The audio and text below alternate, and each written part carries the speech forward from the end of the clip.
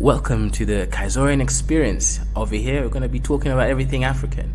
We're going to be having debates, discussions, entertainment, as well as learning about business, art, history, and everything in between. Cultural, tribalism, and everything. We're going to be out here debating with some really interesting stuff. So, like the video, share the video, and make sure you subscribe. Make sure you subscribe. Subscribe for the best experience ever. This is the biggest channel on the Afrosphere. So come and join the team, become a Kaizoran, and join the Kaizoran Empire.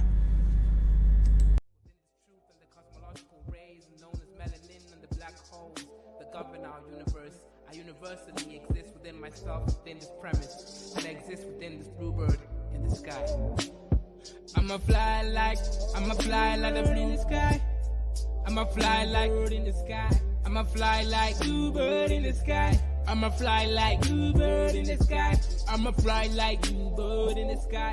I'ma throw my bluebird in the sky. I'ma soar like bluebird in the sky. I'ma soar like bluebird in the sky. I'ma fly like bluebird in the sky. I'ma fight like bluebird in the sky. I'ma eat like bluebird in the sky. I'ma be like bluebird in the sky. I'ma be bluebird in the sky. I'ma be free, bluebird in the sky. I'ma be free like bluebird in the sky. I'ma be like bluebird in the sky. Back again like the second coming. Strumming my vocal cords like the hummingbird in the sky. Y'all can't deny this. Real rap lyrics, it's like I ain't got no rhyming through the sky limit. What is skin tone, shade of color, but a parallel form of frequency like a ringtone on your phone. Melanin expression, tied up in the universe, feeling like God. Is this really us? Is it serious? Is it really wrong to be diverse? I'm a divergent, immerse myself like an ocean beneath its waves. Be a divergent, born to be different. Indigo child, wild like canary, born to be a bluebird in the sky. Flying high like a bluebird in the sky. I'ma fly high, bluebird in the sky. Yeah, bluebird in the sky. I'ma fly high, bluebird in the sky. I'ma be like bluebird in the sky. I'ma be like bluebird in the sky. Everybody scream bluebird in the sky. I'ma fly high, bluebird in the sky. I'ma be like bluebird in the sky. Yeah, bluebird in the sky. Everybody, bluebird in the sky. I'ma be like bluebird in the sky. I'ma be like bone black, sweet like a berry. Flying high like a canary. Scary with my hoodie on. Hating on my vibe on the street that you'll be feeling my frequency of the song. But I know that I ain't never ever gonna be ever the same. But I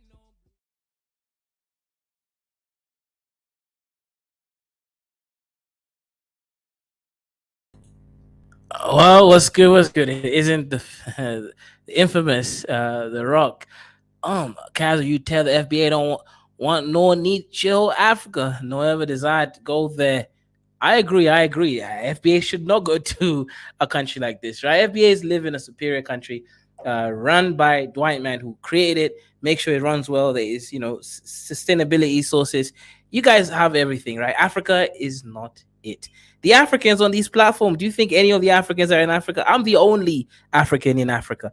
The rest of these people are in the West, they're in America, they're in the UK, they're out there living the best life, right? So yeah, I agree with you, right? I'm not gonna disagree with you. I'm saying this to warn FBAs so that they don't get lied to by the Pan-Africans, right? Don't go to Africa. There's nothing good for you in Africa. Africa is not some mystical holiday that people create and push forward, right? Africa's got diseases. Africa's got unlawful people, right? You think about police brutality in America, Africa is way worse. Bro, have you ever seen Kenyan police? Do you know how brutal they are, right? How much of scammers they are. So I agree with you. And shout out to you, FBA DOS, right? Nice. I like that name, FBA, and also ADOS. The A is in the middle. I like that.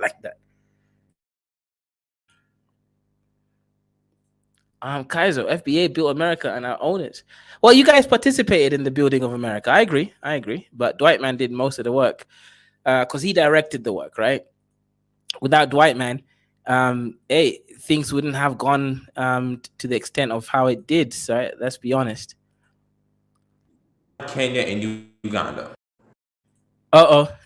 Stay away from Ghana, Kenya, and Uganda. Let's go ahead. Let's go find out, why should you as a Black American or diasporan in general, stay away from Ghana, Kenya, and Uganda.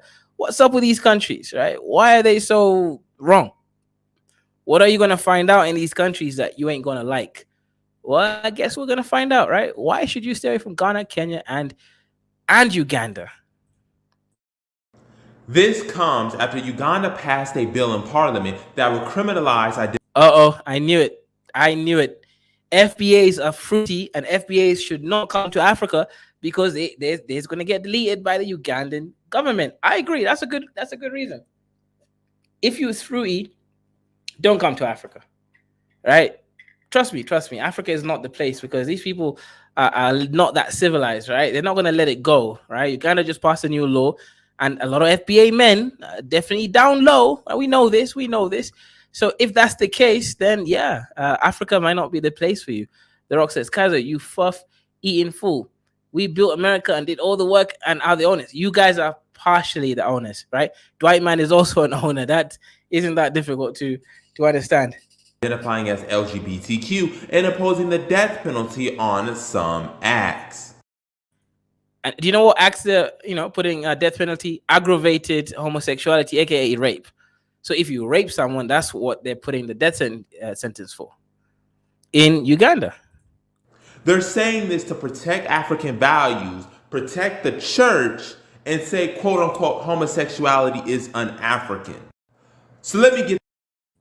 So this is an FBA brother. He's outraged. He's like, how can you be allowing white churches to be operating in your countries, yet at the same time you're out here acting very, very much in this way that doesn't make sense? How can you be protecting European values like European churches, but you're saying that homosexuality is an African? It doesn't make sense. The FBA man says, no, this is wrong, African. We, FBA, are pro-LGBT and we want to come to Africa, but we now know how you feel about us, right? They know that if they step on African soil, especially Uganda, after they pass this bill, up to imagine life sentence, or in the worst cases, right, aggravated homosexuality, aka rape, right, we'll give you like a death sentence, right? This is not a place for FBAs. He's not wrong.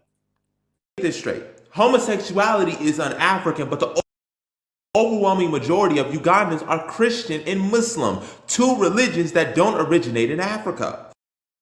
FBA is cooking the Africans. He's saying it don't make sense, right? He's saying that something out here is smelling very, very much unclean, and he's just not having it. He's just saying, look, he's speaking to his people. He said, FBAs, do not come to Africa. Africa is not the place for you.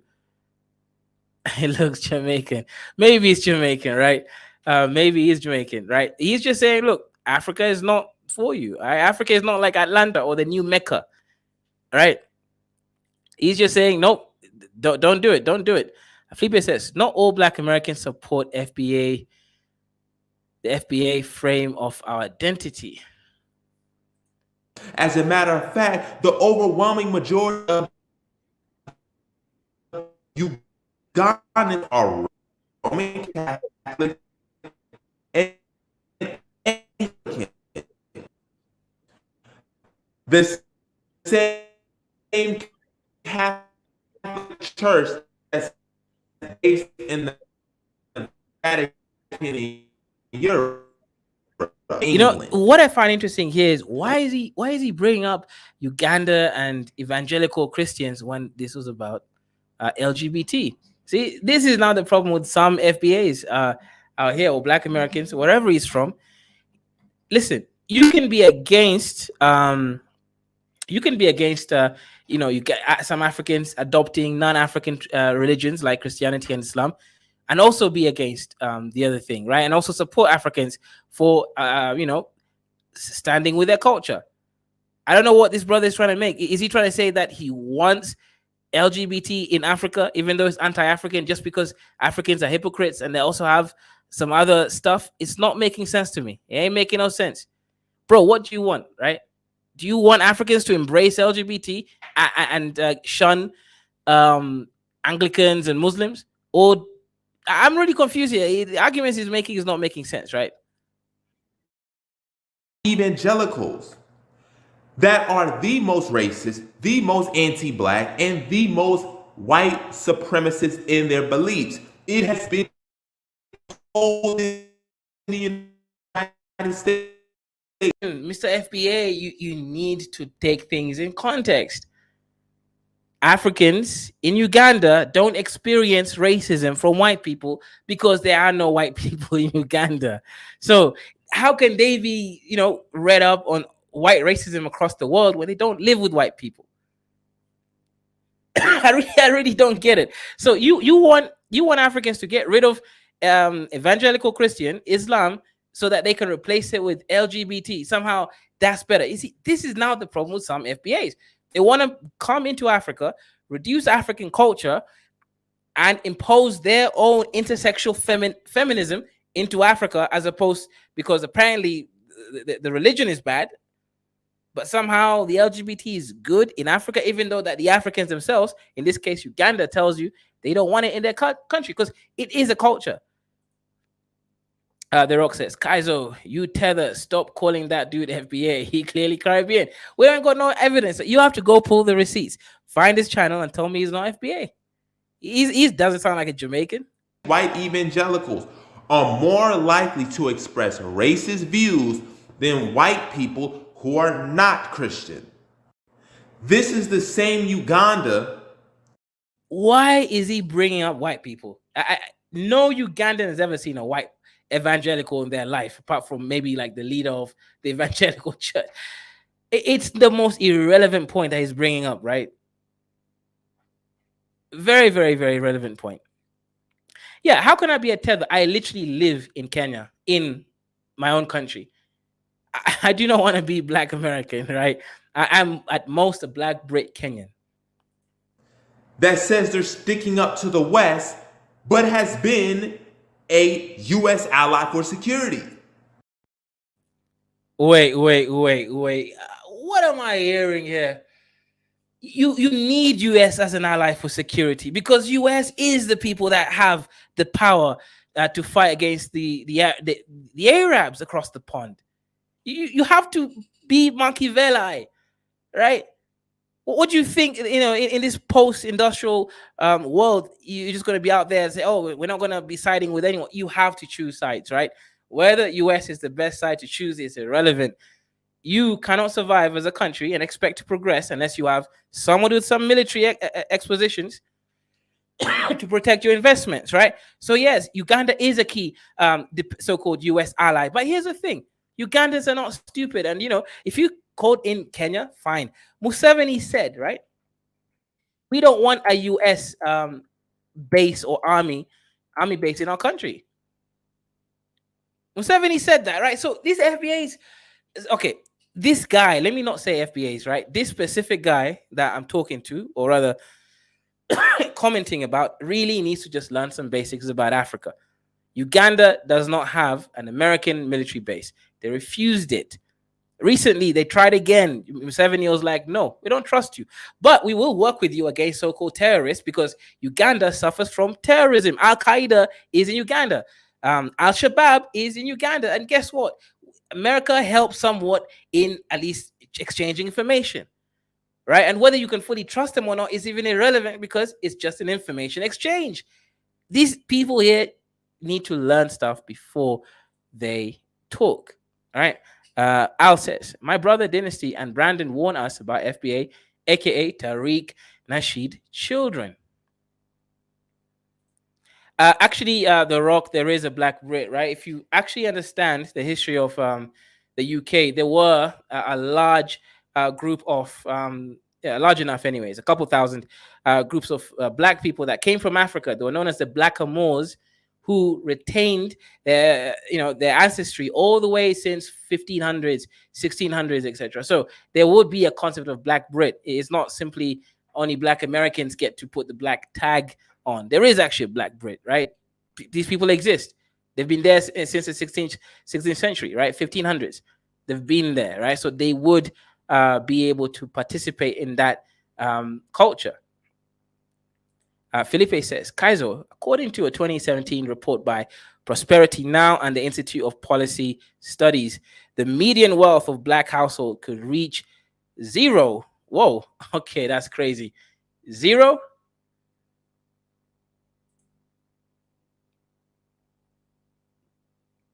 That's crazy. That's crazy. And shout out, one man. I actually did not see the super chat. I clicked on it, but I didn't actually see it. Shout out to you for the £2 ban Christmas eggnog spiked with vodka 2. Shout out to you and I appreciate the support. Everyone, if you want to support Black African media or Tether Media, right? Support, send a super chat. Go out there and support people that you actually believe in, right? Because it would be great to get some money coming my way so that I can go and trick on my Somali woman, right? That's my life, right? That's all it's about, me tricking over here. But yeah, shout out. We have to have someone here like his you're calling yourself His Excellency. I think that's Jade. That go ahead, brother. Assalamu alaikum. Wa alaikum salam wa barakatuh. Subhanallah wa ta'ala. How are you, my brother? Good. How are you doing, Kazo?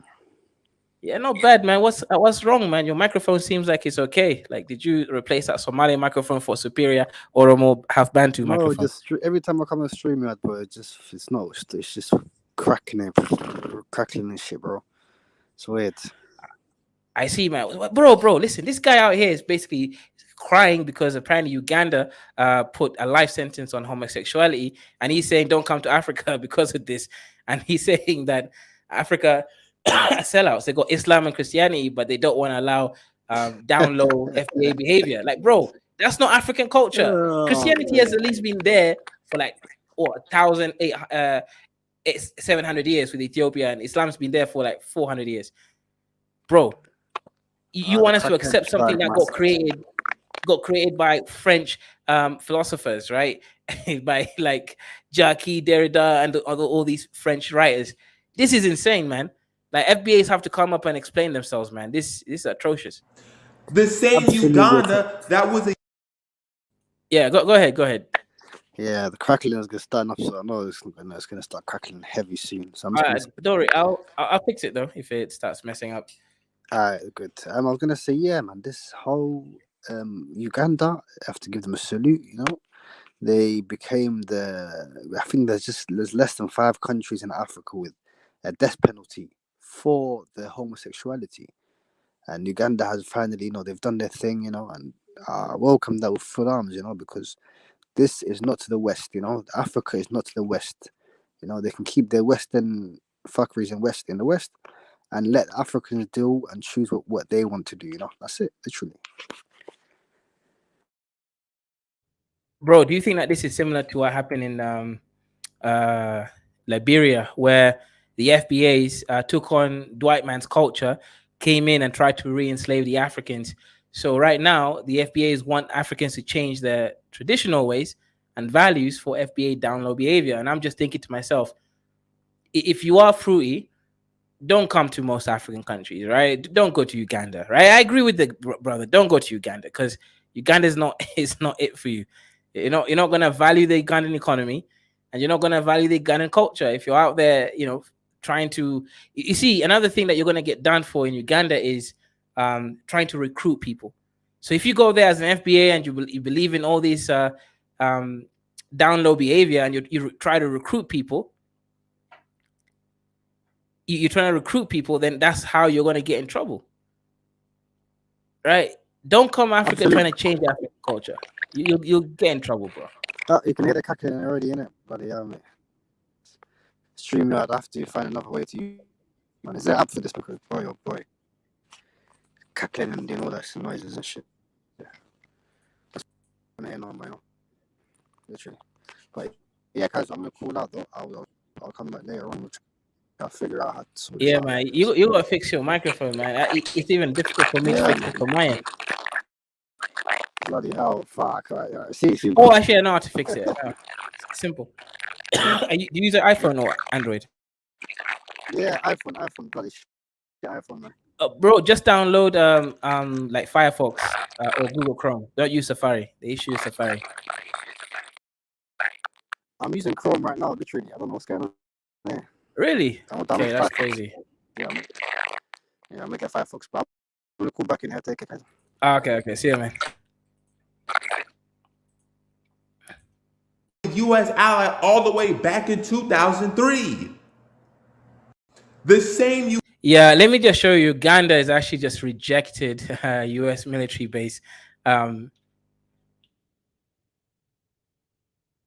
Military base in their nation because they're like, nope, we do not want this over there, right? So this is, it's really bad mischaracterization, right? It's just bad mischaracterization of Uganda. Uganda is one of those countries who just refuse having any of these sort of complete American sort of control. Kenya, if you're talking about Kenya, fine, say Kenya is like a US puppet or something, but Uganda definitely not the best example. Uganda that is neoliberal. Ghana is no different. The same Ghana that says Africans must build Africa. The year of return is the same Ghana that's taken IMF loans and said that Britain and them have a great shared values and future. You know what? Good thing I did a video yesterday about IMF. IMF gets a bad rep, right? But the reality is, IMF actually is not as bad as people think it is, right? I've been doing a little bit more of a deep dive. It's way worse than just IMF, right? It's a whole system. Is the fact that Africa ain't got no leverage. We Africans don't own anything or control anything in industry that we can leverage against the West, right? If Africa had a single market like the European Union, we could set trade tariffs that have to be respected because guess what? They can't just go find resources in other parts of the world because there's not enough of it. So they would actually have to work with us within our limits and everything, right? But Africa, unfortunately, ain't got no leverage. At the end of the day, we can't blame IMF and all these institutions. It's really simple.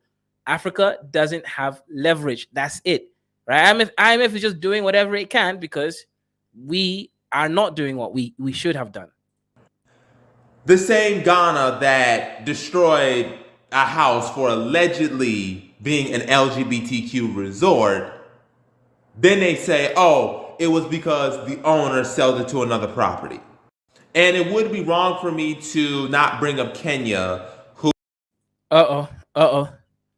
Kenya's been dragged in here. I don't know how, but let's see what's happening in Kenya. Who the Supreme Court said that an LGBTQ organization could register, and the Kenyan government, President William Ruto, were upset about that.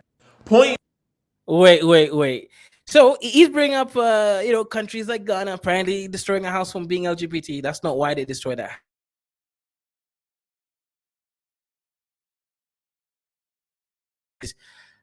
Situation on in Kenya, yes, unfortunately, they did rule saying that LGBTQIZPXW can register and kind of meet up as groups in Kenya. The religious communities were upset about it, right? Ruto was not really upset. Ruto was like, bro, okay, Ruto is a Christian, right? He does have his values, right? It is what it is.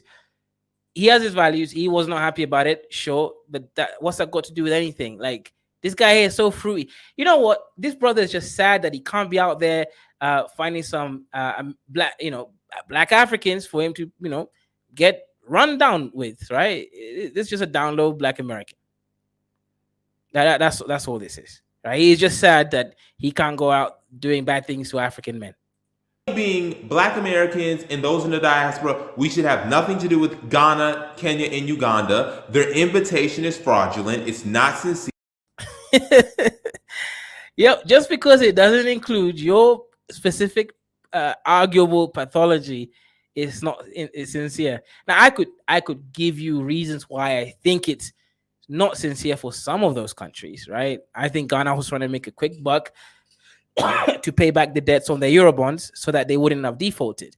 I think that's what Ghana was trying to do.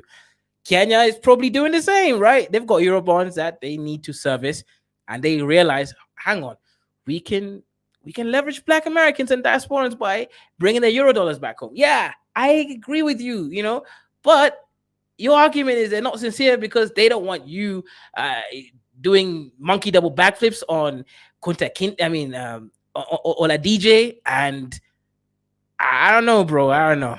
Here, they say they welcome all people, but that is beyond the reality. If you are a black American and you want to go somewhere in Africa, go to South Africa, go to Angola, go to Botswana, go to Republic of Congo, go to Gabon. Don't spend your time in Ghana and Kenya. Wait. Go to the Republic of Congo? Nigga, you ain't even gonna leave the country alive. Like this guy. Sure, Botswana, Namibia, South Africa, hey, those are all LGBT friendly countries, right? Fair enough, go there, right? But Congo, I think bro doesn't know how to do research properly, right? This is crazy, man. This is definitely insane. And Uganda, who are giving you a fraudulent PR. Let's move on to East Africa now. In a controversial move, Uganda's parliament on Tuesday passed an anti-gay legislation which proposes tough new penalties for same-sex relationships. Supporters of the new law say it is needed to punish a broader array of LGBTQ activities, which they say threaten traditional values in the conservative and religious East African nation. In our country, we will have our morals. We will protect our children. And we are making this law. We are making this law for ourselves. We are making this law for our children. You know, one thing I will say here is when you have a community that has been so close to Dwight Man and Dwight Man's pathologies, they might also adopt some of these pathologies, at least conceptually. Then they might want to export it, right, into African nations and make Africans the same. To them, this is a human right. To Africans, this is an abomination to their culture. Remember, how you structure yourself is a cultural thing. Let me be honest, right? If you're gay or part of the LGBT, you do your stuff in your own house. You don't make some party of it. You don't showing this stuff in people's face. No one is going to do anything against you, right? In fact, to even be, let's say, prosecuted, successfully prosecuted, and found guilty of homosexuality in Africa, you have to be caught in the act and or recorded by someone, right? There has to be a sufficient evidence. Caught in the act, right? It's very key. Meaning, unless you're literally going around gallivanting all over the place, right? Dressing like a female if you're a male and doing all sorts of stuff, people are going to leave you alone, right? Remember, culture is about what you want reflected in your community, right? Culture is all about the ideals, right, that you want. Africans don't even kiss in a heterosexual manner on the street. That ain't their culture. So if that's the case, how far more these people who want to be flamboyant, it's just not African culture. So there's a lot of stuff going on here, right?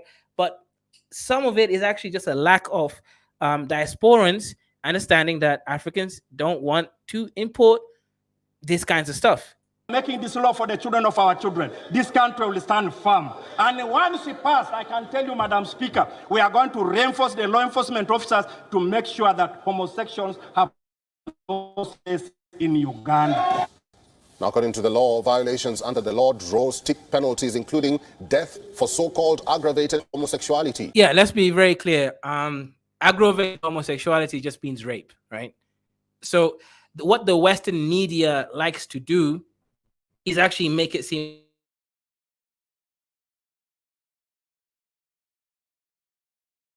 no.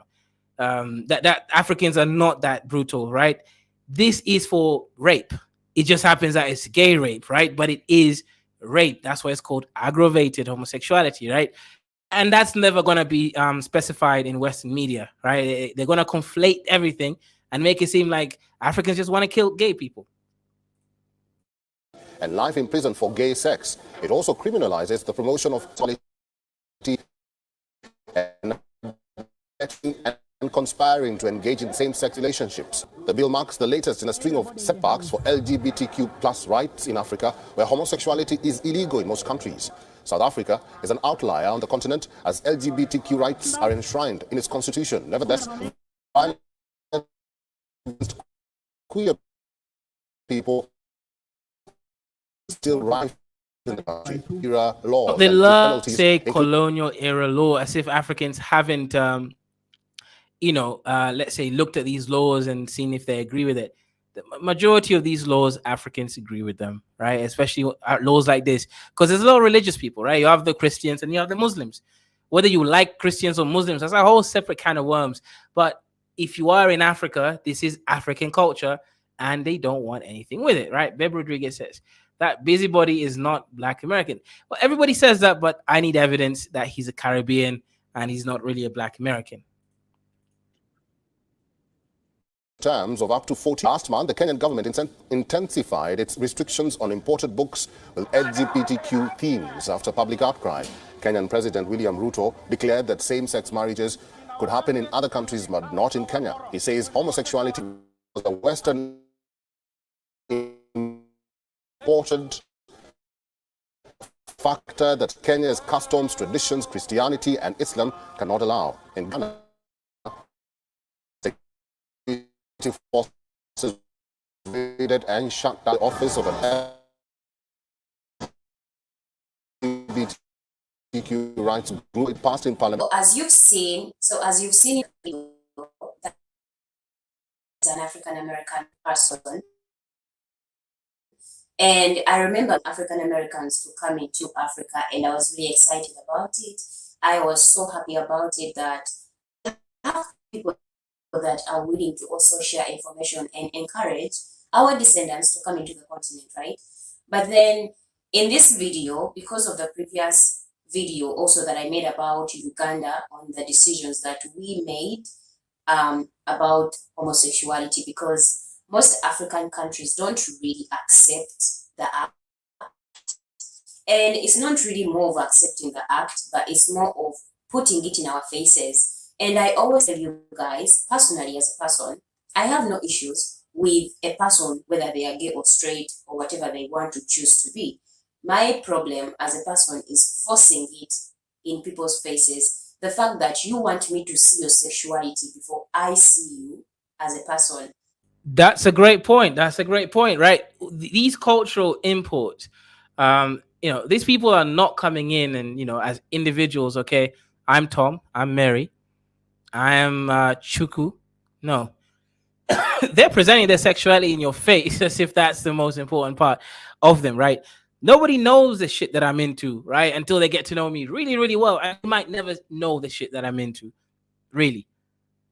But these diasporans, right, are coming in, really just want to be like, oh, my name is Gabe Perry, in your face. Like, FBAs cannot be trusted when it comes to Africa because they want to import FBA culture back to Africa. They want Africans to be gay. So this person look, guys, right? Passport Bros is one of the largest, fastest growing things that's going on around the world right now. FBA gays are sad that they can't go and get run down by Akintunde, right? That's the realist.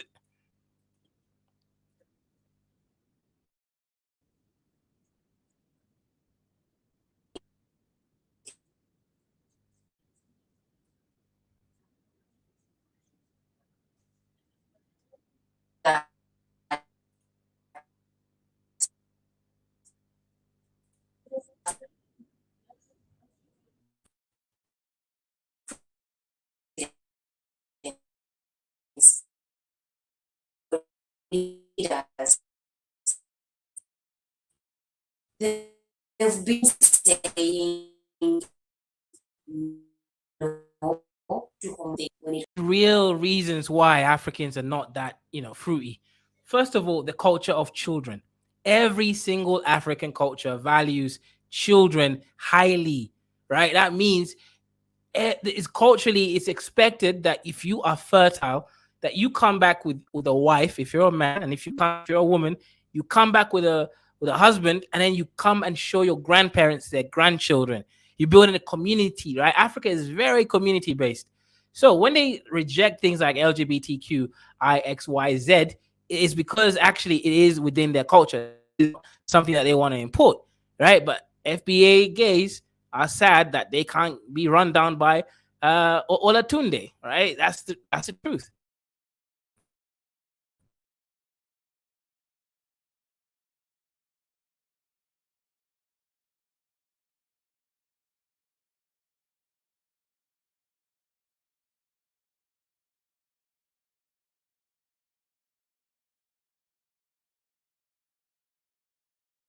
He's warning FBAs not to come to Kenya because they won't accept gays, right?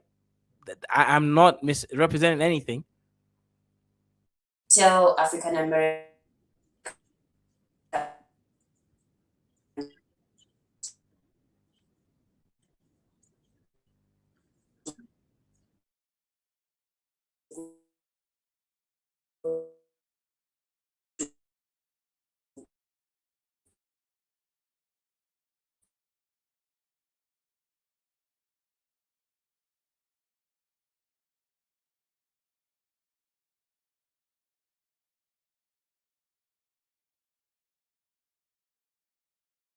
to still come into.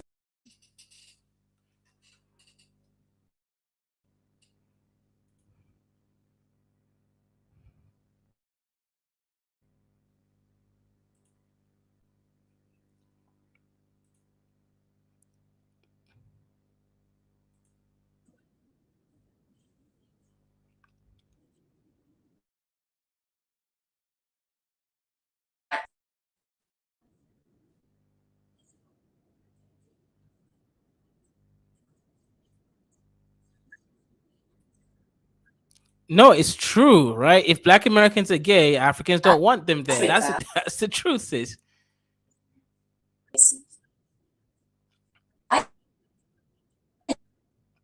Like Africans just do not want certain cultures, right?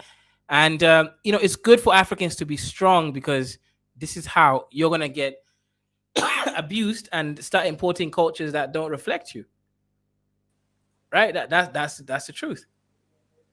Hello, Ibo. How are you, brother? Yeah, I agree with you. I agree with Africans. I think Africans need to start watching their own culture and their beliefs because religion has not benefited Africa at all.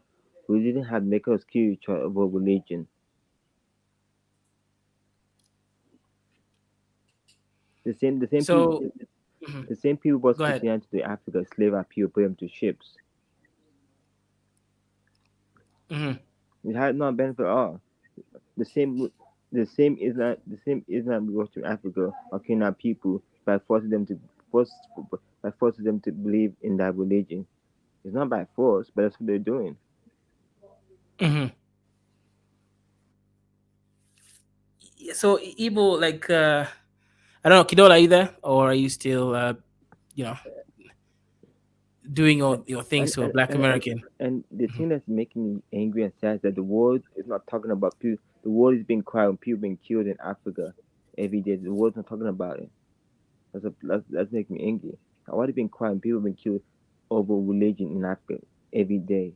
The world doesn't talk about it. It's not right. Hmm. I think, Kazo, thank you, man. I think that guy would not have made that video about the other side because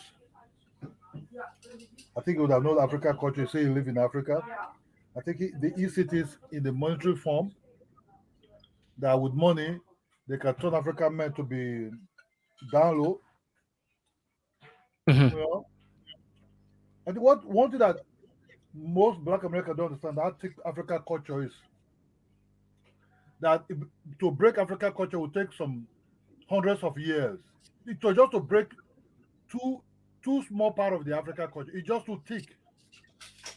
It's too evoistic. That's just the truth. You know, that just you are.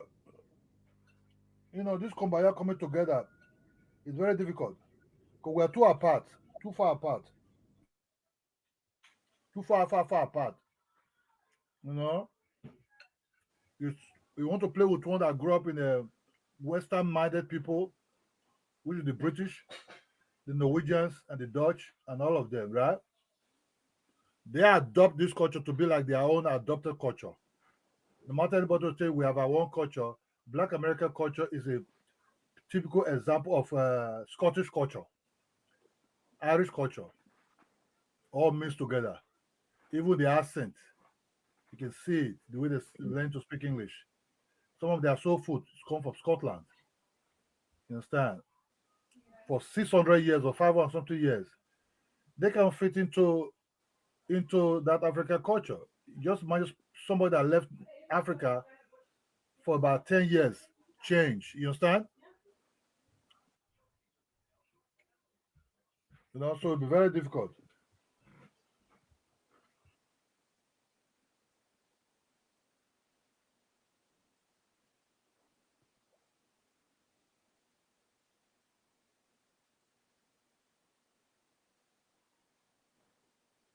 Yes, true.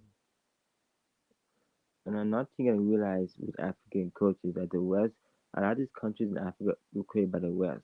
They create all this country by putting all these tribe and culture together. They did it wrong. Like the British people created Nigeria, but then they created Nigeria illegal. All these people they created Nigeria without the people's will. They forced they were forced to create Nigeria and put all this in this country. You see, all this Kumbayism, you're right. The West forced all this country in. Most of the country in Africa were created by the West. They created the country illegal, but they didn't create it by giving people. We don't feel illegal. Like Nigeria, for example, the British people created Nigeria. Has it been for Nigeria? No, it hasn't. And a lot of these countries in Africa are created by the West. They created country illegal by the West. They didn't care about you. They didn't care. They didn't care about your people. They just create. Example. Look. Example. Let's go example. There's also Yoruba people in Togo, but the British people didn't care about Yoruba people in Togo. They just created Nigeria. They didn't realize there's also Yoruba people in Togo. See, they didn't create. They didn't create the countries by.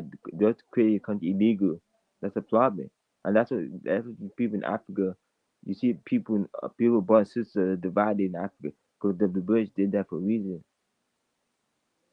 That's a problem.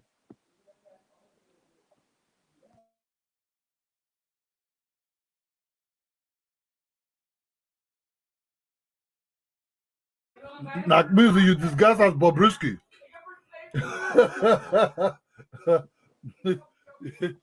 You see?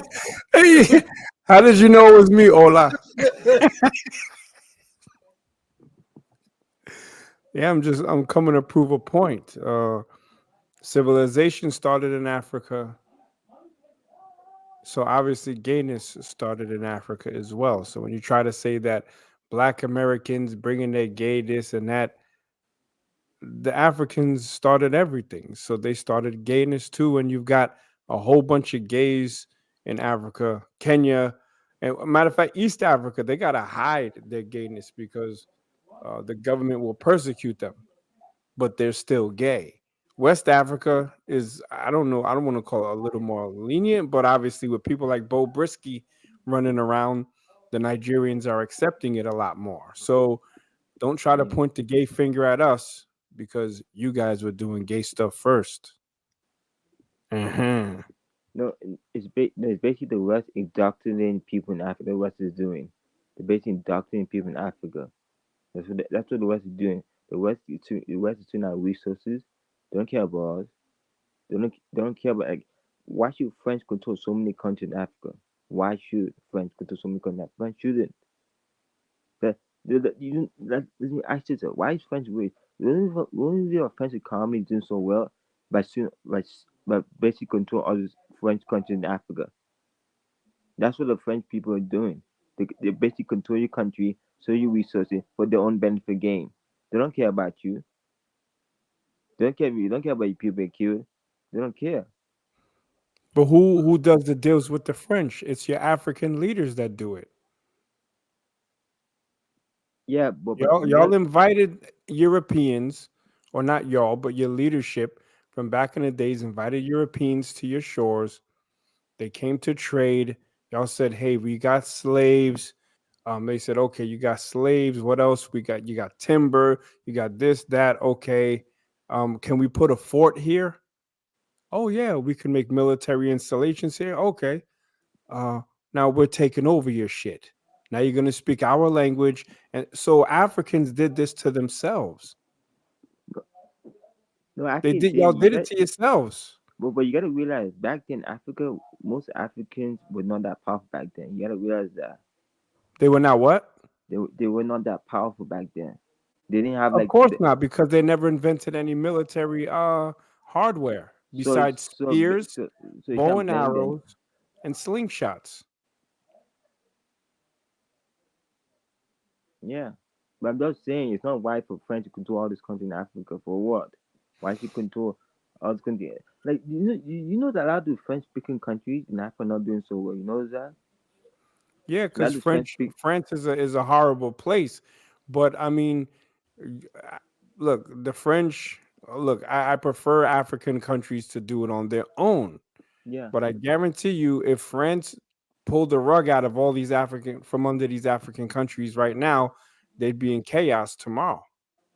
Y'all still need the white man because the white man has taught you everything since y'all had encounters with him.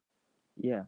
But but something thinking, you know, but a lot of the British speaking countries, the British country, controlled by the British people in Africa, are doing better. But a lot of the French speaking countries doing so badly. That shows how French people treat those African countries very bad compared to the Well, British. The English aren't angels either. So my They, Igbo brother, yeah, they're on I don't angel. want you to pick one colonizer over the other. I know Since you're you're Nigerian, an angel, but I'm just may saying I French remind is you worse. about what happens when you go against your former business partners that turned into your colonizers and direct you to the Benin massacre? And I think it was 1890 something, when they tried to come in Benin and there was a miscommunication.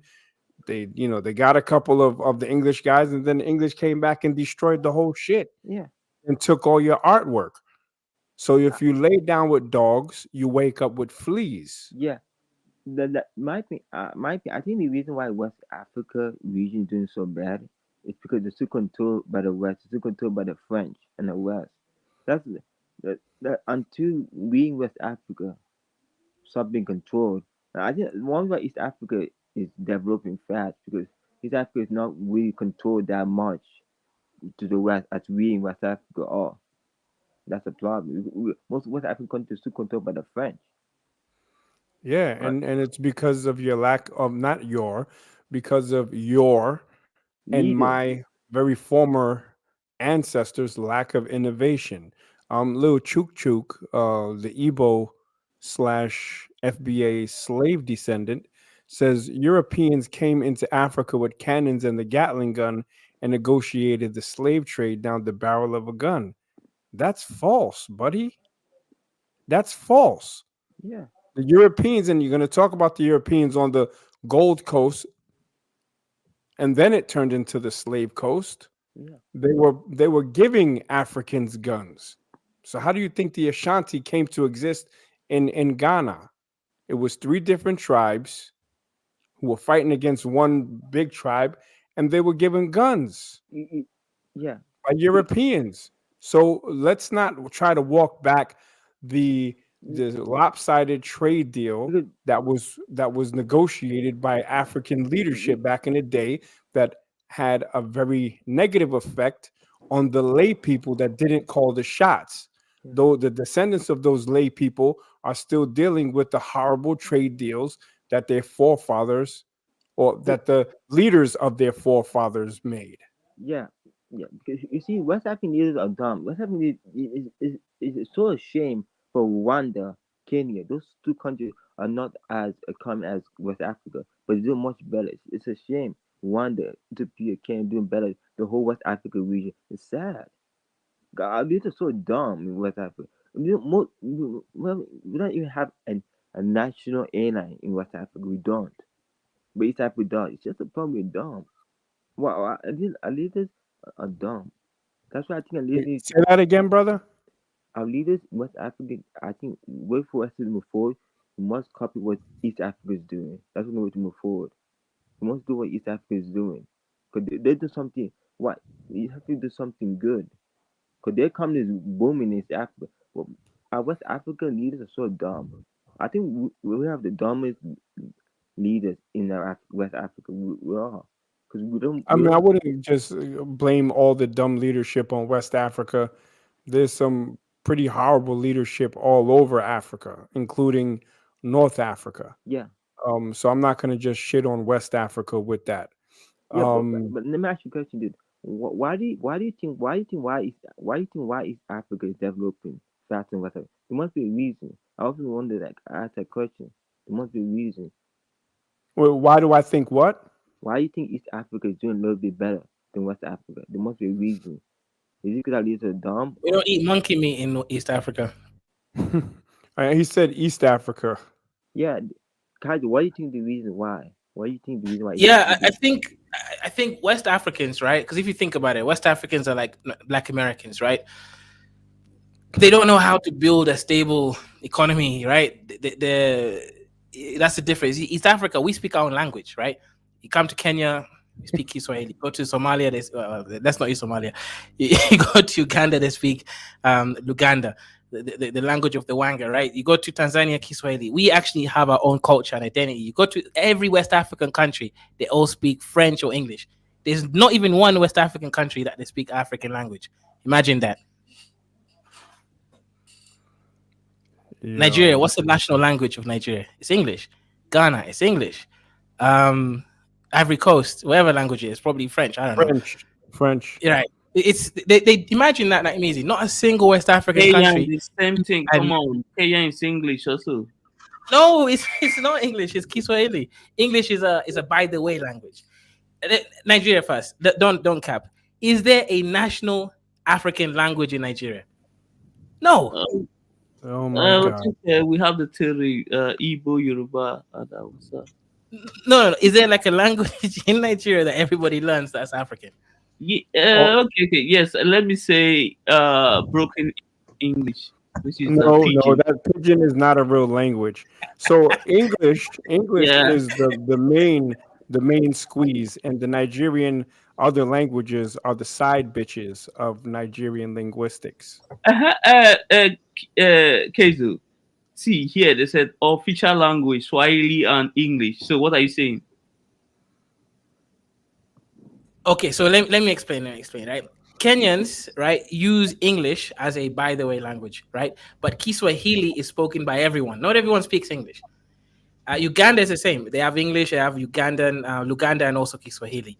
But the point is, there is an African language in East Africa in every country, an African language that everybody speaks. In West Africa, there is no African language that everybody speaks. Okay, there's not. Yeah, you are right. But okay, you're right. Everyone can communicate with pidgin in Nigeria, so it's like a national. We speak that more than English because within the masses they speak more broken. But you see, what Kyrie is saying too. That's why most people visit Africa. Most people visit Africa. This is why, because they don't care about the culture. I don't know. That's why people visit East Africa. Them a lot.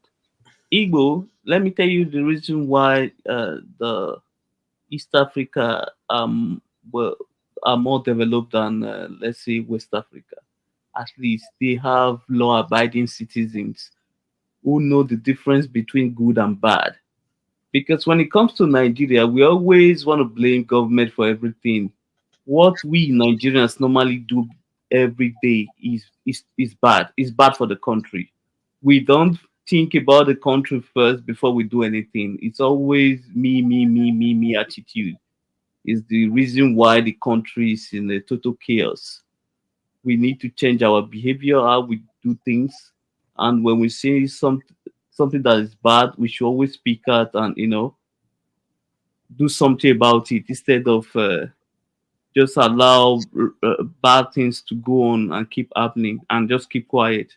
One of the gay rights activists, Mr. Should I call you Mr.? Sure. Pepe Julian Onzima. Thank you for coming in. Thank you for Good morning. Me. Morning to you. Why are you gay? Who says I'm gay? You are gay. That's the funniest interview I've ever seen in my life. Especially when the pastor comes in. The guy was funny as hell. I love that. I love that interview. That interview is so funny, yo. He bringing the carrot. I believe the pastor is a Tutsi. He's like, in my culture. Language in Nigeria. I still believe it's our leaders in West Africa. Our leaders in West Africa don't have vision. It's our leaders a problem. Because East African leaders, at least they have vision. They're thinking up ahead. Down to the Igbo side. Nobody wants other language to dominate his language. That's what the truth. That even in Nigeria, maybe if you go to Yoruba land, they speak a lot of Yoruba there. Yep. You know, if you go to Igbo land, I bet you it's Igbo. They speak Igbo there, you're right. I think it's only in the south side, like the Edo State, the Port Harcourt, they speak really broken English a lot. Yeah, more than local language, you're right. More than local language because of other foreigners that live there. Yeah, if you go to Lagos, they speak even in the banks and in the. You know, yeah. So even me, if you ask me, Mogbo Yoruba, I will warn you. Are you mad? You know, am I Yoruba? Why are you asking me if I speak Yoruba? You understand me? Because what does Lagos mean? Lagos is being named after by the Portuguese, but really Lagos. No, but what does it mean though? I don't know what Lagos means, but it's being called lakes. It means lakes in Portuguese. Mm-hmm. Right. So and they used to be we're talking about the language, but the fact of the matter is, to get it back on Black Americans, that's what this is about, is that when you try to lay we're under the nuts of the white man and our culture is so different, you guys were Europeanized before we were. Okay? Because they did it on your continent. Prior to that, y'all were working for Europeans, West Africans anyway, navigating their ships to the West. So the African has been Europeanized prior to the Black American. They had to beat it into us. Y'all accepted it. I agree. That's an interesting point. Let's just watch this segment and then see if we can get something from here. African Americans are purchasing land in West Africa at the expense of local people. I have more than 7 elders from the Senegambia region complaining over this, serving as evidence. They go, they buy land, inflate the prices, so local Senegambian people have a more difficult time buying rice and other commodities. They purchase large areas of land in the best coastal regions, forcing Africans who want to buy land far into the rural areas. And I have reports that some Americans are mocking the local Senegambian culture, mocking Islam, pushing Kemetic religion, which upsets the people a lot. This American hostile takeover of African land is done in a capitalistic manner, so there is no trickle-down effect, no new roads, no new infrastructure built to benefit the local people. It only selfishly benefits the rich American capitalists. The same people who are doing hostile takeover of African land are accusing Arabs of being invaders, Chinese of being invaders. And to the diaspora, they are smoke screening by shoving African identity politics on us. You cannot blind Uncle Sufi. I know what is going on in the continent. Here's my advice. Africa needs BRICS and socialism to stop hostile takeover of African land by Americans. Moreover, Black history is good, but be careful with some people who talk about Black history. There's a hidden agenda behind it. That guy is not, that guy number one is not even looks Black. like Arab. Yeah, he don't look He's Black. a goddamn half-breed, and he's talking about Black Americans. No, he's half Fulani, half white. Oh, he shouldn't. Yeah, so he's the worst of both worlds. The whole West Africa has a problem with those goddamn Fulani. With those Fulanis. Nakmili, do I not tell you that 20 years from now, 30 years from now, if Black Americans will be looking for, we're family, 30 years from now, you're not such a family anymore because Africa country, Nigeria is changing heavily. You understand? Nigeria is changing heavily because nobody said, what kind of slave trade is that? I don't know nothing about it. The new generation will deny, I don't know nothing about it. Sorry, I don't know nothing about it. That guy you're seeing, sooner or later will be the face of Africa because of the culture. So when people say, what kind of culture does Africa have? Because he is speaking because possibility his father is a West African man, maybe for Gambia. You understand? Maybe for Gambia. Do you know who did with Chastelo that drove Chastelo away for Liberia? A Miss boy. Indigent Miss boy. Brother, please, can you soften your accent? And I'm being respectful. Okay, listen well. Okay, sorry. I said 20 to 30 years from now. Don't apologize to Nakmizi. Come on, Kidola. You're embarrassing us. Stop it. I'm trying to understand them. Okay, 20 to 30 years from now, right? The face of the Africans will be seen might be such a boy, whereby the father is a West African, the mother might be Europeans. The history of slavery doesn't concern him, and he will be very hostile to Black Americans because in African culture, you are who you are on your father's side, and it's still going to remain like that, no matter if your mother is green or yellow or blue. So he's saying Okay, now, yeah, that's a No, good I point. get it. And let me just I want to respond to Kidola real quick. And Zongo, what are you talking about? Chill out. Don't be overly offensive. What are you talking about? I just asked him to slow down because I was trying to understand him. Relax, Zongo. But look, I agree with you, Kid Ola. I agree with you. I work with two biracial they're half Dutch and they're half Congolese. The last name is Mbenga. So they are, you can't tell them that they're not African, but they look like Dominicans or something. You know what I'm saying? So I get it. The slavery narrative doesn't mean anything to anyone, to people in Africa. It means stuff to us.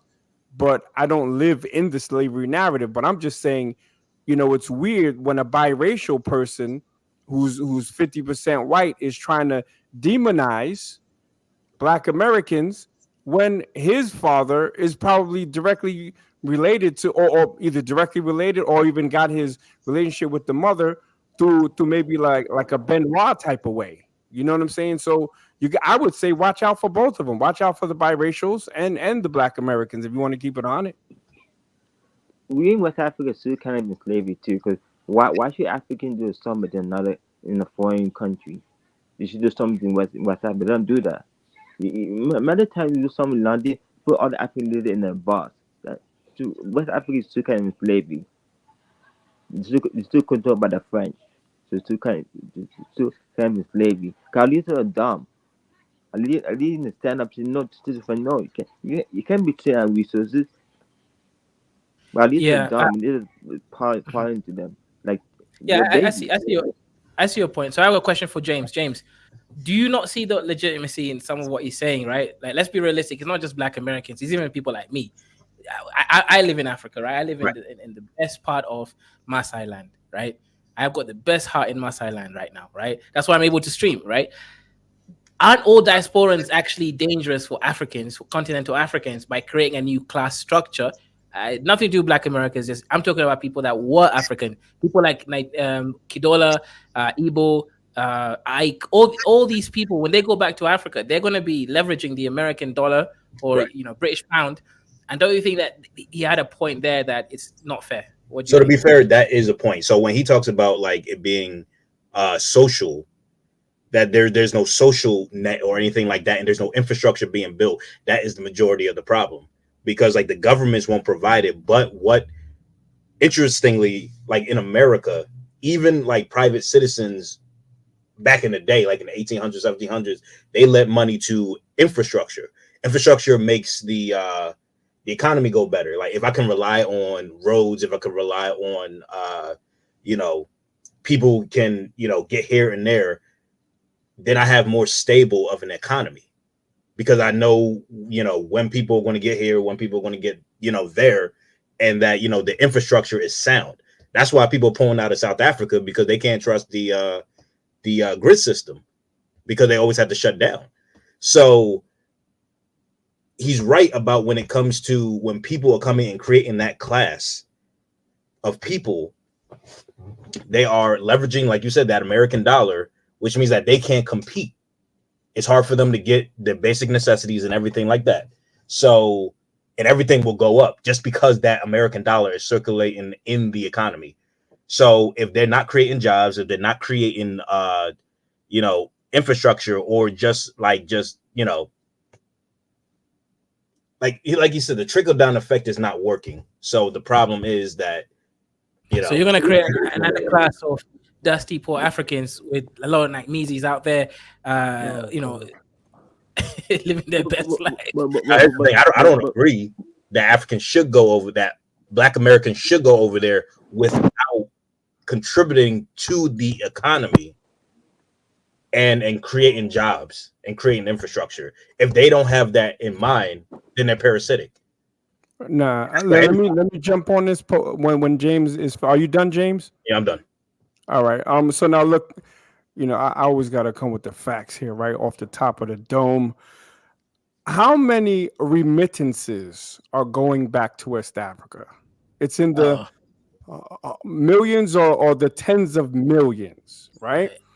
The financial contribution, or at least the economic piece of the pie of diasporans in West Africa, is pissing in the ocean. It is an insignificant amount compared to the money that's being sent by these people relative in their own country.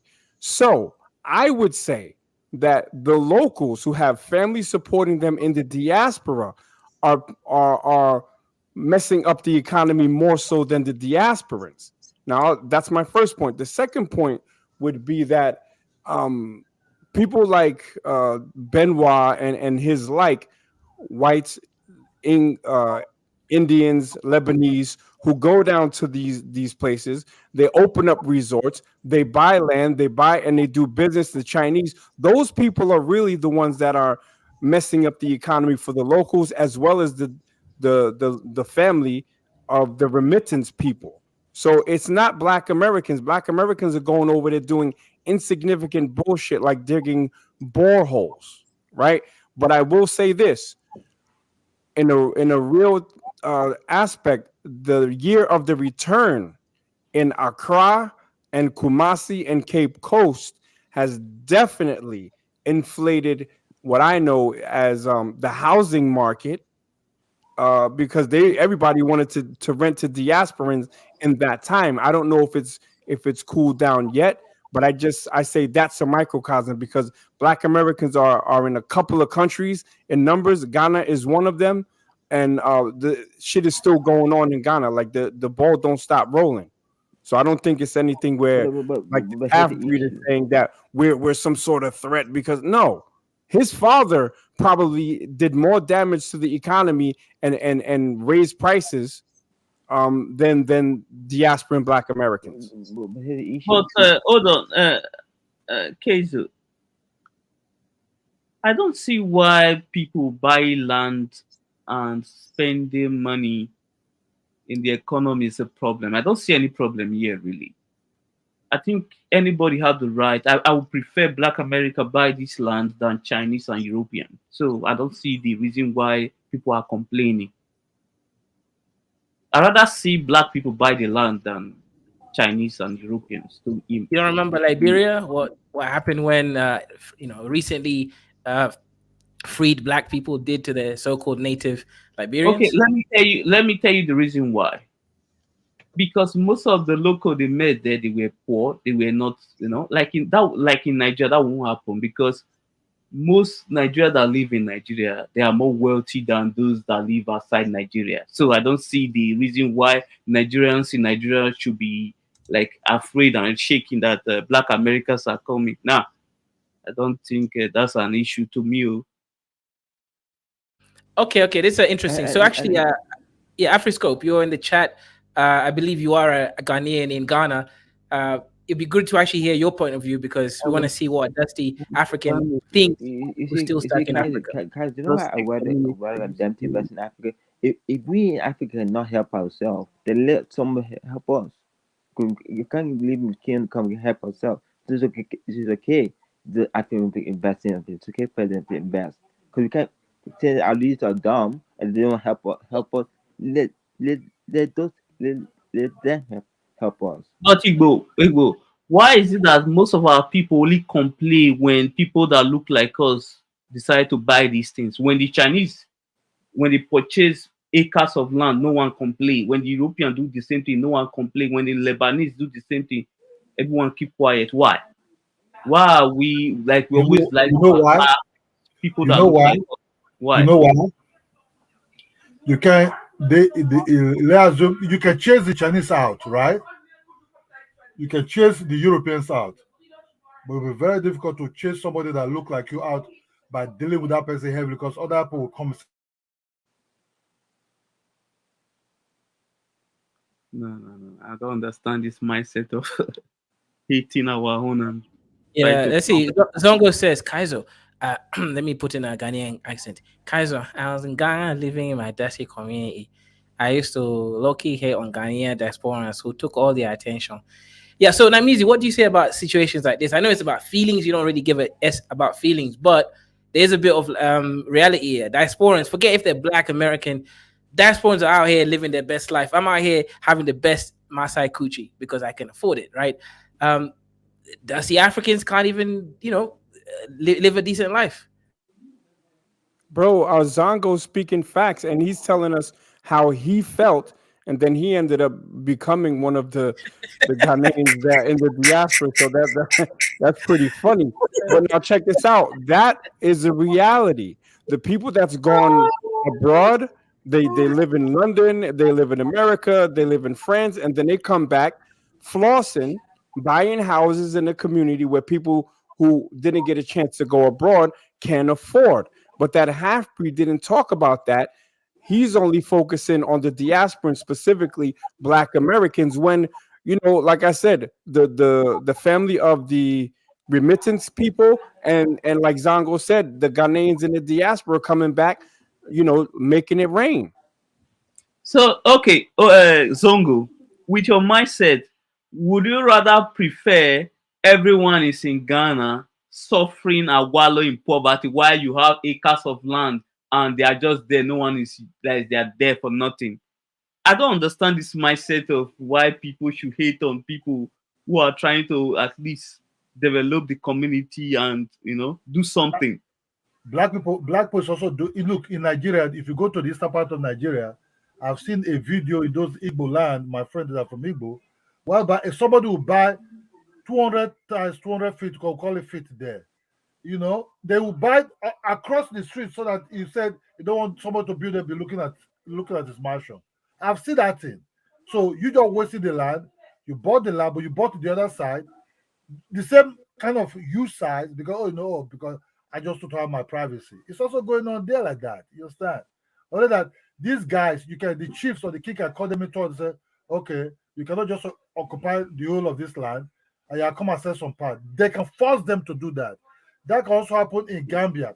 They can force them, but they cannot take the whole property. They can force them, okay, you have to sell some acres of land like this to, let somebody buy it also, to, for people to have land. But you see, that guy that is crying is maybe he affects his village side or himself is targeted in it. You understand me?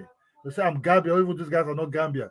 So that is the mindset. Is the mindset. Is the you can chase Arabs out of Gambia, but can you chase the Black American Ray out? No. Let's just be honest. It's very, very difficult. You cannot gang up against a black people that look like you. But the Black America have not committed any crime. Yeah, that's what I'm saying. That's what I'm saying. You cannot just wake up and say, "Oh, black." No, that's why you fuck off. But you can say these Indians or whatever they're coming to colonize us. Let's grab them. We will not have love for them. $1. What about if they are active in the economy? They are creating jobs. If they have children, they are contributing to the society. If they have children, like the banks of Gambia, as it seems the daughter is rolling around all these Gambia guys. Once they have children, it's finished. That's just all. They become a tribe. That's just all. So that's you can drive the Indians and the Arabs or the white out. Okay, Kidola. Do you know? Okay, some Nigerian Lebanese that live in Nigeria, they are some of the most wealthy Nigerians. One of them, I think the owner of Eco Hotel, I think the son got married to Donald Trump's daughter. Do you know that? Yeah. Mm-hmm. 1 second, UFC. Let me just shout out to today's sponsor. We got Nightmeezy over here. Black Americans keeping this channel popping. €11. Appreciate it. It says 11 bowl brisky bussy bucks. And also shout out to one man went to Ho for the £2 as well. The rest of you Dusties here the super chat. Support Black and African media so that Kaiser doesn't have to live like a dusty African. He can live like a diasporan. You see, guys, this is why Kenya allow China to invest in their country. Because realize if their own people cannot do it, that's a problem. I really like a foreign guy live in Africa because we're so dumb we can't even do it ourselves. I really like foreign to help us. Because here's up, do you know that when foreign guy build world in Africa is much better when we build up our stuff. Do you know why? Because we are dumb. We can't build a proper world. It's when that foreign guy to help us. Since our Yeah. leader can help us, then another foreign guy to help us. But You know, West Africans. You know what, Igbo West Africans, you guys got to stop focusing so much on music and start thinking of, like, business and trade. You're a really good West African, brother. I really Kezu, appreciate your Kezu, points of view. Kezu, Kezu, please open the Go, link go I ahead. just dropped. Open the link I just dropped in the private chat. Let me show you these guys. These are people making money from Nigeria. They are quiet. They are Chinese and this thing. They don't make noise. Open that. You see how much they make yearly. Just open this thing. That's a company in Nigeria. It was founded in Nigeria.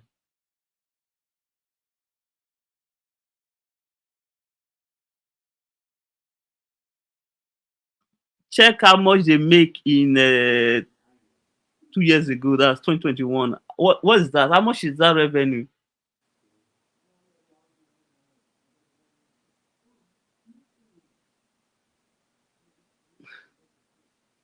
Kezo.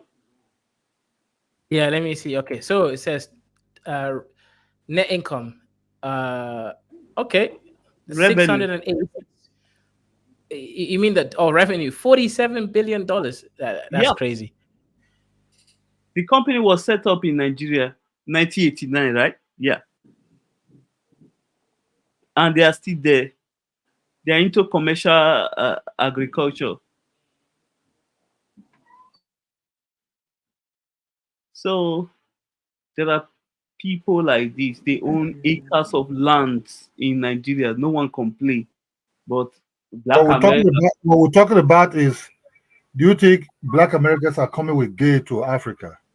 Do you think it's going to be a problem? That's what they're talking about. But No, Nakbisi come up with Bobrisky, which is kind of like strange a little, because Bobrisky will tell you he's acting a movie. When his father confronts him, say, "Papa, I'm just an actor. It's not real." Understand? You see that company, they have acres of land. That is thousands of acres of land. So we should Bobrisky is Black not America to do confirmed. whatever they are doing. Bobrisky now confined to his own house. When he tried to hold party, I know what the police did to him. They flogged hell out of him and his friends. You understand? But I don't know how Bobrisky is making his money. That's what I don't know about this boy anyway, because that guy looked pretty rich. You know, he drive one of the latest range. He live on a very fine estate. So I don't know how he's making his money. So this thing that is going on, that it's everywhere. But do your society accept it? That's just the truth. I think we should ban out rich people too. Do we have to, like, we should ban out rich people? The reason why that guy is free to do whatever he's doing, he's living in a big city like Lagos. If he goes to places like Benin, northern part of Nigeria, it will not be good for him. Yeah. So and I think another reason is that I wish people don't invest more back on, which they put money abroad. Now that's why, for example, if I'll give Kenya for example, at least Kenya rich people, at least they invest in their country. You could see that you can see they build skyscraper. Rich people in outside don't invest in country.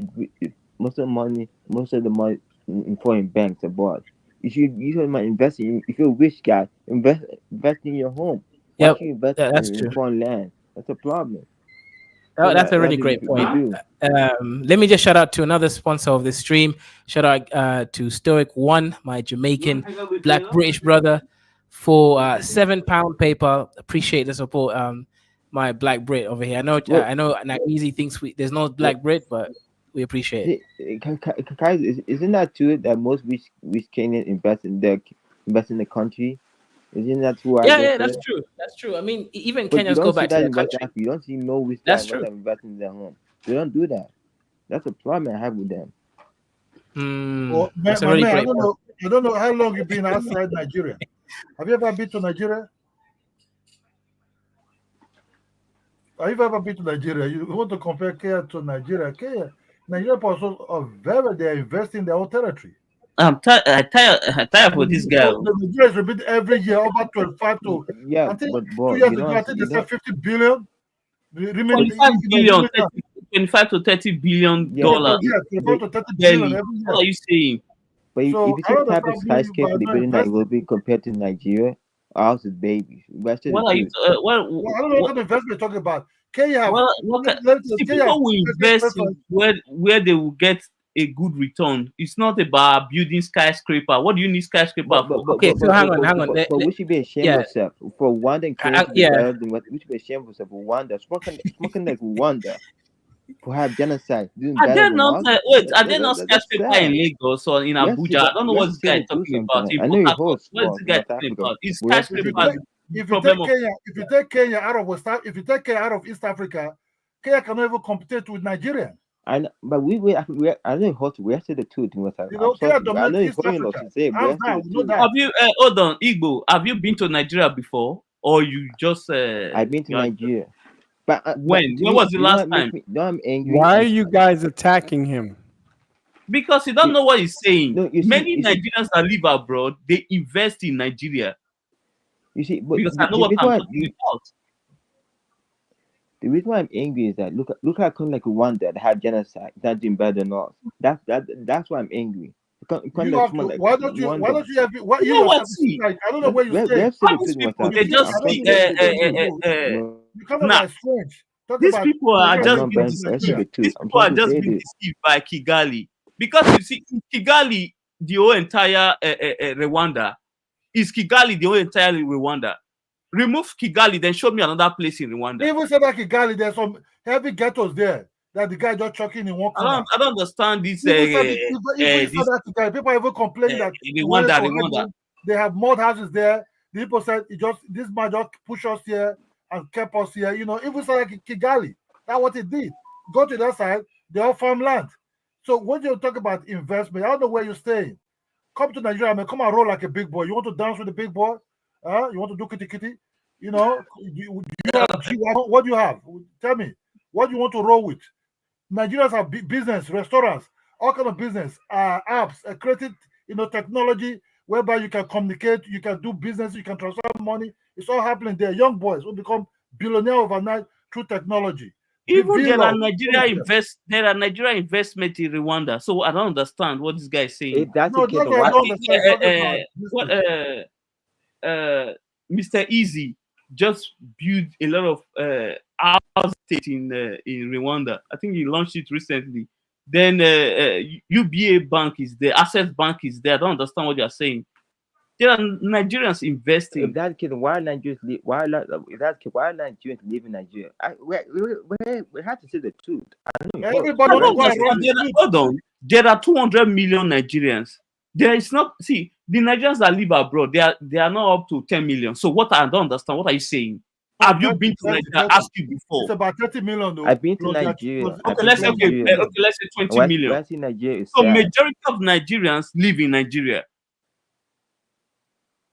I went to Nigeria. When I saw that, I was crying and sad. When I saw that, it's sad. Where did you go to? Where? What state? See, I told you, I hate guys like this who want to see poverty, who want to see this. Look, why Nigerians sometimes leave is to make the money they come back to invest. Invest or build business. So I don't understand. You yourself, what have you contributed to Nigeria? Nothing. What do you Nothing. have?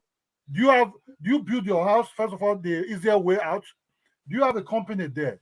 What do you run over there? And that's I don't understand. You talk about this, that. Come to Nigeria, you yourself, you'll be crying. You think it's my eyes that I want to buy American Jeep Infinity Q56, the biggest Jeep in the world. You think it's my eyes? The Rwanda economy is just $13 billion. I don't understand Rwanda. You know why some people scared to invest into what? It's a security. Security is a big part. That's like a GDP of a small state in Nigeria. If you go to Benin, your host will host you. It will show you most businesses in Benin is being owned by the indigenous of those areas, people that came from that area. The restaurants, the everything over there You the know, factories, the everything's being hotels. run by the paint, everything's being run by them. You talk people are not investing. People are investing over there. They're making much money. You understand me? Nigeria whereby young guys pour some money out, they get it within 3 4 years, they use This it to coming deal with, year, you know. Randy say will open 4 hotel in Nigeria. One in Benin, one in Abuja, You are one in socialist Lagos, mind. You know, we talk another about one in Port capitalism. Harcourt. What do you want us to do? You want You the don't government to understand do what socialist you are system saying. People are whereby you cannot investing. enjoy? You You say have you not from done Igbo, anything you for say the you from country. Igbo You are land. complaining. What do you think Innocent Motor is doing in Igbo land? What do you think Yeah. Yo, Obetu? Kaizo, it can be easy money to put FBA in the title, right? But if the show Yeah, starts let's go veering back. off from That's true. that Let's go. and it Let's go becomes back. a Nigerian, Yeah, we should allow Yeah, yeah. True, Mark true. Let's to go back speak to the here. topic, right? Let's So not we got a colonize couple. China.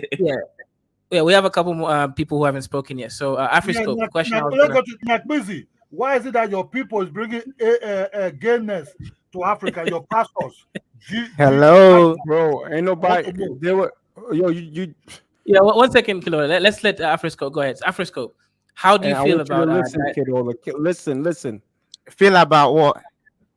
how do you feel about Um, Black Americans and diasporans who are also Ghanaian coming back to Ghana, buying? Accra right now is one of the most expensive places in Africa. Just to rent a decent It place is. is overpriced. So how do you feel about the change, the gentrification by Black Americans in your country? um, I think it's just appalling. I was in Accra I was in Accra just a few minutes ago, and I was taken aback how things were so expensive that I took an Uber just to catch a late night bus back to home, and I was wondering how people are surviving there. Honestly speaking, I would say that the blame is not um entirely on I cannot blame diasporans for being the one doing all of that. I think the state has failed. you know uh, there are things that the state needs to do to keep the citizens well positioned so that they can actually benefit from the system, right? But you realize that we tend to have poor infrastructure. Even housing is an issue in Ghana, and talking about high unemployment, uh, and then all of that just contributed to the fact that we are just exterminating ourselves. Like we are taking ourselves out of Ghana. I don't know where we are going to head to next, but it's clear that the system, the state here, they are not doing what they needed to do. So it's not about dias- diasporans, and I'm wondering, are they also moving in because of the fact that the Ghanaians themselves are poor and they are trying to take advantage of their poverty and take from them, or are they moving in here because it's actually that peaceful as we claim it is? Because for a fact that when I'm saying poor people get taken advantage of. That. So basically, if it is indeed that Ghanaians are poor, and that's why a lot of people are just coming here and are able to get things easily from poor people, because that's, maybe imagine you only have land, you need a lot of things. People will say, oh, you have land, you should go and farm. It's not as easy as it seems. You need a lot of tax, you need a lot of laborers, you need investments, in all of those things that you need to farm.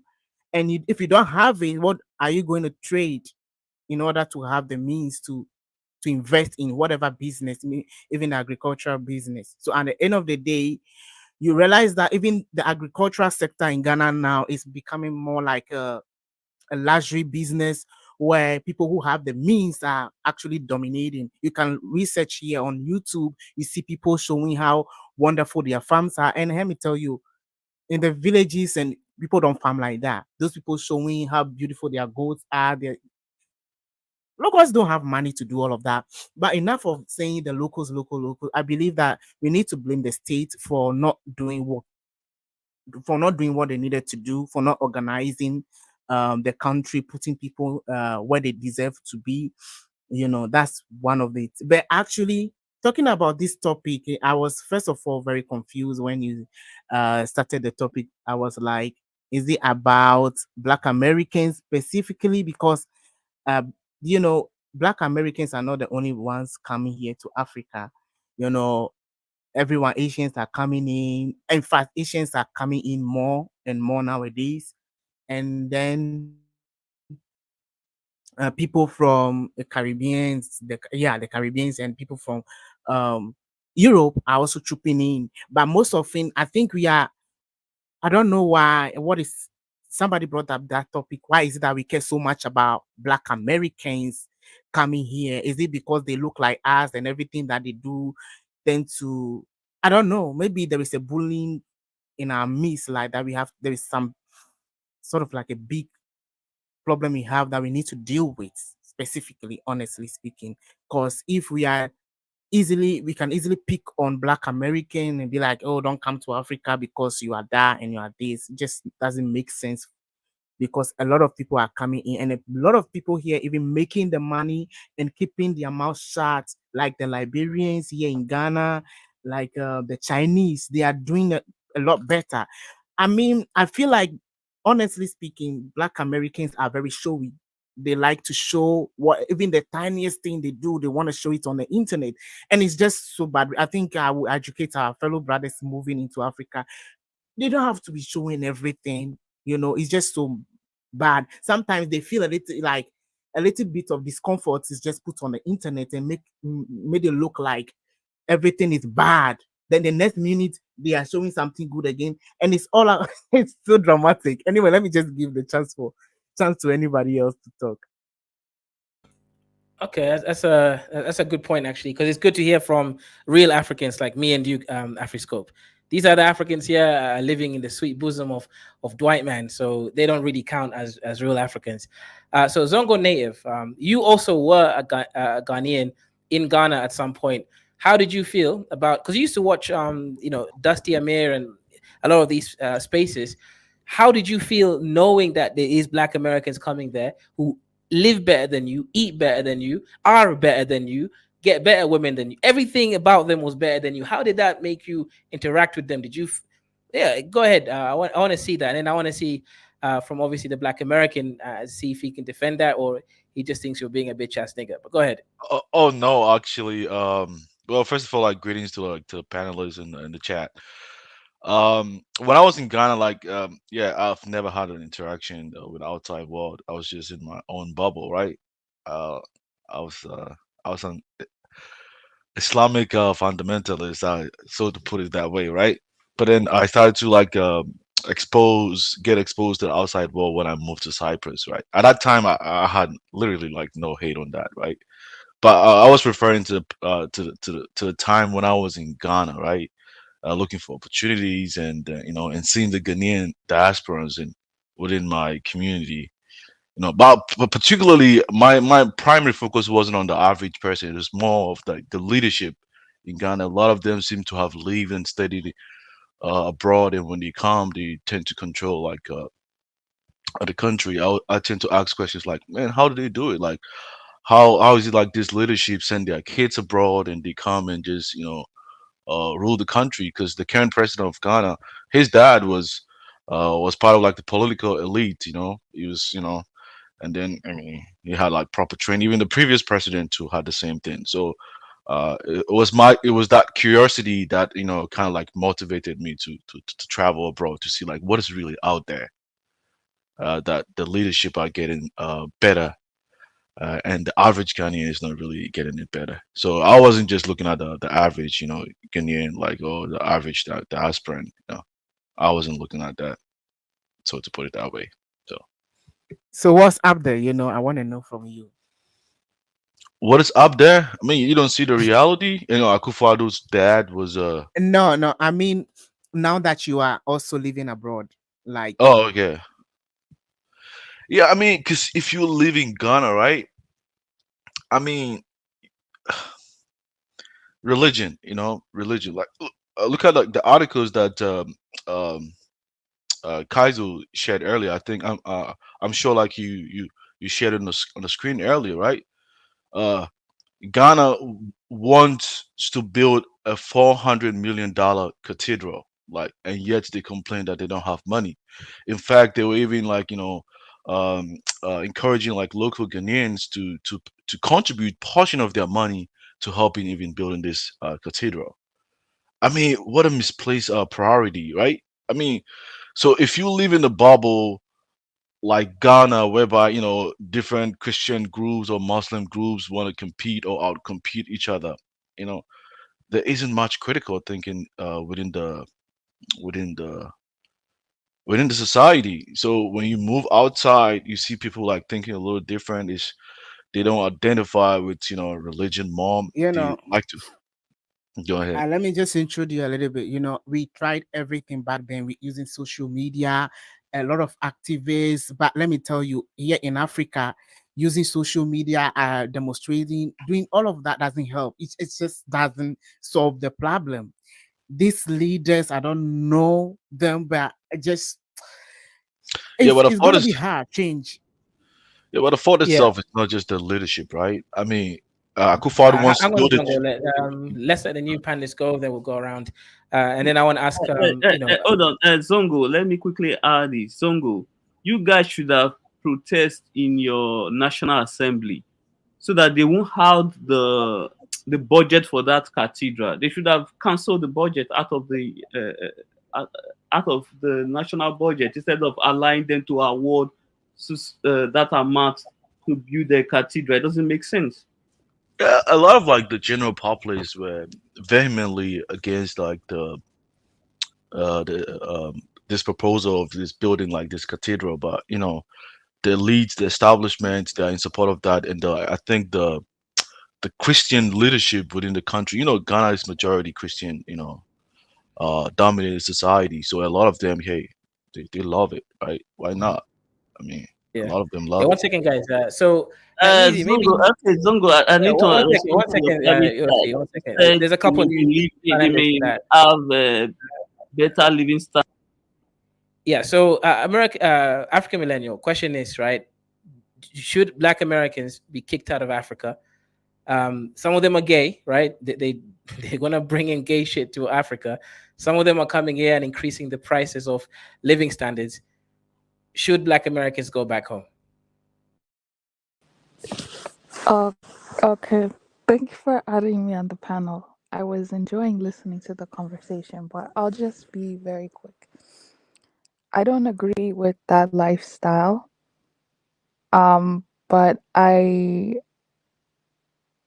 I think that if people want to do that lifestyle, they should go to a country like South Africa where you can openly do it and nobody will have a problem with you. Um, I don't believe that Black Americans or any diaspora that buy land are the reasons why land prices are going up. In fact, if you look at the real estate market, a lot of the people who own homes are Ghanaians themselves. And they actually, like Ghanaians, are the ones who are renting the homes to other Ghanaians, Ghanaian diaspora, or other foreigners as well. So I don't actually believe that them buying the land prices is making everything go up. I believe it's a problem of not having rent control, which is the government's issue. I believe that also the fact that you could buy a plot of land in Accra for like 100K, and then you go to a different part of Ghana and it's like 5K, and then you go to, I feel like it's just the government. I, I keep blaming it on the government because it's the government, it's the chiefs, it's whoever owns these things that should be in charge of that. And they should have more rules and more laws to make sure that, you know, Yeah, but African millennial, I mean, Ghana practice like a free market economy, right? You do understand like the law of like demand and supply do have impact on prices, right? I mean, if a lot of people are trooping in Ghana and the demand is exceedingly high compared to what is readily available, the price is going to like just skyrocket. So it's just a simple principle of economics. It has nothing to do with thinking that people come in. It's going to happen that way. So they, to some extent, they are part of like the factors why the prices will go uh, go up. Yeah, I understand that. Like, so I understand that in places where it's highly populated or places where land is like it's sought after, that the prices are high. I understand and I get that. But I'm saying if people have a problem with that, then they should advocate for that. Like there can be a way for those prices to be more regulated in that economy. So that's something that they could try and advocate for. But if they don't care, then it's not a big deal. You mean All I'm land saying price? is that You it's mean not like African Americans' fault. It's not like people who are trying to get the land. It's not their fault that the prices are high. you mean to You say know. like the land prices or like accommodation cost? I mean, I think, like I said, like the government practices free market economy, so it's nothing gonna happen. Like social economy, socialist economy. Yeah, but then this is the thing though. The the people who are complaining are, or at least the videos that I've seen, are Hmm. people who are there and they're complaining about it. So then it's like, Okay, this is none of anyone else's problem. Like, this is your problem. This is your economy. This is what you practice. So what's the problem then? Like, if you don't have the money to buy the land, then you just don't have the money. You don't Oh, so need to let's this be talk about complaining. the for foreign. Let me just say direct diasporan owned real estate companies that are growing wildly over here in Ghana. Most of them, they charge even for like tiny 2-bedroom house apartments, and they are charging over $60,000, like in Accra or Tema. So this that amount of money, how many Ghanaians can afford it? And it's creating this big divide, as Kaizo highlighted in the question that he asked me. So what are we also doing about that? Are the but people even coming in? I want to Are jump they in too. okay? Yeah. okay. All right. As someone who's been there and have been having conversations with diasporans going buying land, you can't just lay it on at the foot of diasporans, especially Black Americans. The chiefs who own this land have been advertising, coming and I'll give you land.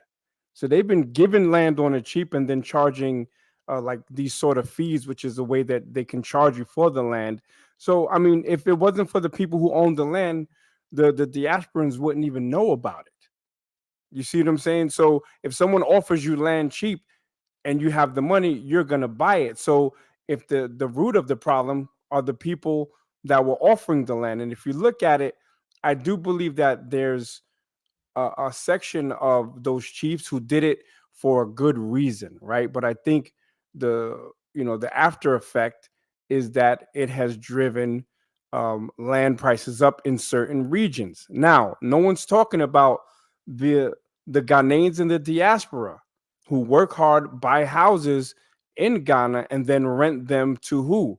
People who can afford it. And those are a lot of times expats from Europe and America, um, new diasporans. So they're setting the price, and they know in a free market, you can sell it, you can set your price based on the money that the clientele is bringing into the country. So if Ghana was prosperous at least a couple of years ago, they were setting their prices according to what they could get, and there's no problem with that. That's not a diasporan problem. That's literally just how economics works. Yeah, exactly. I mean, that's how economics work. I mean, you don't have to go to Accra to buy land over there. Why don't you go to the Middle Belt? It's cheap over there. I mean, there are videos of African Americans going to the eastern region, like so many are building affordable homes over there. I mean, nobody wants to go to that area. They just wanna, focus on uh, areas where uh, the the land is scarce over there, yet the demand is extremely high. Oh, yeah. That's going to have an impact on price. It's just a simple economics. But it's still confirming the fact that we are taking the honorary Ghanaians out of Accra or the bigger cities where the opportunities are. Do you see what I'm trying to bring? So we are doing a disservice. Like when I say diasporan Africans, like I'm not only saying Black Americans or foreigners coming here. This is something that is being done even by the educated Ghanaians from the West. They have the money, and they are most of these corporate real estate companies, most of them are owned by Ghanaian or diasporans, right? So let's talk about that. It's like they are also not contributing to help the local economy in any aspect, because if in fact you are making all this money and you are not investing it in making affordable housing for your own people, or signing deals with your all those chiefs in those poor areas, and then building good apartments where you rent out some and give some to the locals, and there's some agreements over there that benefit the locals. Then what are they doing? Which kind of business is that? It's destructive at the long run. I don't know how the future is going to turn out to be. Maybe we'll start blaming the foreigners, or the foreigners have taken over our country. No. We've seen that happen or played in South Africa for a number of times now. We only call it xenophobia, that foreigners are taking jobs or whatever. But when you look at what is happening carefully there, you realize that this might be the same things that played over there. Yeah, Afroscope, this is the matter of class, right? I mean, this, reality or phenomenon exists in almost all societies. So, I mean, Yeah, I don't Zongo, are know. you not saying that only because now you are the rich Ghanaian abroad who is going to be investing and buying these expensive land in Ghana and pushing Afrisco projects? Yeah, I don't relate to their struggles anymore. I'm sorry.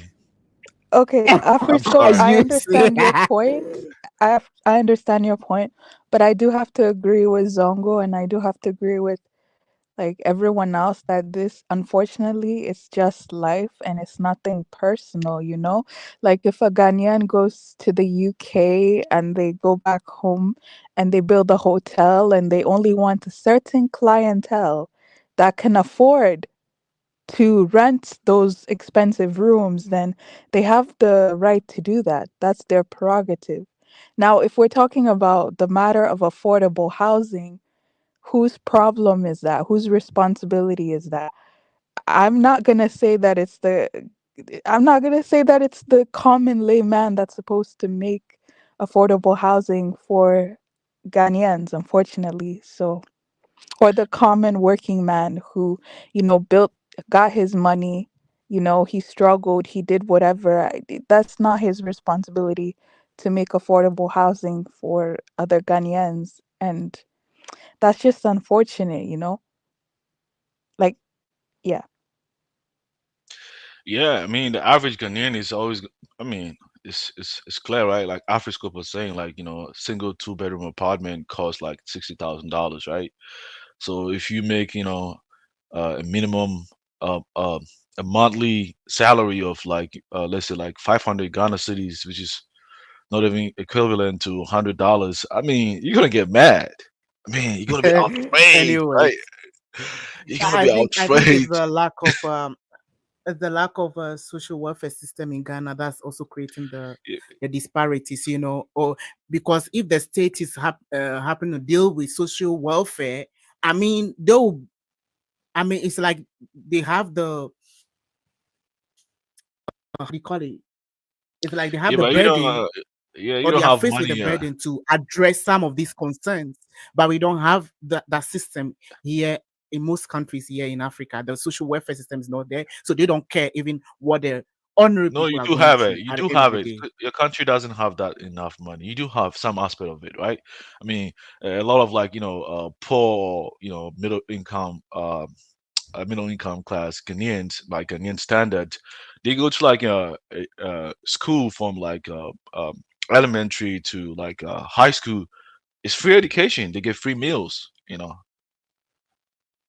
It's free meals. No, So, you don't talk about that. Don't talk about that. oh yeah, That's not meals. but Look at what they eat. Look at yeah, now. but you debate that, but someone with little money is grateful of that. So why would you say that's not meal? No, no, no, no. Let's not put this. Yeah, a lot of No. people are At the grateful for end, going to school without having to pay money, right? So what are you talking about? Yo, Kaizo, ask let- that Igbo guy, ask him to come back because he actually made me very mad. He's the reason why I clicked on the link. Where's that guy? Igbo, if you're here, come back. Yeah, people are saying that one man. I think you can clarify: is Igbo a Nigerian or is he an East African? People are thinking he's an East That guy African. is not Nigerian. He is Nigerian, but an Americanized Nigerian, so he's more really American than Nigerian. So Nigerian probably left when he was around about 3, 4, and spent most of his life, if not all of his life, in America. One man, I got a question for you. Carry on. Would you call people like him that was raised in America an Akata? I'm just asking out of curiosity. No, an Akata is what you guys call an FBA. No, he's not an Akata. No, he's a No, Nigerian. he's half Nigerian, half Black American. No, he's 100% Nigerian. Both Or parents Igbo, born in Nigeria, grew up in America. so who's the other one then that was arguing with Afridamus? Not Afridamus. What's Oh, his you name? talk about Chuku Igwe. Yeah, him. I'm talking about him. Yeah. I don't know his backdrop, so I couldn't Yeah, really I'm tell. referring to him, Chukwu Igwe. He's half Igbo, half Nigerian. I mean, half a Black American. Well, it depends on which half is which. If his father is Igbo, then he's Nigerian. But I mean, Akata is like it's mostly used in America though. Yeah, Usually. it's used for native black native foundational Americans. But what did he say that made you click on the link? African millennial. He kept on talking bad about West Africans and this. He said Rwanda is doing better than all of West, or he said Rwanda is doing better than Nigeria. And I was going to ask him how, in terms of what? Like, you look at one city, Kigali, it's clean. That's great. They have a dictator, so people are supposed to behave. Like, what is this whole speaking so bad about all of that West Africa region, as if West Africa is even every single West African country is the same. If you have things that are going on in Burkina Faso, Mali, whatever, that doesn't mean the whole West Africa is like that. And not all West Africans have the same mentality. So if you're speaking about some people that are backwards, yeah, there are people backwards in West Africa and East Africa.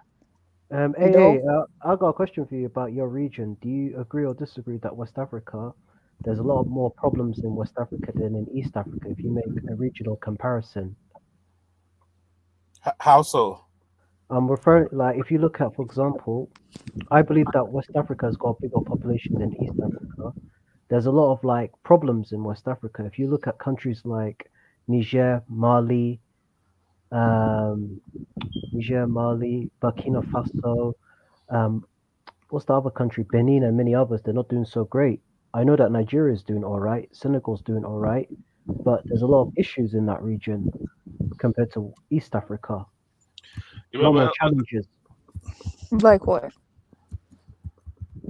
No, but if you speak to some folks from East Africa, like if you ask them about West Africa, they're gonna think jihadi violence, religious conflict, compared to East Africa, because you got a lot more tribal killings in that region than in East Africa.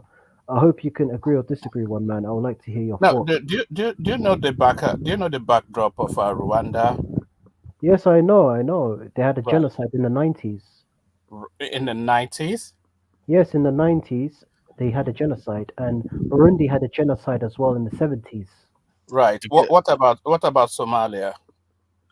We Yeah, but had a if they had genocide in the 90s and they are still competing against these West African countries that have had independence within the past 50 something years, No, that is hold pretty much on, like an hold on. accomplishment, right? what I'm trying to What say, about Uganda? What about what, Uganda? what I'm trying to say is there are more problems in West Africa than in East No, but Africa. what Like about what? your Like country? what What about problems? Somalia? What about Somalia? What about your But Exactly. as I mentioned, there's bigger problems. There's things like jihadi violence, religious conflicts. Religious West Africa, extremism. Yeah. poverty? West Africa's more extreme. Remember when Oh the yeah. world used to Can I finish? parachute food? Can I finish? How many Remember coups have when the we had? world used to parachute food to you? Not that long ago. When the world was parachuting food to you. When did that happen? Parachuting. Food to you. Dude, there's a whole oh my gosh. Oh, my goodness me. No, but it's true. Like, look at West Africa. There are more problems in West Africa than in East Africa. Yes, in East Africa we got You problems. just said that there are more people in West Africa. So if there's Yes. more people, there are more countries, then why wouldn't there be more problems? Yeah, that's true. But I want to ask why you got a bigger problem with tribalism and religious extremism compared to East? Tribalism is not really a problem like that in West Africa. Are you sure about that? Positive. Songo, do you agree or Tell me disagree? the last time there was a tribal war in Yeah, I would West say like Africa. Nigeria, they are mostly tribal, man. Shit. I mean, Yeah, so if Songo, it's one country, then why Songo. can't Nigeria is West Let me like the ask most Songo tribal again. country on Songo, earth, in are West Africa. West Africans more extremely tribal compared to East Africans? I mean, growing up in Ghana, I wouldn't say in Ghana, like, there's an aspect of tribalism, right? But generally, people tend to like, interact with other tribes, easily, right? Yeah, there isn't much like, conflicts, rising from tribalism in this contemporary time. One by one. We will not rest until we bring all those top people for this dastardly act to book. Clearance operations in conjunction with other security agencies will commence immediately as agreed during the Emergency State Security Council meeting chaired by His Excellency last night. Already, the bodies During and Christmas, handsets. Fulanis have killed 200 Nigerians in a jihadist attack. But anyways, we got a new panelist, Eunice, and then Hammer. Eunice, what's your thought on the conversation so far? Come in where you want to come. Can I say something quick? My condolences go to those people that died. My condolences. Yeah, sad, man. I just came in and like I wasn't listening to what do you call the panel, but from what I'm hearing so far is like you guys were talking about like there's more tribalism in West Africa than East Africa, right? Yeah, Eunice, where you from? I'm Somali, bro. Yeah, same. So yeah, Yeah. Eunice, do you agree or disagree? There's more tribalism in that region compared to East, even though we got tribalism in our region. Well, it depends, cause like West Africa has too many countries, bro. I'm not talking about the countries. I'm talking about the people from that region are more people. tribalistic. In terms of what, Dr. R? In terms of what? In terms of You know, marriage? he's asking if you are hopping onto his it's a jingoism. That's what he's asking. In terms of like marriage, economic opportunities. Okay, so let me education. give some facts. Just in 2023, we had like 500 coups in West Africa. You had Mali that had 2 coups in 1 year. You had Niger. You had Gabon, I guess is whatever, Central Africa. You had which other country? Sudan. Sudan. Never mind. So what's the other countries? Guys, help me out. So you got Mali, Niger, Burkina Faso, Gabon, Burkina Faso, Guinea. yeah, Guinea. Right, that's already 6 Kaiser, countries Dr. K, what's in your 1 year. thoughts Dr. K, what's your thoughts on this? Oh, okay. You know what? So let me give evidence what you said. You said that West Africa is more tribalism. I agree with you because no Because the West only, African. I'm going to be specific here. In East Africa, yeah, they don't have a tribal problem, but the only country I can think of in the whole entire region is Somalia and Ethiopia, where there's extreme tribalism in those regions. The rest of it, they don't. Yeah, but Dr. R, here's the thing, right? Even Somalia and Ethiopia, they're still a national African language. There is no West African. But you're not. I'm not talking about the language. I'm talking about the people in those regions that are more tribalistic. Yeah, language doesn't matter. Just we're talking about people. So I don't know why you randomly brought up language. Okay, I'll explain. So we know when someone's really, really tribalistic, they're not even going to want to speak someone else's language in their region. At least even in Somalia and Ethiopia, But Somalia's got Ethiopia. I'll give you example in Ethiopia, Dr. K. You could agree or disagree. In Ethiopia, do other people speak each other's languages? No, but at least everyone can speak Amharinya. Like that's the national language. Are you sure about it? Because there's like two or three regions. You heard it here first. There is no tribalism in Rwanda. You heard it here first.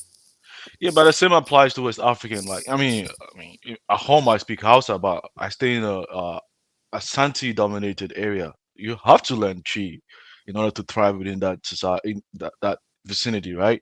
If you go to Accra, it's mostly like the Ga people. If you want to thrive over there, you have to speak Ga. So the issue of language is not even a. It's not even No, a but question. think of it this way, right? You guys hate each other so much that you can't actually agree on one African language. If you go to Kenya, everybody said, you know what? We'll speak Kiswahili. You go to Uganda, they said, and these are all different tribes. We'll speak Luganda.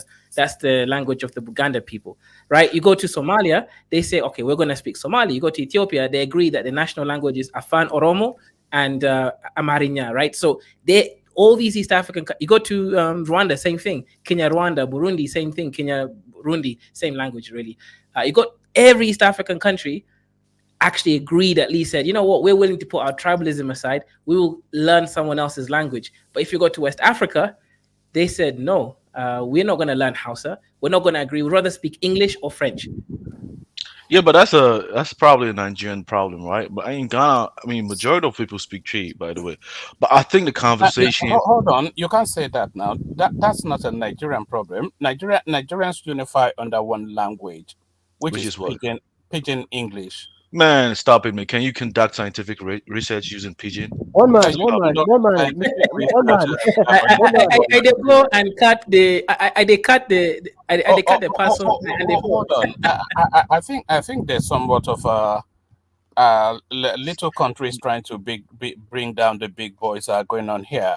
But I think that. So hold on. You're talking about tribalism. Woman, let me finish my point, and I'll let you chime in. Okay. All right. What I wanted to say is that because you have to understand, agreeing on a one unified language is a good thing, but it comes with some challenges as well. The tribes that have good command in the language are the ones who are going to thrive, leaving the other groups who do not have that command in that language behind, right? So it has to be some kind of system to kind of bring everybody on an equal level so that they can be competitive and thrive together. Other than that, nobody's going to agree on that. Even Canada, there's not a unified, consensus on that in Canada too, right? So One man, what's your thoughts on? Do you think Yoruba should be the official language of Nigeria or not? Let me just say this. There seems to be somewhat of a gang up of these tiny little countries, and it's understandable, of course. These tiny Who's ganging up? Who's ganging up? You are initiating it. You are trying to. I'm not ganging up. I'm not ganging up on nobody. No, hold on now. Okay. Woman, can I say something? Yeah, let me just. Okay, you go first. Okay, see, what most people, if you look, most people who are here, I can see where they get their news from is on social media. What we have in Nigeria is a political tribalism. After election, it dies. It normally raises its head during election. Go to Nigeria, everyone is trading with each other. There's nothing like on the ground here. There's nothing like tribalism here. Yeah, during election, yes, politicians will bring that. It will happen in Ghana next year also. So I don't see the reason why you think we are on the street fighting each other. We don't do that. There are other tribes living in my state here. Have you ever heard of any war in Benin that we are fighting Igbo, Yoruba? These people, they live in Edo State. They work and live here. So it's political tribalism. It's normal. Even in America, they use it. Donald Trump used that to win 2016 election. It's normal. But Nigerian first. But if people are tribalistic towards each other, yes, in America. But chopping up, do you think chopping each other up is right or normal? Who's chopping each other? What sort of ridiculous nonsense No, are you but saying? as African, that's what they do in Africa. They chop each other up in Africa. Can you just hold on? No, So but you're talking about, I'm God. talking about in Africa. Yes. Where? What country in Africa? No, but I'm saying African. Hold on. No, but Can I finish? just Can I incite finish? something? No, but can I finish quickly? All right. Just carry on. I said he's right. Nigeria first, that tribalism is normal. In America and other places, He never said that. Why are you spinning what he said? He never said that. He said something tribalism. He said the tribalism that you are attributing to Nigeria are things that you're picking up from social media, and that it tends to spike up during politics because they leverage that. But in the day-to-day, Nigerians don't really give consideration to tribe. That's what he said. So don't reword what he said. He's able to articulate his own first. I'm saying what he said in America. People are tribalistic. In Africa, they do it the opposite. They are tribalistic and chop each other up in the continent.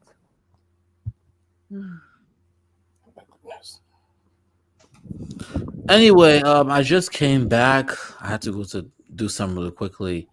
Let me just go ahead and give my thoughts on what I just saw on the subject. I don't know if I interrupted anybody. I just came through, so it's what it is. Black But let me- Americans are homosexuals, and they're coming up and buying all the land in Africa. First of all, let's just keep it real right here. There are a lot of homosexuals in Africa too. The only difference is homosexuality is everywhere. The only difference is that historically we've always kept that under wraps. So it is what it is. Show me evidence. Show me evidence, Hammer, about that. So, And brother, you- let's you- not you- do you- that. boy, Okay, you listen so to me right we're now. just gonna You- sit no, here you and pretend tell me as you if said it under the wraps, they're yeah. not Africans who Name the are tribe- in that name the lifestyle. tribe- Name the tribes in Africa or the countries where that shit is normalized. Name me. I didn't say normalize. You're making that's not what I said. I said that just like how we have pedophiles, right? We have incest. We do have people who practice that. The difference Yes, is you that do have historically, you do have homosexuality in Africa, but can you tell me what cultures that keep that shit under the wrap? I can't think of no tribe in Africa that does that. yeah. shit. Listen to what I just said because you're obviously low IQ. What did I say when I saw the topic? Hammer, you don't have to do that. Hammer, please. Okay. Let's not. I said that just like how we have pedophilia and we have incest, we have homosexuality. That's always existed. But the difference is that historically, those things were always kept out of the mainstream. Listen to what I just said. They were always kept out of the mainstream. We knew it existed. We knew you had people who were attracted to kids. We knew you had people who could, engage in activities, but that was always frowned upon. Just like how murder exists, people kill each other, but that's frowned upon. It's only in recent times that we're starting to see it be normalized. I said that let's keep it real. It's only going to be a matter of time before they force on Africa too. We see how much they're going after Uganda, but anyway, that's another conversation. But to going back to the situation in regards to Kaizo, let's keep it real here. Yeah, he has a Africans point. gonna- He has a point, by the way. It that existed, yeah. It has. Obviously, I'm not all saying of that Twitter. shit, murder, homosexuality, Yeah, all of this shit homosexuality. exists. It Yeah, I existed, grew up- but it's but it's I am not saying that. So I don't support these things. It's very clear. I don't support them. What I'm saying is that they have always existed, but people have recognized that those things are not normal. They should be frowned upon. They should be kept out of the mainstream. It's always been the case. It's only in recent time where now there's this global movement to normalize these things. And unfortunately, because African states are weak, it's only going to be a matter of time before they force out Africa too. Let's keep it real. Not really. The only countries they're gonna force, regarding to homosexuality in Africa, the only countries they are forcing it on are the Christian and Bantu countries mainly. Don't get it twisted. The Muslim ones will break to you. Give it No, time. no. Nah, Because name me one you know, Muslim country that's gonna think about it. Let me ask you, legalize this why shit. is it countries like South Africa, But Angola? if you're going to let other voices in, then maybe I can chime in as well. Only with your I mean, it doesn't matter. permission. Not you. It's Dr. Somali who's not letting anybody speak. Well, speak then. Just a lot of nonsense being said here. It's just maddening somewhat. Homosexuality is most practiced within the Muslim space. Because yes, Where you getting your information from? Hold on. Wait. Where you getting your information from? I don't want this to be a conversation about no. Yeah, you can watch. Look, You can I get watch it. what you Yeah, want. Nigeria, just, you guys have your religious conflict. Can you just give me, bro. Whoever said that? Where you get your? Let's not do it over here. Hold on. Yeah, going back to my original topic here. These things have always existed, but they were kept out of the mainstream, and now because of the modern age we're in, it's being forced everywhere. And unfortunately, because African states are weak, it's only going to be a matter of what happens. It is what it is. Now, going back to what Kaiser was saying, Black Africans have to come to a realization. Do you want to develop or not? Because right now, the vast majority of sub-Saharan African states are essentially agrarian economies. That's why I was hearing this other, I think, Ghanaian chick talking about how cheap. Yeah, it's cheap because you're poor and you're undeveloped. So you're gonna have to ask yourself a question: do you want your nations develop or not? If you want Ghana and Nigeria and all these Black Africans to develop, you're gonna have to accept that things are gonna get more expensive. The more wealth gets generated, the prices go up. So I'm tired of all this bitching and complaining I'm seeing with Black Africans online. But Hammer, they're not building businesses. Blacks are just coming in, buying it. Okay, here's what blacks do: they earn money in dollars, they come in, they retire, and they just spend money within themselves. They don't. Wait, what do you mean by black? That's fucking lie, bro. We're not lie. They're being invited there by Ghana to generate revenue for the state. And a lot of times they're supporting the businesses of these local names over there. But see, here's the problem I have with Black people says, right? They don't have a problem when white Europeans come through and buy everything up. They don't have a problem when you got Lebanese and Arabs coming through. But when you got Black diasporans, all of a sudden now they got all this pride. Where's the pride when the white man is there? But that's a Nobody Ghanaian cares issue. about that. No, that's a Ghanaian issue, though, right? But Hammer, my question for you is that Black Americans, are they even needed in Africa? Yeah, but it's not just a Ghanaian issue. Actually, it's a reality that exists in most countries. Like No, even which in the US, most countries? No, name me which most countries. Hold on. What In the countries are you US, talking about? we have what is called gentrification. It exists everywhere. What are you talking about? No, Zongo, what about homosexuality? What are you guys talking about? Gentrification is a very unique situation for Black Americans. That's not what's happening now. What's happening now Gentrification is not just natural process of development. It's not just peculiar to Black Americans. If you go to areas where like white people are predominantly in those areas and they have like what I'm saying here is that when people say gentrification, it's typically in that context. What you guys are referring to is the natural, because it's not just happening in Africa, right? All of the areas that are developing, even in China, they're having a housing problem, right? You look at South Korea, how all the societies that industrialize go through this exact same process. Yeah, but I was not even responding to generated, everything gets more expensive, and you have people who show housing. So my Yeah, question is, do you want to remain dust people's sandals, or do you want to progress? That's what I want to know. Because if you want to progress and build new countries, don't hop online crying about how shit is becoming expensive. Yeah, it is a matter of it is a matter of demand and supply. Actually, it has nothing, to do with your. When countries industrialize and develop, more wealth is generated. Things become more expensive, right? The wealthy class of your society is going to buy things up. They're going to sell to the highest bidder. That's what's going to happen. Your own people will do this to you because that's how capitalism works. That's how capitalism works. They will prioritize profits, everything else. And what's going to happen is that as Africa industrializes, as the wealthy African class starts to prioritize profits, more and more of Africans are going to fall to the bottom, and they're going to ask for what? Welfare. You're going to see a growing number of African states providing welfare, safety nets. That's what's coming anyway. So let's Yeah, but I mean, industrialization. I mean, also if you're like Do you understand how that works? I understand what it means. Do you understand what happens when a country industrializes? What happens to a society when Black Americans are not industrializing anything. They're just building houses. That's it. No. What I'm saying here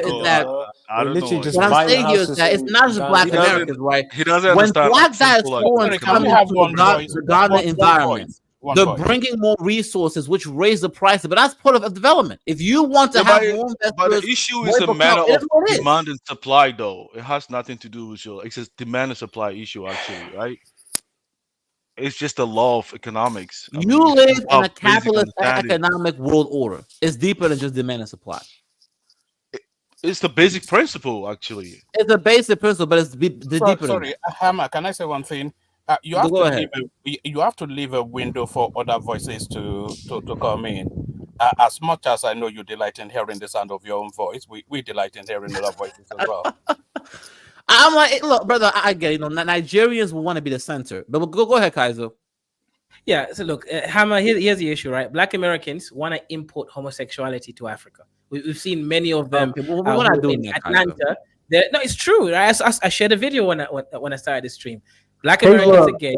Kaiser, let's not do that. See, resources. It's not the United States. It's not the UN. It's not European countries sanctioning African countries, right? It's random Black Americans. Let's not, Kaiser, don't even do that to me right now. We just saw the U.S. government threaten Uganda over same-sex marriage. We just saw the EU threaten sanctions over same-sex marriage. You're talking about African Americans who are an underclass with America? Don't do that to me. But that's not true. They have no power in that country. That's not true. No, they cannot sanction a whole country because of that, though. You know what I'm saying? That's what I'm trying to make it seem as if Black Americans, an underclass group, can force an African state. That's dumb to me. It's European powers and the UN that's forcing you because you guys are weak states. Oh, it is. No, we are not weak states. I think it's a matter of wait, force who? Who they force? You said Hammer, you said the Africans are weak. When it comes to hold on. I don't think you would have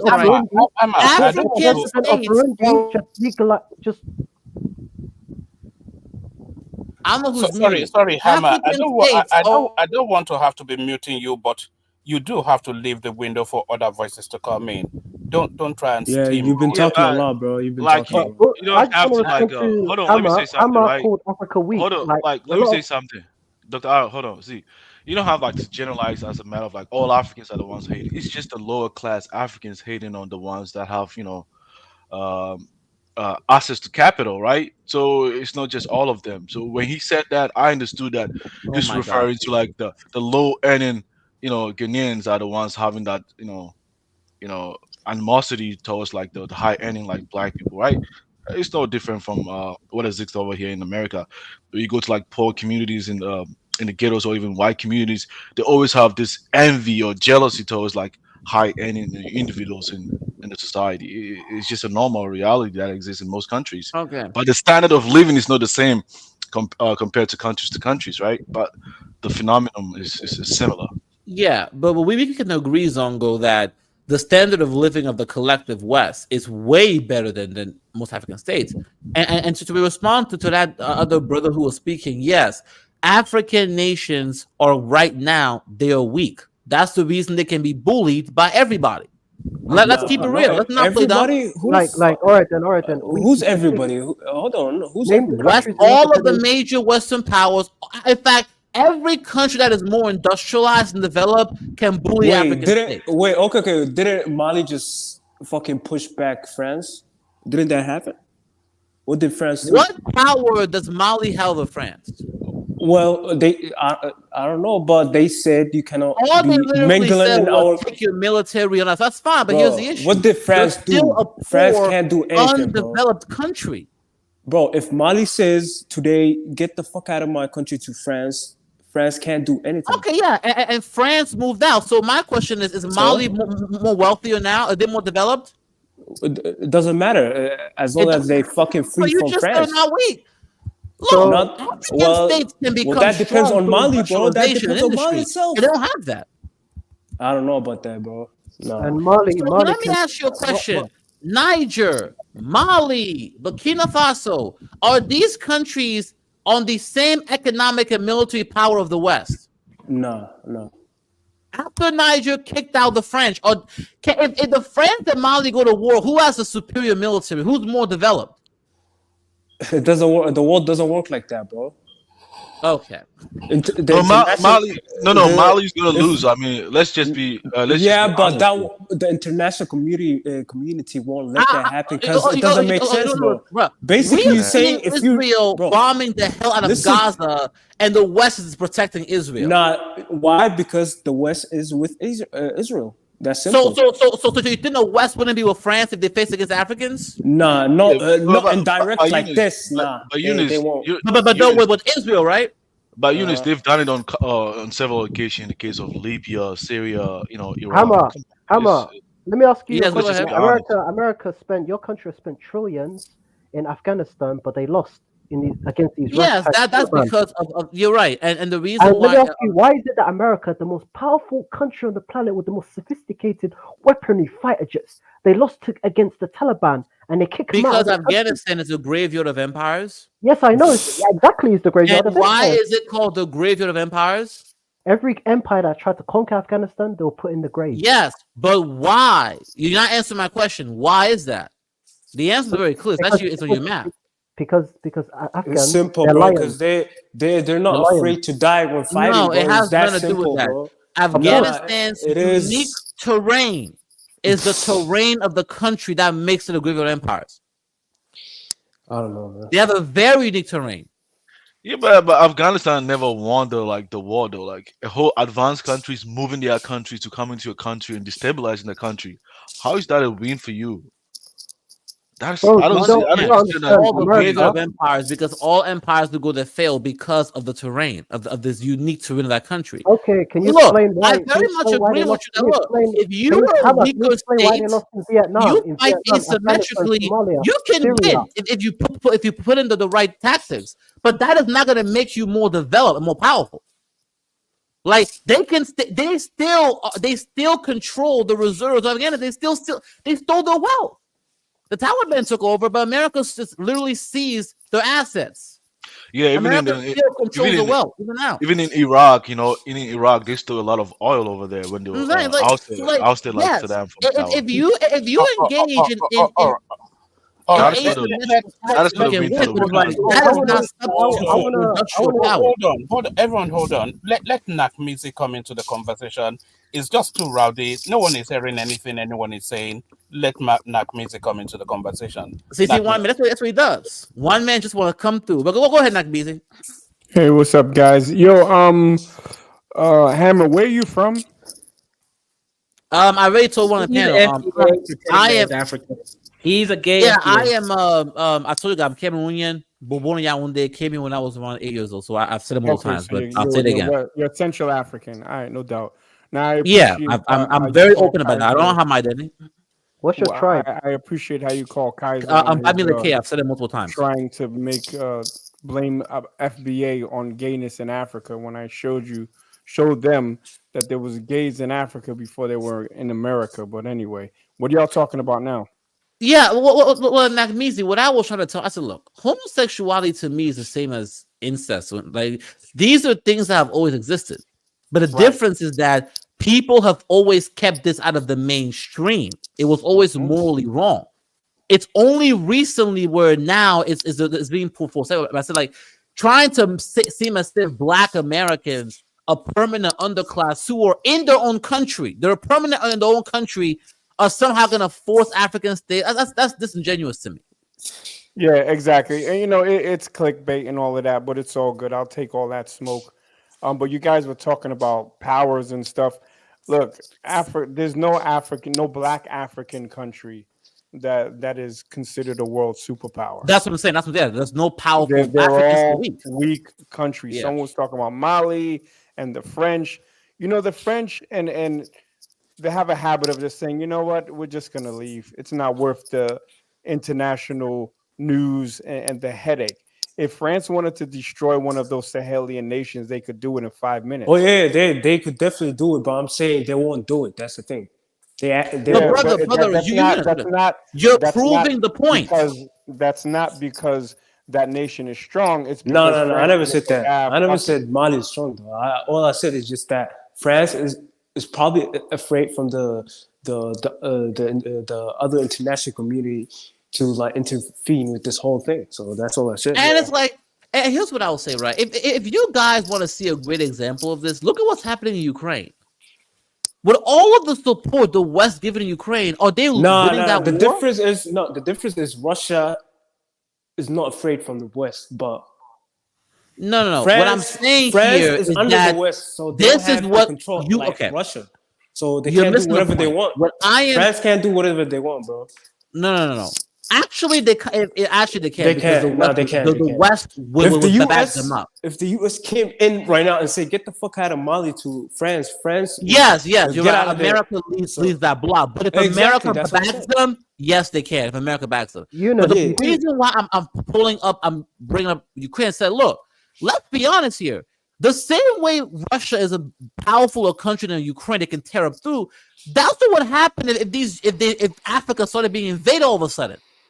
Very few could resist a real military confrontation like that. And we're seeing what's happening in Ukraine. Like, that's the reality of power in the real world. But you comparing France to Russia, bro. What are you doing? It's not even comparable. And I'm comparing France to most West African states. If they came in there and invaded both countries, I'm not doing that. which West African country can resist the French military? Tell me one. None. Exactly. That's the whole point. But the question is, how powerful is France's military? If it was Russia, that's different. But France, I think it's the strongest military in Europe because they're the only nuclear power within the European continent. It's the strongest military right now. Germany doesn't even have one, really. Yeah, so within the European continent, it's France. They're the only ones that have nuclear weapons. So like, folks don't even understand what I'm talking about. When if they pull up a Niger and start slapping, the issue, you're not getting the issue, bro. They won't, because the world doesn't work like that, bro. There is a difference between saying that you won't and you can't. That's what I'm saying. I said they won't. I never said they can't. That's not a win, dude. That's not a win for Africans. That's not a win. Hammer, let me ask quickly ask Hammer a question. Go ahead, ask me a question. Hammer, in your country, let's say if your dictator in your country was overthrown and he ran to France and the people were united, do you think the people of Cameroon will stand a chance against a French invasion? A French what is the president of? I have to be honest with myself. Because what is the president of Cameroon? I don't think. Can I finish quickly? France is not serious. Ask him the name of the president. What's the president's name, Hammer? Phobia. This man's been in power for so fucking. That man is a man. Look, but that's another conversation, right? But the issue is you guys are acting like the world is like, if I'm stronger than you, then I can invade you easily. Yeah, that doesn't work. That is how the world works. It doesn't work, bro. If that's the case, then if that's the case, is literally okay, might makes right. That's literally how the world works. Yo, 1 second, guys. Let me just shout anymore. out to countries. Respect the super chats. Respect the super chats. Respect the super chats. Yeah, go. Shout out to another FBA brother over here, man. FBA is definitely supporting this channel. Carlo, shout out to you for $75. Happy New Year, Kaizo.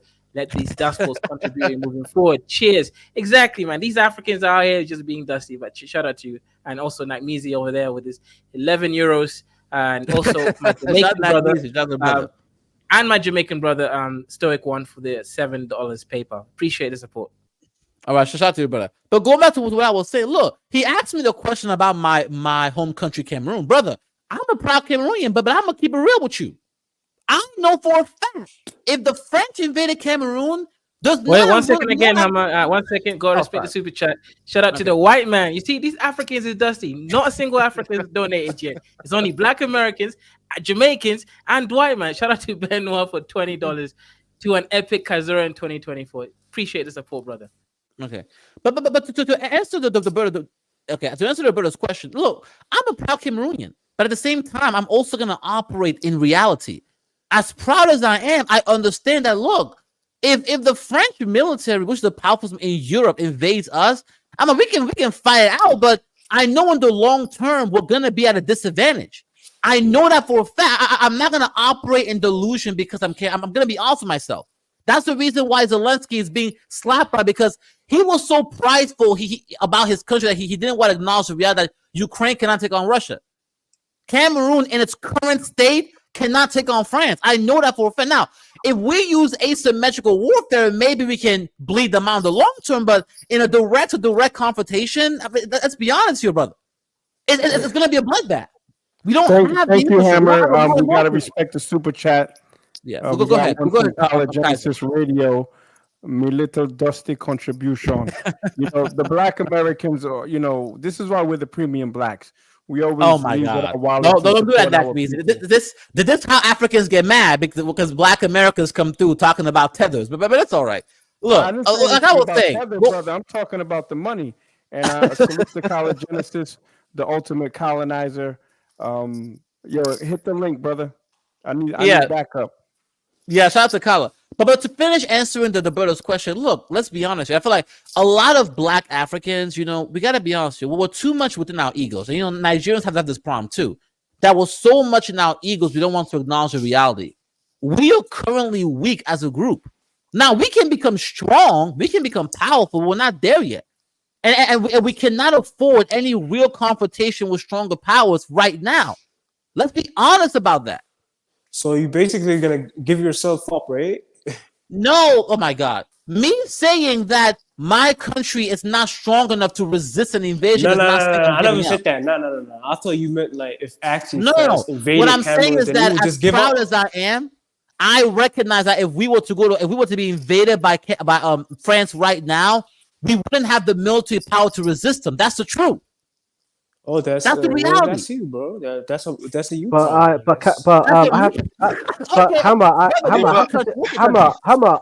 I'll have to disagree. Hammer, let me ask you a similar question. This ain't the Hammer show, right? Can Dr. other people talk? Dr. R, come on, man. Go ahead. You have to acknowledge that, Now, No, but modern warfare. This is African mentality. This is a fucked up African mentality. No, but you have to acknowledge the problem before you can try to. No, but let me finish. Let's say if France wants to invade Pakistan, they wouldn't do it. Those are 200 and something million Pakistanis will be up in arms. They'll be ready. What are you talking about? What are you talking about? Say again. They can defeat them from airstrikes alone. It's just Come that on, easy. bro. Modern warfare has changed. Okay, I have a question for you, bro. You see, can I say something? Hold on, I have a question for you. This is what I mean by the ego. Like, there's too much ego. Hey, guys. Hold on. J.O. has not spoken yet. Let's welcome J.O. to You must. See this? Yes, everybody please. loves Hammer. Come on, and everything to the site. Go ahead. Please. J.O., welcome. Yo, thanks, man. Yeah, it's good. Go ahead, J.O. Yeah, can you guys hear me? Yes, we can, brother.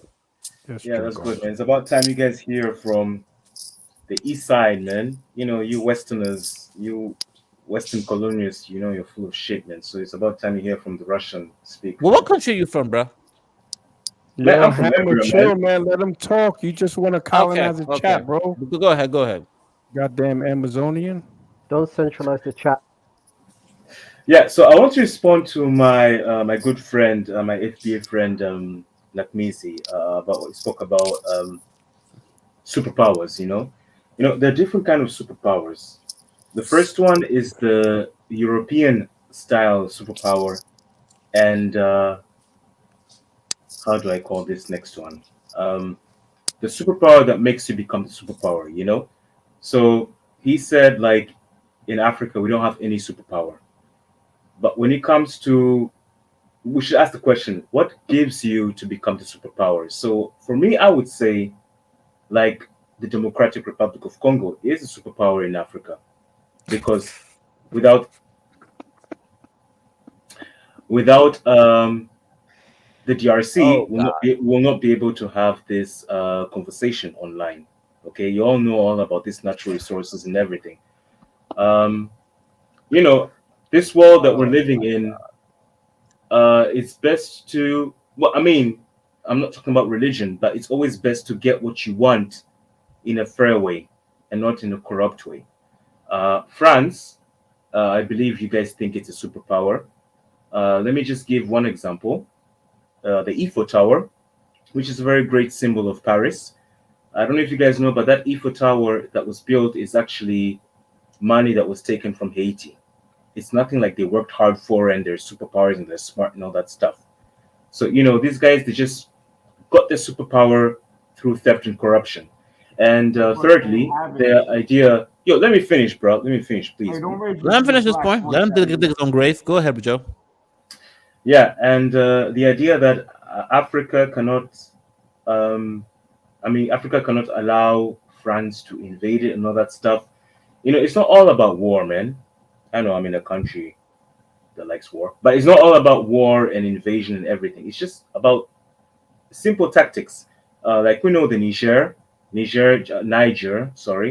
just chased the French embassy, and we all know what Niger, Mali, and Burkina Faso are doing with France.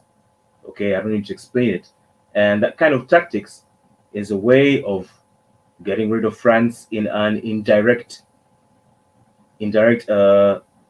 invading way, not invading, but indirect way of not letting them continue invade their lands. Okay, if it's really that happening. And what else I wanted to say? Gosh, I just forgot it.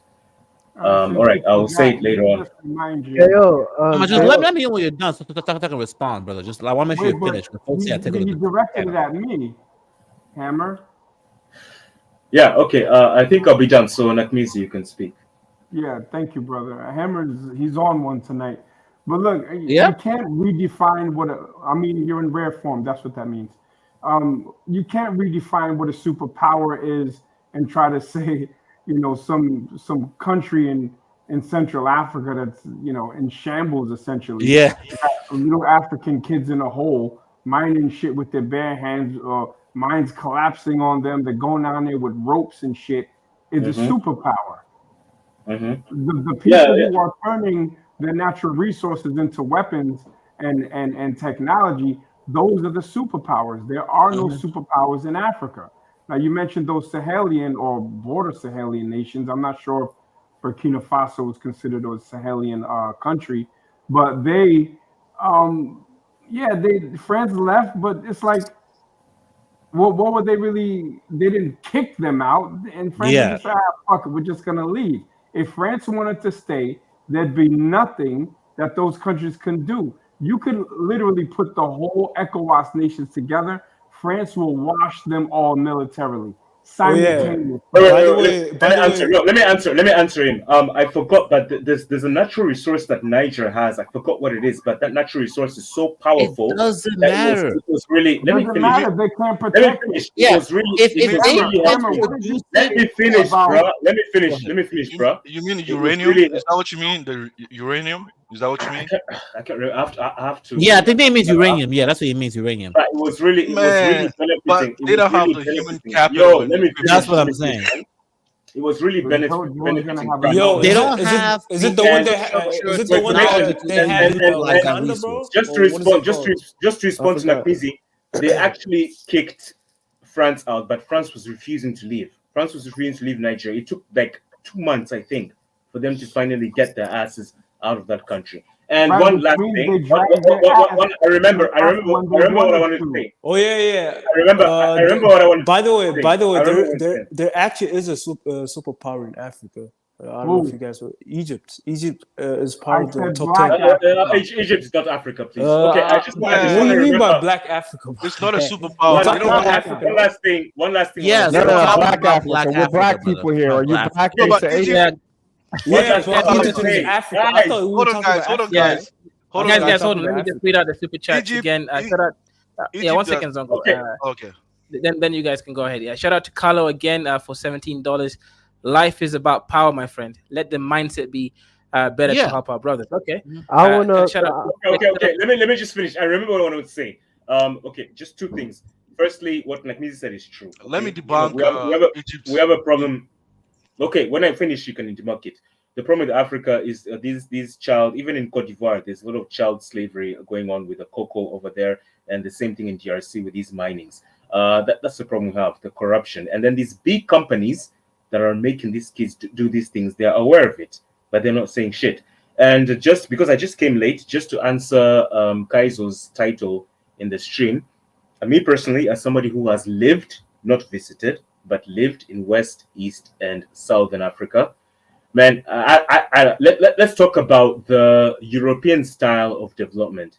I don't know what's wrong with West Africa, man. I don't know. I mean, like, even simple things like, let's talk about national airline. Only in West Africa, only 2 countries have national airlines, and that's Cote d'Ivoire and Senegal. The rest, man, I don't know. Because East Africa and Southern Africa, East Africa and Southern Africa is more developed. I'm just giving national airline as an example, but I'm just saying in terms of development, East and Southern is much more advanced in West Africa. And I don't know what's wrong with my West African brothers and sisters. I don't know why it's so slow in development. Yo, I want to respond to you about the Eiffel Tower. Yeah, but national airline doesn't, it's not. It's just an example I gave. Yeah, but guys, we got a couple. Yeah, Can I respond yeah, quickly? guys, wait, hang on, guys. We got a couple new panelists. Let them go ahead, and you go around. We It's got only when Hammer joins that everybody comes. It's fast. Right. Oh, you see, you're so worried about men coming. But anyways, Titi Loa, what's good? Go ahead. You can introduce your point in the conversation. Is you there? Yes or no? Oh yeah, I'm here. How are you guys doing? Good. What's your thoughts in the conversation? Go from wherever you want to come in. I kind of just joined the conversation and I'm just trying to listen in. I was listening to the last one you guys were doing, which was very hilarious. Sorry, and I just saw this like one so I'm joining in. Okay. Shut up. So we'll come back. Go ahead. Sorry, go ahead. No. Yeah, go ahead. No. I'm listening. I just want to listen in, and then I'm going to join the conversation. So I'm kind of listening to you guys, and I'll come back in. So you can put me in the back room. I'm listening. You can stay here. When you want to speak, just let us know. I'll go ahead. What's your introduction to the topic? Where do you want to come in? Yeah, sure. Can you hear me? Yo guys, Kaizo and the guys, can you hear me? Yeah, we can hear you, Al.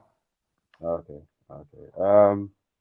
No, I just came in because someone is saying Egypt is a superpower. Egypt is not a superpower. Okay, let the lady. Do you consider Pakistan as a superpower though? Yes, Pakistan. Oh, then Egypt is, because they probably have the same, bro. Check your No, stats, no, bro. man. Trust me, Egypt. No, let the lady Egypt finish. is Let the as lady finish. powerful as The lady Pakistan. says she's listening. She's listening to have an input to get her thoughts. So, Okay, I mean, so let me Egypt is finish not a and stop superpower. interrupting. They don't have an industrial base to produce, manufacture those weapons and ammunition. They do. Egypt They has do, got a large They don't army. have it. They get Egypt funding is from a the US. regional power, not a superpower. Done. You guys been talking all this time. Yeah, I want to respond to Jo quickly about Haiti. What he said, why it paid reparations to France on that. Haiti would be in a better state if they didn't pay the French that money today that was built the Eiffel Tower. They had to pay the French, otherwise the French would have came back and wiped them all out. No, because Haitians keep saying that we are free. We are the first black republic in the world. We are free. Basically, how can you say you're free if the French are? Let me respond to Nakmizi. Hold on. Let me put an exclamation point on what Dr. R said. You cannot claim that you are free if you're still paying the people that were running you. Exactly. That's what I want to say. Because if I defeated, let's say if Nakmizi had an army and he came to my land, I defeat his army, but Nakmizi says to me, "We'll come and destroy you. I'll bring my army. I'll bring my air force, everything." But we could stop that if you pay me, let's say 50 billion, and I pay him. So am I free from Nakmizi? No, you're not. And check this out, Dr. R. It was the mulatto, the mulatto social class that spoke on behalf of the black Haitians to the French. Like I always talk to people that they were the buffer class, to persuade them not to come back and kill the black Haitians. That's what happened. So it was the mulattoes that saved the blacks, and then they had to pay Haiti up until whenever they stopped paying. Okay, I heard. I don't know. I read a very different version. You read I the just heard. African version.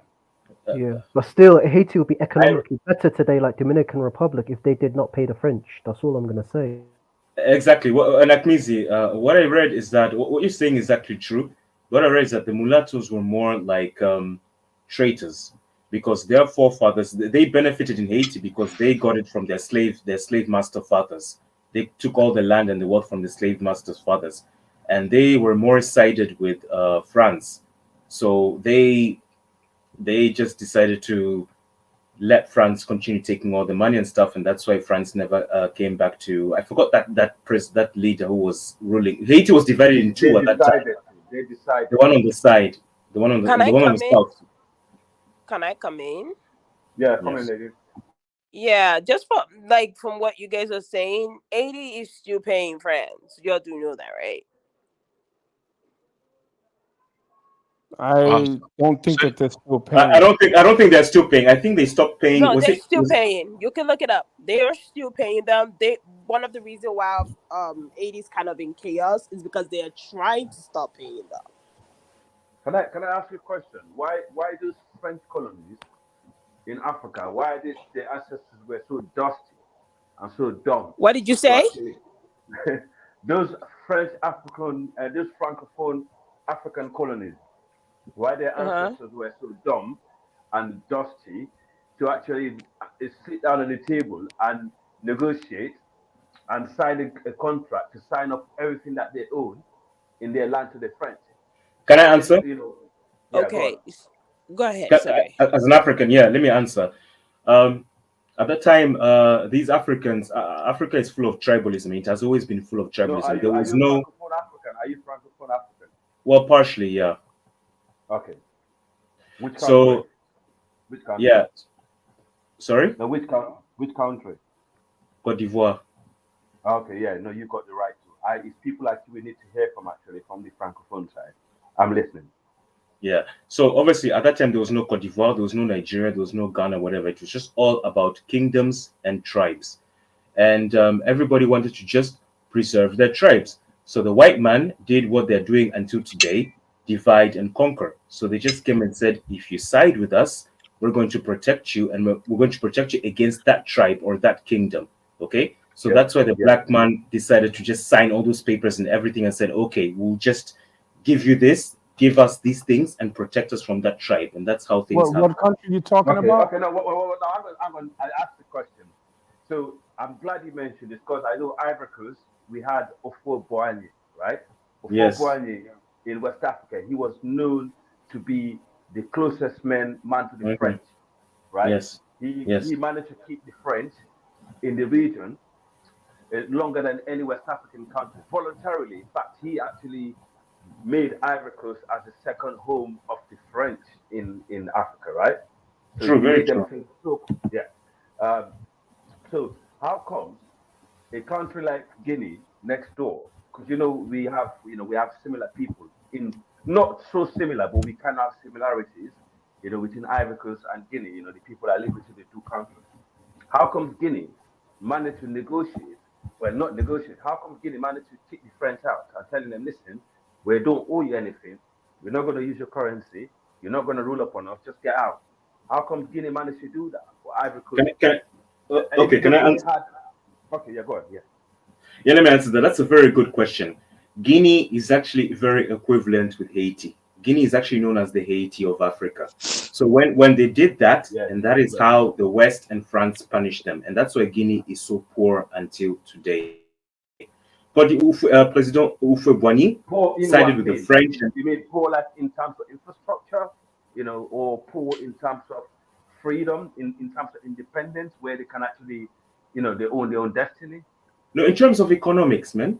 In terms of In terms economics. of Guys, economy. Let me Okay, no, but let me hold on, hold on. let me talk to my Ivorian brother because we're making it Oh, with, like, with, with oh, conjecture. let me. No, I just want to like add in a can I different dimension, right? A different dimension Yeah. to the conversation, right? We have country like Japan, Switzerland, with limited resources. Yes, these countries have better standard of living than these so-called African countries with rich resources. Right, So right. That is what do you why guys say about that? that is why Bingo. there has always been a plan. There No, has always but been a plan. Just you know what? You know what, my brilliant brother. I think Ivory Coast, until recently, Ivory Coast has always been the dominant economy in West Africa. Ivory Coast has always been the powerhouse of West Africa. We can give you that for some reason. Whatever deal that you managed to negotiate with the French benefited you guys, but it did not benefit the region. You understand? So, well, let me explain to you why. I'll give you a simple history about Cote d'Ivoire from the 2000s. So we please, had the yeah. President Gbagbo who said that he doesn't want to work with France anymore and that he wants to side with China. And that is how the French people used President Ouattara to invade and to remove Gbagbo from president in 2010 and to replace Ouattara. Ouattara is, first of all, he's not even Ivorian. He's from Burkina Faso, and his wife is a French Jew. And these are big puppets of France, and that is why Cote d'Ivoire is developing so fast, being a girlfriend of France. So you get what I mean, right? Yeah. Yeah, but Jay, No, I want. I'm listening. I'm listening.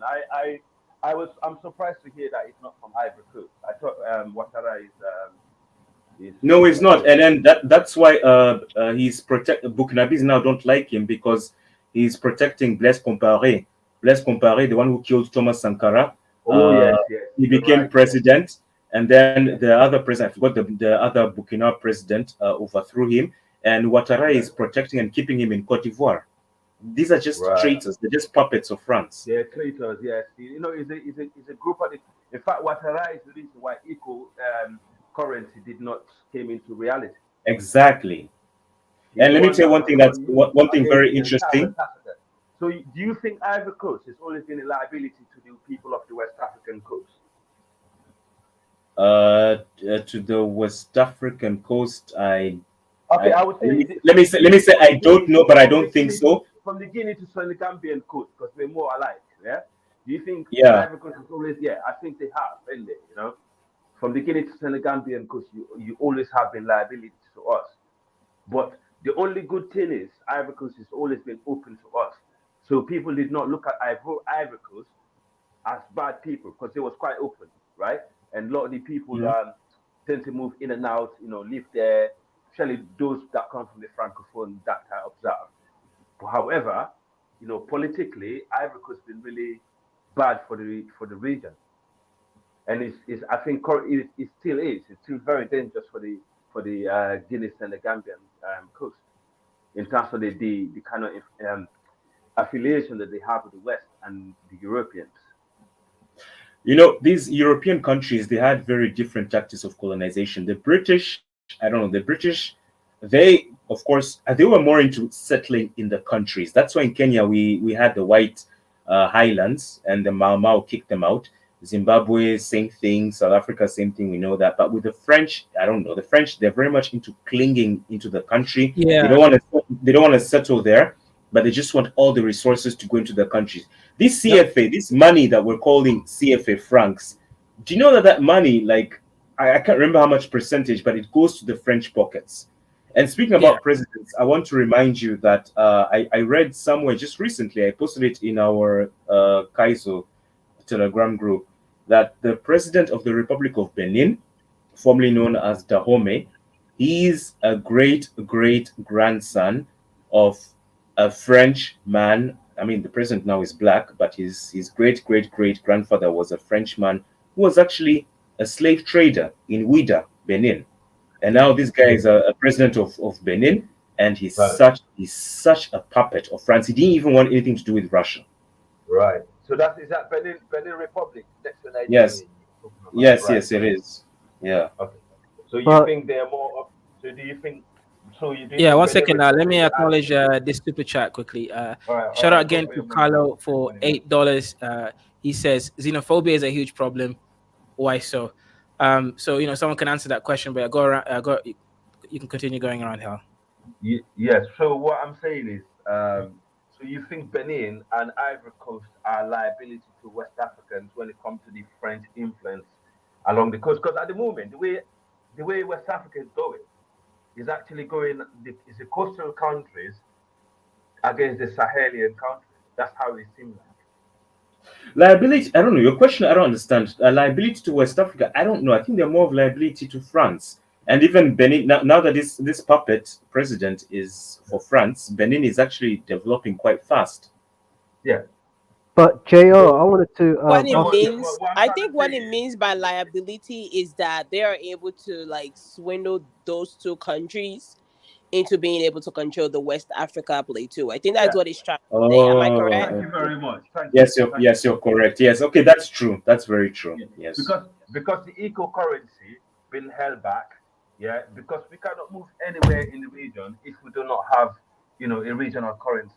Yeah, and that has been the eco was actually proposed, and most of the English, French, the English West African countries like Sierra Leone, Nigeria, Ghana, these countries could do really good with having eco. We can do really good with having regional currency. Unfortunately, the French, the francophone countries that are using the the colonial money, that's been pegged by that been controlled by the French, tend to still want to go on using it. So, what I'm thinking is, if these guys they still want to be in the French pocket, let them carry on being in the French pocket. But if you want to form a unity in the West African coast, we should actually thinking about using our money instead of using the colonial money. So they should actually start making their mind up. You cannot make your own bed and lay in it. Well, France is not going to allow that, unfortunately.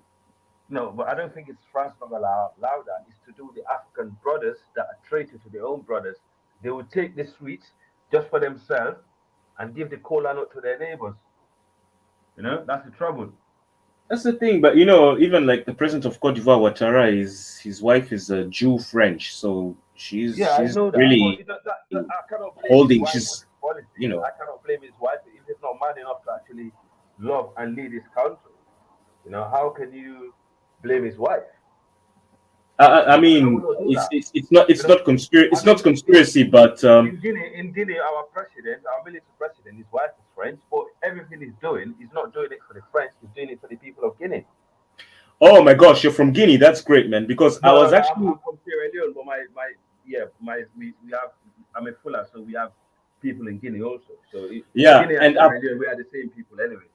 I had that question, and I read online that people from Guinea were surprised to find out that the wife of that president is a French, and that's what brought questions. People were wondering, okay, did this guy do the coup for Pan Africanism, or was it like Nah, a Gabon? he's a Pan African. He's no French puppet, bro. He is no French puppet. So AI, AI, how come he's not working to? We don't see him always working together with Burkina, Mali, and Niger. Because he's Guinea is not a Sahelian country. Guinea is not a war zone. Guinea doesn't have the same problem But with those countries. culturally, you guys are the same.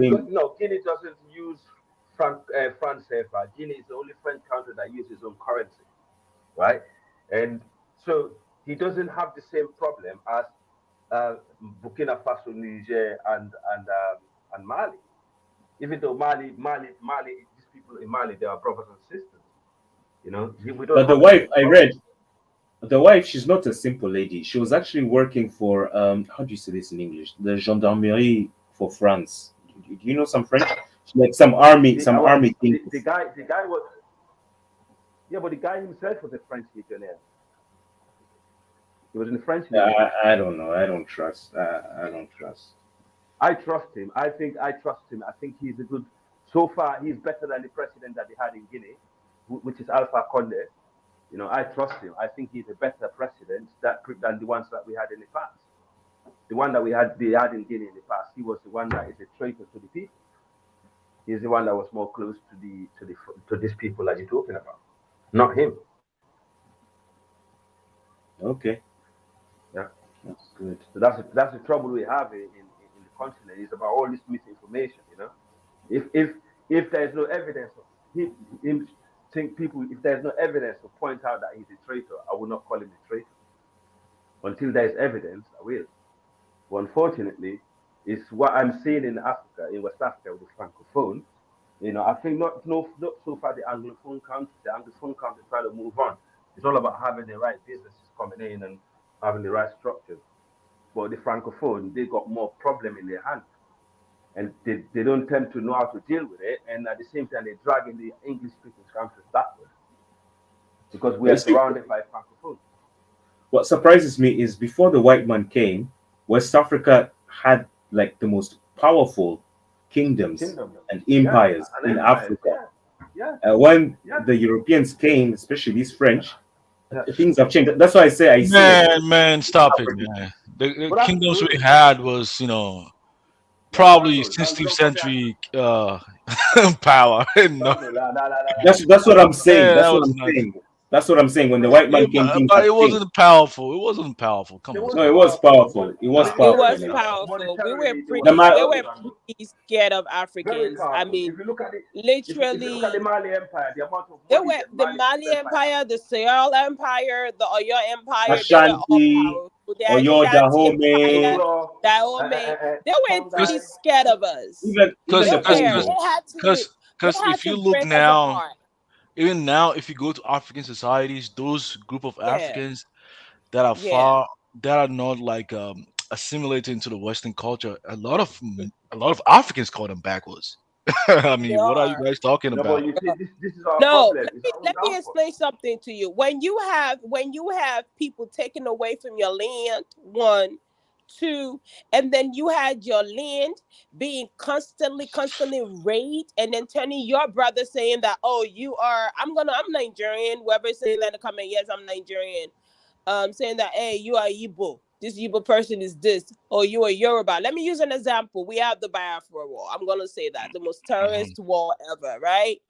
And I just recently found out when I came back home that apparently the Yorubas were actually helping the Igbo out. Mind you, they were throwing bombs, okay? They were throwing gas, tear gas or whatever from the plane coming from the US territory. Then they turned the Yoruba against the Yibo. The Yibo turned against the Yorubas. Do you understand how like that conflict you today? Like I see Yibo and Yoruba, though they still talk to each other, but they can't even stand each other. Yeah, let's That's let's how. let's acknowledge that They came that in. They came let, in and Okay, divided us I into just tribe by found tribe. out that the Before Yoruba were that, we never actually had helping the problems. Igbos, but nobody never mentioned that. They said yeah. no, the Yoruba Well, let's betrayed them. acknowledge the white man brought civilization to West Africans. I mean, come on, let's just be honest. Even Be two No, to honest. listen, Let's listen, be listen. honest. They really Stop that, destroyed bro. Stop. I mentally, want to answer. I want to answer that. Don't ever Yo, say that man. again. spiritually, everything. Well, let me answer this guy who's saying that the white man brought civilization to I'm Africa. a Let me tell you woman. one thing. No, Oh, not you, not you. I want to oh, answer. I don't know his name. He said that the white man brought civilization to Africa. He's Zango. I know. West Don't worry. Africans. Yeah, I mean, I'll deal let's it be after this. Let honest. me. No. That's not an. I know you live in Europe, Western Europe. You're westernized Nah, and all you that don't live stuff. in Europe. You live in America, but I'll deal it with my Oh friends. man, even Zango, let worse. me oh go. Okay, God! You live in America? let me okay, let me respond to him. Every single culture and tradition have their own ways of doing things. All right. Of course, somebody, an Ashanti will come and tell you that you're very primitive because you don't do ways the kind of things that the Ashantis do. A foreign person from Dahomey will tell you that you're very primitive because you don't do things the way they do. There's nothing wrong with eating with your hands. That is normal, and that is how we've been doing for a long time. You can't give me these metal things you call fork and knife, and you're telling me that is civilization. What the hell is that, man? So Exactly. because you're bringing me your culture, now you're more Yes. civilized than I am. What the And hell? then you decide to steal my statue and have it in your museum. Exactly.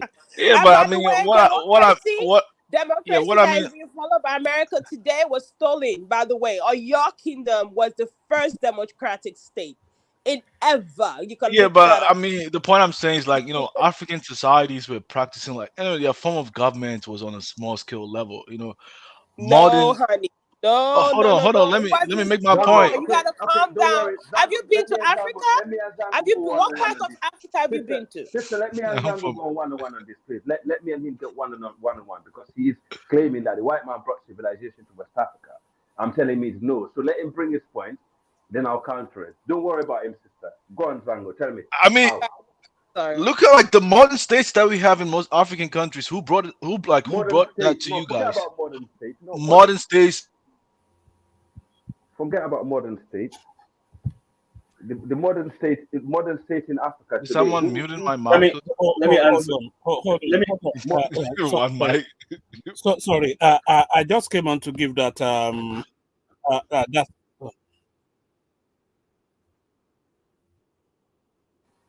This guy's always muting people, man. I don't know why. Yo, these modern states that you're saying is One what is man, are you bringing. talking? Hold on, is one man talking or not? I was trying to, but there's too many voices. I just came on to give that. I am. Can you hear me? Yeah, go on. We can hear you speak, Roman. We can hear you now. Sorry, can you hear me? Yes, we can hear you now. Go on. Yoruba internet. Yes, I'm not quite sure what's going on. No, what happened? What's happening in London?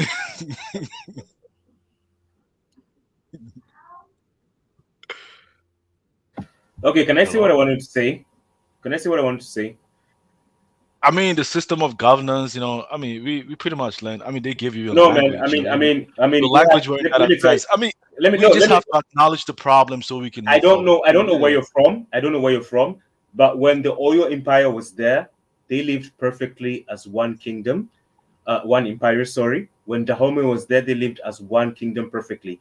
Now with these states they've given us, they've put all of us, all these tribes, they put us all together, and now we're in one country. What do we have now? Tribalism. Each tribe wants their tribe to lead the country. That brings Sorry, can I come in for a quick wars. second? Okay. Yes, I only just came in to give that. I think Titi Yemi, I just came in to give her props because I've explained this endlessly, countlessly on this platform that democracy came out of the Oyo Empire.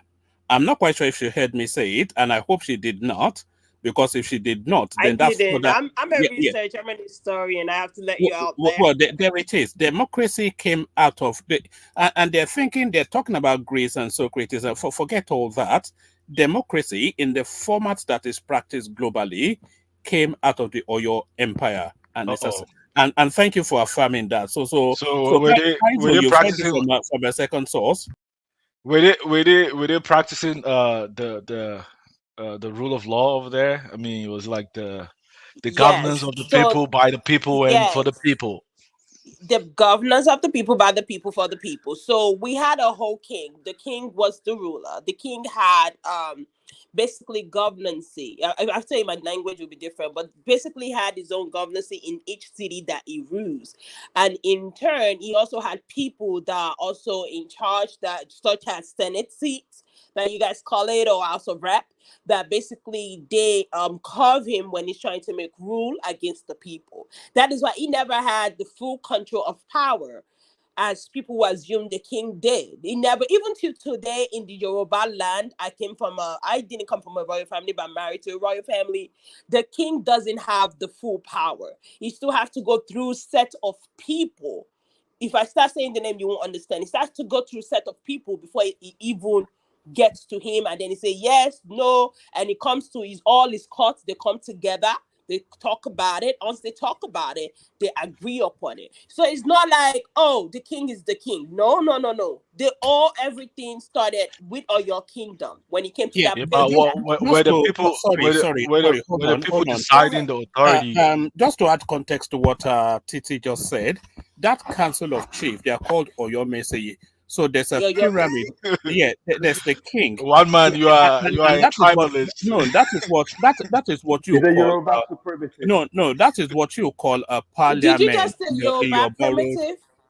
Do you want to know the language of No, Yoruba one before man the is Yoruba. Greek? No. He No, said he like said supremacist. supremacist. Hold on. He said, Excuse hold me, on. sir. You did not hear what he said. He Oh, said sorry. supremacist. He said Oh, supremacist. okay.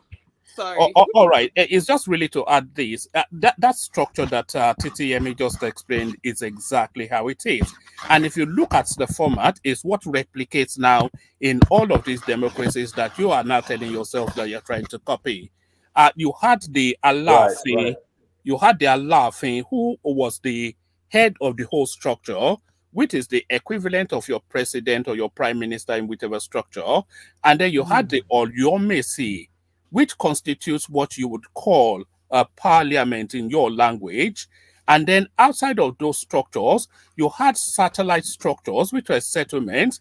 And then that hierarchical structure of governance, it replicates. Then it pyramids all the way from hamlets, townships, villages, etc.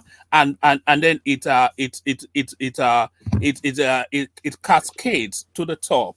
And Yeah, that is but structure of that's not governance. democracy. I mean, And and the people oversighted that, and that is essentially the birthing of democracy. You see, the people yeah, African things is the Igbos, not the Yorubas. The yeah, Igbos. You know why I say that? The Igbos have the best masquerade than the Yorubas. That's a fact. yeah, you might have elements of democracy in it, but it's not fully democracy, right? There isn't like separation of That powers. wasn't an element. Element of There's democracy no like was separation of colonial powers. America. There isn't something like that. In a true sense, that would be considered an autocracy, right? I mean, the same people governing the system are the ones making the laws and the ones even deciding on where the laws apply. It doesn't work that way. That's not democracy. Wait, I have to ask. One second. Can we define democracy? Who makes the law? Define democracy, please. Yeah, You see, Kaiser. The rule of the people, for the people, and by the people, in simple terms. No, forget all of that nonsense. Who made the Who law? make the law? No, that is a simple question. Who make the law of the democracy? Because if you can't, who make the law of the democracy? I want to hear that. The representative, the legislative organ of the body of the the country, the Of what legislative country? organ. I mean, the respective country, regardless. Like, wait. No, it's not the legislative organ. It's Not the the legislative. parliament. It's That is the parliament. but that's the legislative organ, man. What are you talking No, about? it's the parliament. So essentially, Yeah, but that's the legislative organ. But that's the equivalence, isn't it? I just described to you Yeah, but now. why are you the saying no legislative. then? Why were you Hey saying guys, no? 1 second. Let me just read the super chat again, and it's quite relevant to the conversation. Carlo again with another $10. Shout out to the Manosphere for holding us down. Black on black hate. So Yoruba versus Igbo hate. Why can't Yorubas and Igbos work together? Can it be purged? Also, another $5 from Carlo. Or are we just going to be permanent underclass to compete that? So this is interesting, right? Because you have people like Caesar. Caesar's in the chat, right? He's an Igbo supremacist who is also a Pan-African. How can you be a Pan-African and Igbo supremacist who is also a separatist of a nation? How do these concepts coincide? Yeah, very good question, Kaizo. This is why I see the continent more than ever. Yeah, but you Those don't that really say have to be an Igbo Pan-African, person to take that on, though. So it'd be an unfair conversation, wouldn't it? So you have it. There's an Igbo guy. The Igbo guy. the Yeah, thing no, why but I Charles hear- is why I not. hear a lot on Charles the is not. continent is those Is not robust enough for the mistaking conversation. themselves to be Pan-Africans. The pan-tribalism mistaking themselves to be Pan-African is what I hear a lot in the continent. And that's not going to go nowhere. And I think that's Yeah, but one man, in a typical democratic society, there's no legislative organ, the executive organ, and the judiciary, right? I mean, what you explained earlier, right? I mean, even the Ashantis themselves make the same claim that but even they didn't say like there was democracy in their societies. They did say like there were elements of democracy. I mean, we learned that even when we were in high school, right? There were elements that our elders used to practice, but in full sense, that wasn't full democracy, right? That would be considered an autocratic society. Because until the white man came to Africa, yeah. I mean, see, I'm not saying the white man gave everything to the Africans, So are right? you saying But what we have is to acknowledge. Hold on, happening now? hold I'm on. sorry, I want to cut you up real quick. So are you saying what we have now as a current state of each country, including America itself, because I live there, okay? What you're saying now, you're saying that we have a democracy now. Are we living in a very democratic nation where the law is by the people, right? For the people, by the people, right? So are we living in that right now? I mean, but at least it's better than the other systems that came into play, right? I mean, because a lot What of did you countries, say? at least it's think we better have than that other anywhere in the world. systems that have been in existence. At least. Why do you at say least. it's better? I want to understand why you say. I mean, because if you go to like countries like Egypt, they had an Arab uprising. They never liked the autocratic system in those countries. In What Syria, about China? China is the richest country next to America, the most powerful country next to America, and they're not democratic. Yeah, I agree with you. I said at least, right? At least. Yeah, Zango, but the point I'm trying to say, hold on. Like the point I'm trying to say, stop the pandering to the West, man. no, Stop I'm the not, pandering. man. I'm not The pandering, man. pandering to I'm America just is not. saying, at least most of the countries in Africa embrace democracy. At least, most of The them embrace. embracing, you have to understand that the Some of them democracy they're have to do, embracing Zango. is You don't not understand their that. democracy. Hey, You have to Exactly. understand they that can logic. change it if they want to, but they choose to No, preserve it it because they doesn't believe. work like that. It doesn't You know work it like that. doesn't. We have You know it doesn't tried work. to change it several times, but then I'm sorry for cutting you off, no disrespect. We have tried to change it several times, but you have to understand the people we have in power would not let that happen. I mean, literally, I was just watching a lecture by what is his name? By keeping Africa poor at all means. You can't keep a nation poor at all means and expect them to be liberated. Does that Yeah. make sense to you? Even But the for thing, someone like But me but that but live in see, America, I I mean, the come point back I'm to trying my to say is country. like, see, the point I'm Mm-hmm. trying to say is that, right? Mm-hmm. I mean, humans generally, right? We don't agree on Mm-hmm. certain things, right? That's why the system of democracy comes in to help, regulate this misunderstanding that, occurs among humans, right? I mean, if you have other systems that is better than democracy, why not? You can adopt it. I mean, they're saying China You are saying doing. democracy is better? Democracy is better. Every Uh, African nation have been practicing democracy, but it haven't liberated yeah, them. but you say, That is my yeah, question. but you And say we your live. people even You live. practice it. You live Oh in my America. God. Hold on. Hold on. Calm down, my guy. You said you live in America, right? Yeah, Right. I live in the state. Yeah. Okay. Do you know that you live under what is called a control system?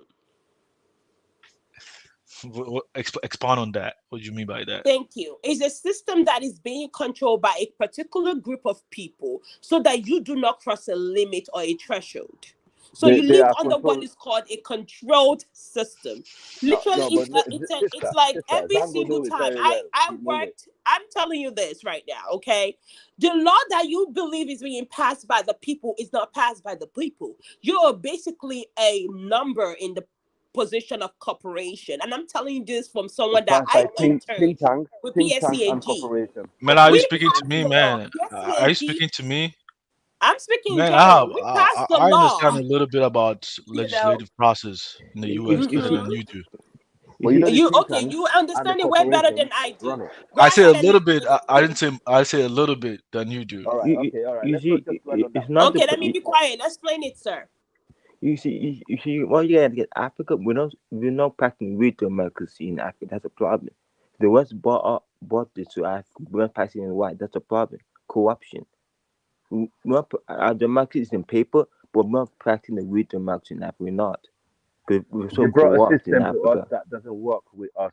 It doesn't work in Africa. Wait, so can I follow up on what you guys are saying? Because Yeah, go on, Caesar. Yeah, I come complete. in, Caesar. Yeah, and this also touches on what Kaiser was saying about me, which people just don't. I think that because I was raised in the I was raised in a country that works. I think people who were not raised in countries that don't work don't realize this. In America, America is so decentralized. I mean, we have local governments running airports. Like the Atlanta airport is the largest airport in the world. It's run by the city of Atlanta. Like people don't understand how decentral a mayor can say, "Look, we know it's illegal to have marijuana, but we're going to say it's legal here." There are states where you can't get deported. They tell the people who deport people, they say, "Don't come here. You're not allowed to come inside our city and start deporting people." America is so Thank you. decentralized, and Thank you. Africa is not decentralized at all. Like You. Texas, they have oil, right? Do you know they don't share their profits with anyone? It's just that Thank state you. that incentivizes Texas to actually improve their oil refineries. Like Thank you. Texas has 14 ports. In Nigeria, how many Thank ports do you. we have? And when you say we need more ports, Nigerians are like, why do we need more ports? In Texas, they have 14 ports. And if you look at the coast of Texas, you'll know it's smaller than the Nigerian coast. So what am I trying to say? Africa is not decentralized at all. You can't even. Do you know how many rules there are in Nigeria? You have to go through the federal government to do. You have to go through so much to get to what you need. Thank you, my brother. Very Whoever true, you very are. true. So I agree with that. Yemi, I what agree is with your Caesar on point? that Yemi, one. what is your point? So here's my point. When people attack democracy, You stole the voting part from the white man, but you didn't steal the decentralization part, which I don't get. Because that's what makes it so crucial. Exactly. I mean, I don't know why like they're attacking democracy. You say that the country is decentralized Can you just when wait it comes to this 1 minute? country. 1 minute. Let me Yeah. just That check to is see that. what Africa was. Africa was a tribal state, and then you didn't. They didn't steal it. It was imposed on you as being that I'm African. You imposed me to be Man, your people was Nigerian. You imposed upon me to have democratic. You said I couldn't have. Let me tell you something. You said that I couldn't have an emperor, a king to rule me. Okay, so I have to have a president. Okay, so you have two state. You have almost 2 to 3 state ruling Nigeria. You have still the local, which we have our kinship, chieftaincy, and then we also have our the governancy. Am I wrong? Go ahead. Listen to me for a second, right? Even in your country, even in your country, Nigeria, right? Even your country, Nigeria, right? Yeah, even in your country, Nigeria, right? Because a lot of times Nigerians tend to boast like they have, higher level of education, but most of the time, the people in southern Nigeria, the ones who embrace like Western education and civilization, they are the ones that tend to be more successful than the ones in the northern part, which are more inclined towards like Islamic way of civilization, right? That's why a lot of the time Southern Nigerians call our bookies as backwards and stuff like what? Why? Why? Because the Southerners are sellouts. No, I don't think so. I disagree. No, but no. Oh, I'm not saying I agree, but I'm just outpouring what a lot of Nigerians say They're on this very calling them platform. that because they're sellouts. They literally sold us out. Yeah, but They're you sold guys, out. embrace the Western way of life. We Civilization. embrace it because Your people thrives in foreign you gotta societies. understand it. Zango, let me add another different opinion. How did they not sell out? Can you tell me? I'm sorry, say it again. Who sold out in Nigeria? Can anybody respond? Nobody sold out. We all sold each other out. Please, let's No, leave that. what we meant by sold out. We all sold each other out. Let's leave that one. Because if you want to pile up blame on one ethnic group in Oh, Nigeria, please, let's not go there. It's not one ethnic. Everybody sold each thank other you. out. Thank I you. I agree. agree. I agree. I would I not even agree. disagree. We're talking about culture. Yeah, a lot of the times they look down on democracy, but democracy has done more good than harm to some of these I'm a countries, right? supporter of democracy. I will always be for the king. Yes, I would prefer Like that democracy works than other because things, you definitely. can't be Yes, ruling a but country for 4 years and think, oh, this man is going to be here for 4 years, is going to do it better. But in reality, he got there for 4 years and he just want to get what he can. But And my we thing, think, then oh, you we still let have us see you still America. have chance to America change is them. working. America is working for the people, but I said the same thing with America. Even the presidency, whenever they go there for 4 years, they do what you can see. Okay, not what you don't see what is behind them. Okay, you only see what they show you, what they need you to see. That's how it works. but Period. in It's my literally that's what it is. So It's like like me. so why are you I against said for democracy? I long. mean I will tell you something. I the will tell system might have some disadvantages, right? you see, Janji, But at my least opinion. we have to acknowledge that, I'm not a democracy person. I would yeah, never but support I'm just saying that generally, even on this platform, because we're all Africans, right? We always say like, we want to unite, right? But on several occasions when we have conversation, we don't agree on a single thing, and this is where democracy comes into play. But we don't That have to gives agree to a single thing to be part of democracy, though. This Yeah, is where but it's talking democracy about is mostly democracy. the majority carries the vote, right? I I think mean, Yeah, but it's a used to way a to kind of help democratic solve the problem of the it doesn't mean misunderstanding. my Come on, brother, stop. because you're not a you winner, are you used have to to be a it. sore You are loser. used That's to the it. thing. You are used to it. Get out of a democratic system. Get out of But it. Go to a but nation. Oh No, my but God. no. I'm being real. If democratic system work, why does Europeans to have their kingships? I just want to know. You could- Why do uh, they eh, have But eh, they eh, still eh, have eh, democracy. I mean, it's ceremonial. They have it's It is ceremonial. ceremonial. Thank but you. It's It's not. so you think ceremonial. They that have is no real power. ceremonial? You Okay, could go I'm ahead done. if you want to have but something. If you you say see so, Let if you if you say say so. It's ceremonial. I mean, they should get rid of it because they shouldn't be complaining about their taxes going to them. Well, it Okay, brings loads of money but for the it's okay. UK, for example. The I'm gonna UK argue. royal family brings tons of billions for the government every year, so they will not get rid of it. It's in their advantage to keep it. Like, I'll give you an example of Northern Nigeria. They do have the emirs, that actually attract loads of different things into Northern Nigeria other than politics, and they will not get rid of it because they kind of, with opinion, it's about the opinion of the masses. Yeah. But you see what John D is saying is the truth of the North. I think the North has not benefited Nigeria at all in a good way. What John just said is the truth. The North. So you said the North did not do Nigeria a favor. Why? It doesn't benefit Nigeria at all. The North don't care about Western education. They don't care about Western values. The North Nigeria doesn't want to change. That's a bit clear. Sorry. The North Nigeria doesn't want to change. That doesn't benefit Nigeria at all. I think the North have destroyed Nigeria's image. The North Nigeria. They have not benefited Nigeria at all. A lot of you guys will probably be Dusties, right? Right. Why would they change? Why? A lot of you guys will probably be Dusties if you are still residing in your respective countries, right? I mean, you have to be grateful. You have to be grateful that the white man gave you a language that you can read and expound your knowledge about Good history. point, Zongo. That's a good point, Zongo. Chuka come in. Chuka Igwe, come in. Well, one point though. One quick point I just want to. Can you write in Hausa? Yes or no? Who?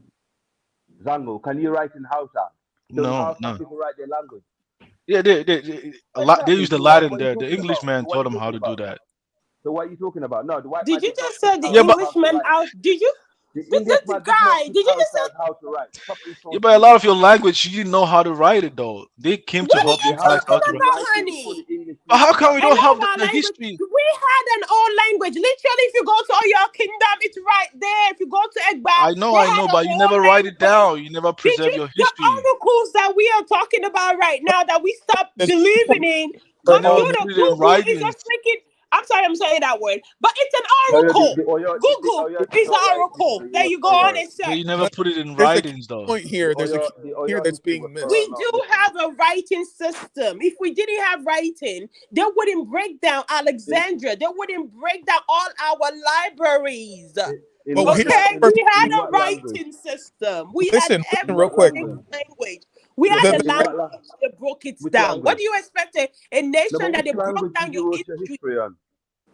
Right, but the great questions of our day are not answered by majority opinions or by great speeches. They're answered by military power. The reason why we were colonized and subjugated is because we did not have battlefield technology and we lost on the battlefield. So military technology is prior to governance. So the reason why we're in the position that we're in is because we lost on the battlefield. So we it's just that simple. We didn't have a weapon that they had. Hang on, Tukwe, you can't generalize like that because not all West Africans lost in the battlefield against colonial. Some West Africans were successful. So you got to remember, not all West Africans. Ones that were colonized lost. Everybody here who has a colonial, everybody under neo-colonialism lost. Yes, that's true. I agree with that. Yes, I agree. Do you say, okay, so you have to understand what happened to us was a war. It's basically a war, and we lost the war. I agree with you on that aspect. So Yemi, do you guys like write your languages? Like, do you used to write it? Yeah, they did. They literally Prior to like the. In what language? No, I don't listen, sister. Did you preserve your history? Like the Oyo. Did you preserve your history? We do preserve history. Yoruba preserve their history. So like, where did they? Like, I mean, based on historical account, where does your history dates back to as far as like the writing is concerned? The only people I know, the only kingdom, the only empire in West Africa that we know that wrote their history with the Mali Empire. What about Inri? We had our own writing system. What you mean, bro? Yeah. Every West African had their own writing system. The third so you mean the Igbo people had their own writing? Well, it wasn't just Igbo. Is it called in drinking? They literally had a whole writing system, so they would not be understood by the colonizers. It was way before the Igbos actually started speaking their own Igbo language. Well, whatever you think.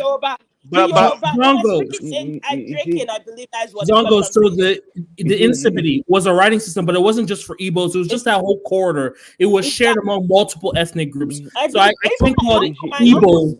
The reason Yeah, why but the reason why the I said oldest not book, has where does Nigeria. it date back to? Like the oldest book of the Insipidi. The reason why I said it not has been Nigeria. Look at come from Nigeria presidency. You know, anything a president from the south in Nigeria comes to do battle.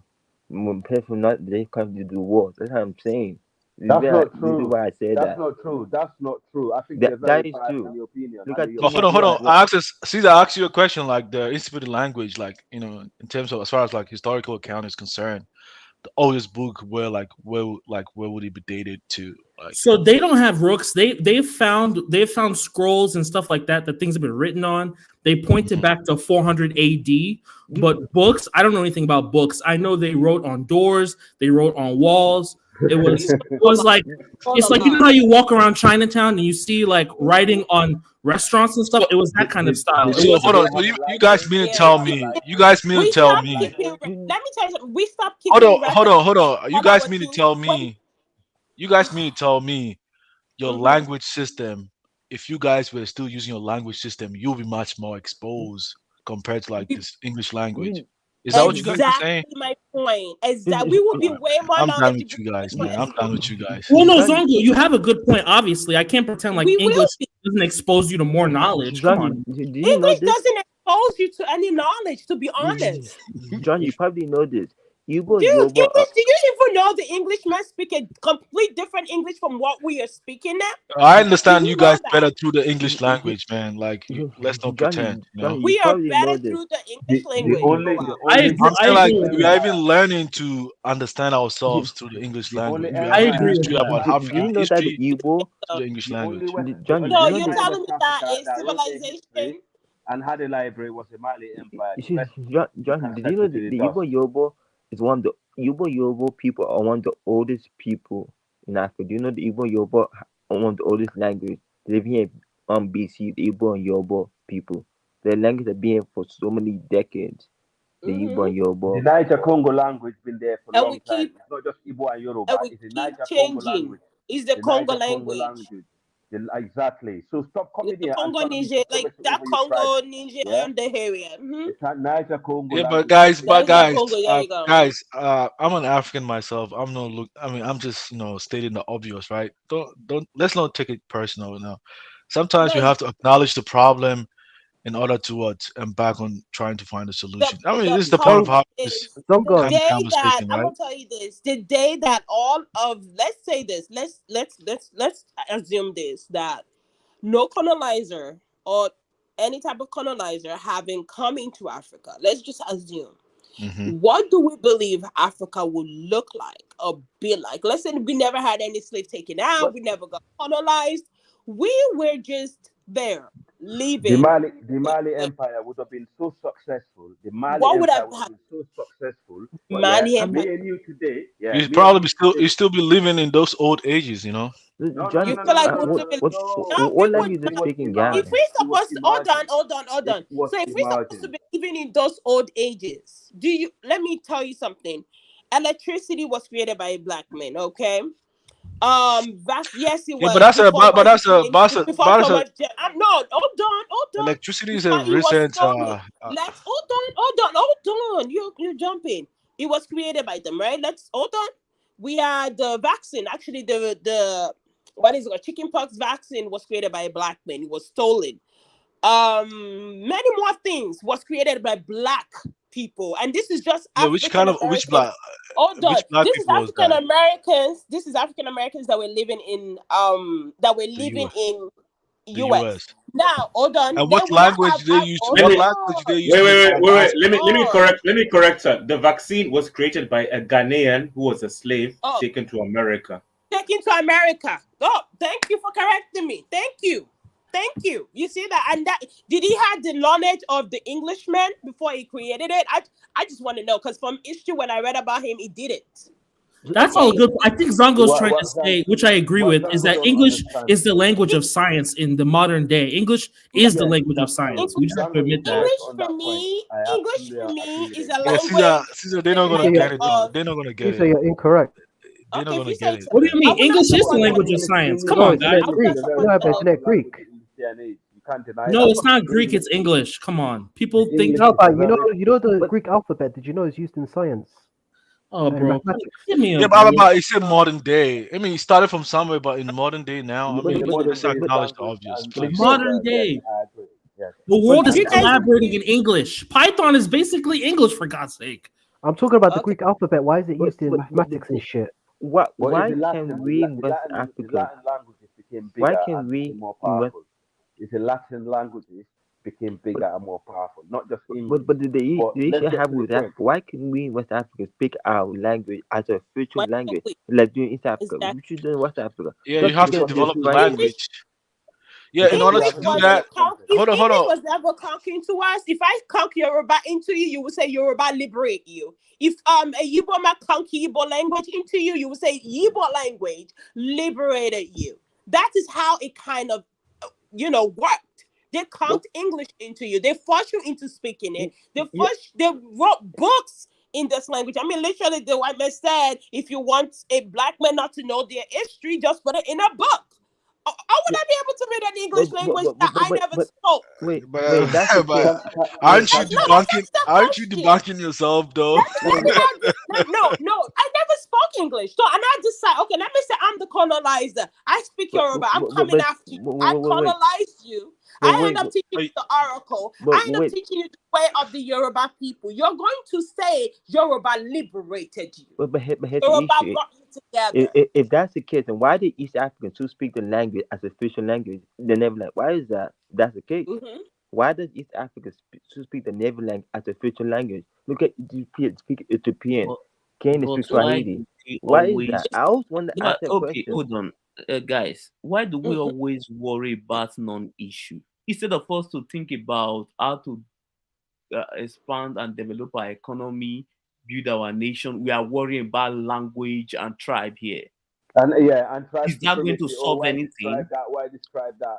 Well done, yes, Always I totally tribe, agree with that. language, and If you this. I want don't to, care if we speak whatever. Yeah, Nigeria if you first. want, You're the one who said Pidgin is the national language of Nigeria. If you don't understand the language, how can you make an economic decision? We But it's At the use a type that highest of to level. English. Oh communicate to the God. in the but local level. If I want to speak to people who didn't who are Pidgin is illiterate, well spoken in I use Nigeria that broken. everybody I use Yeah, communicates. but the broken That's to the part. system of everyone. Hold governance and the on, economic because system is not in everyone Pidgin. Hold on. understand that Hold on. that particular language, which is pidgin. Hmm.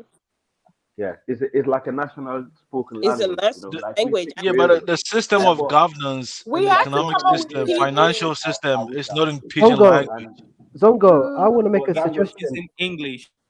Zango, let me just tell you. Basically, my point is, let's focus on the people that manage to build sophisticated empires and how they manage to do that, and focus on Yeah. that building forward, right? So we know Yes. the third oldest library in the world as we speak, yeah, probably the second is in Mali, Oh, right? Hmm. So we know Yeah. Mali Empire. They did not just wrote the language, but they wrote science. You know Language. how to make medication, how to do this, how to do that in the You, languages, right? In AI, their can I language. can I Yeah. respond So to let me just hang on 1 second, right? So we should focus on that. We should focus on this empire that managed to raise us to higher bar, where we got disrupted because Mali Empire did not came to an end. It got disrupted. It was, if you look at the money, the amount of wealth that was generated during those days, you compare it to now, Africa will be probably the richest place in the world to live in, right? We actually, if you look at the Middle East today, they don't produce a lot of stuff in the world, but they actually do have a wealthy amount of middle class population in the Middle East because they know how to, to trade and deal with their stuff. So these are the sort of things the Mali Empire used to do. But at the same time, they was also focused in science, and technology you, and other different things and communities, how to govern and rule other you, communities and make sure you they see, have a system in place, people can live in peace and cohesion. So you, this is what we should be talking about, going forward.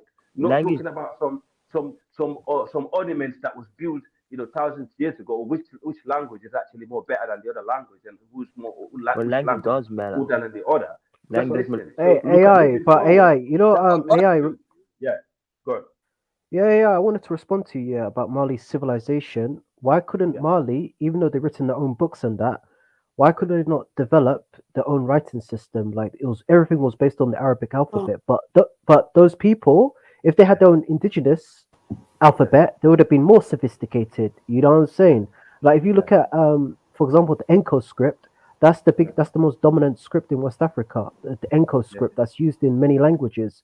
If at that time they developed their own writing script, they would have been more sophisticated. Yeah, but good question. But if you look at the English language, the Latin language, it's not originated. Well, English is a bastard language. No, but and it's it is based off not Latin. exactly. It is not originated from this part of the world. It's a Latin language, right? You So see, they adopted it and they built something out of it, right? So this is what we haven't managed to achieve with You see, English the reason and why it's a French and the language, Latin man. language. No, can I finish? So this is what we haven't done in the modern days with all these new languages that came in place. However, we managed to achieve that with the Arabic language in the past. So it kind of shows, we are more closer to that sort of language family than we are to the Anglo-Saxon language. The reason why it's a language, And let me stop tell you interrupting why my it's a people when I'm language matter. speaking. Let me tell you why. You're annoying, bro. Listen, don't interrupt me when I'm speaking, right? Be quiet. So basically, you need to look at what you did that worked for you in the past and do that, and stop doing the same mistakes. Otherwise, you're gonna end up being a dumb fool. This is our problem. We need to look at it going forward. We've still got the third oldest library in the world in our region that we can be proud of. But nobody ever talk about it because it's not the tribe is not part of it. No, so let me. So sorry. I hate to rain on your parade, and this is my only advice to my Islamic brothers. Right, you got to let go of that path. Islamic Because no, because Yo, look, Caesar, what's your problem with Islam, by the way? Now, what happened with the Mali Empire, which is why I used to think Mansa Musa was inspirational. Now I think he's the biggest fool in the world.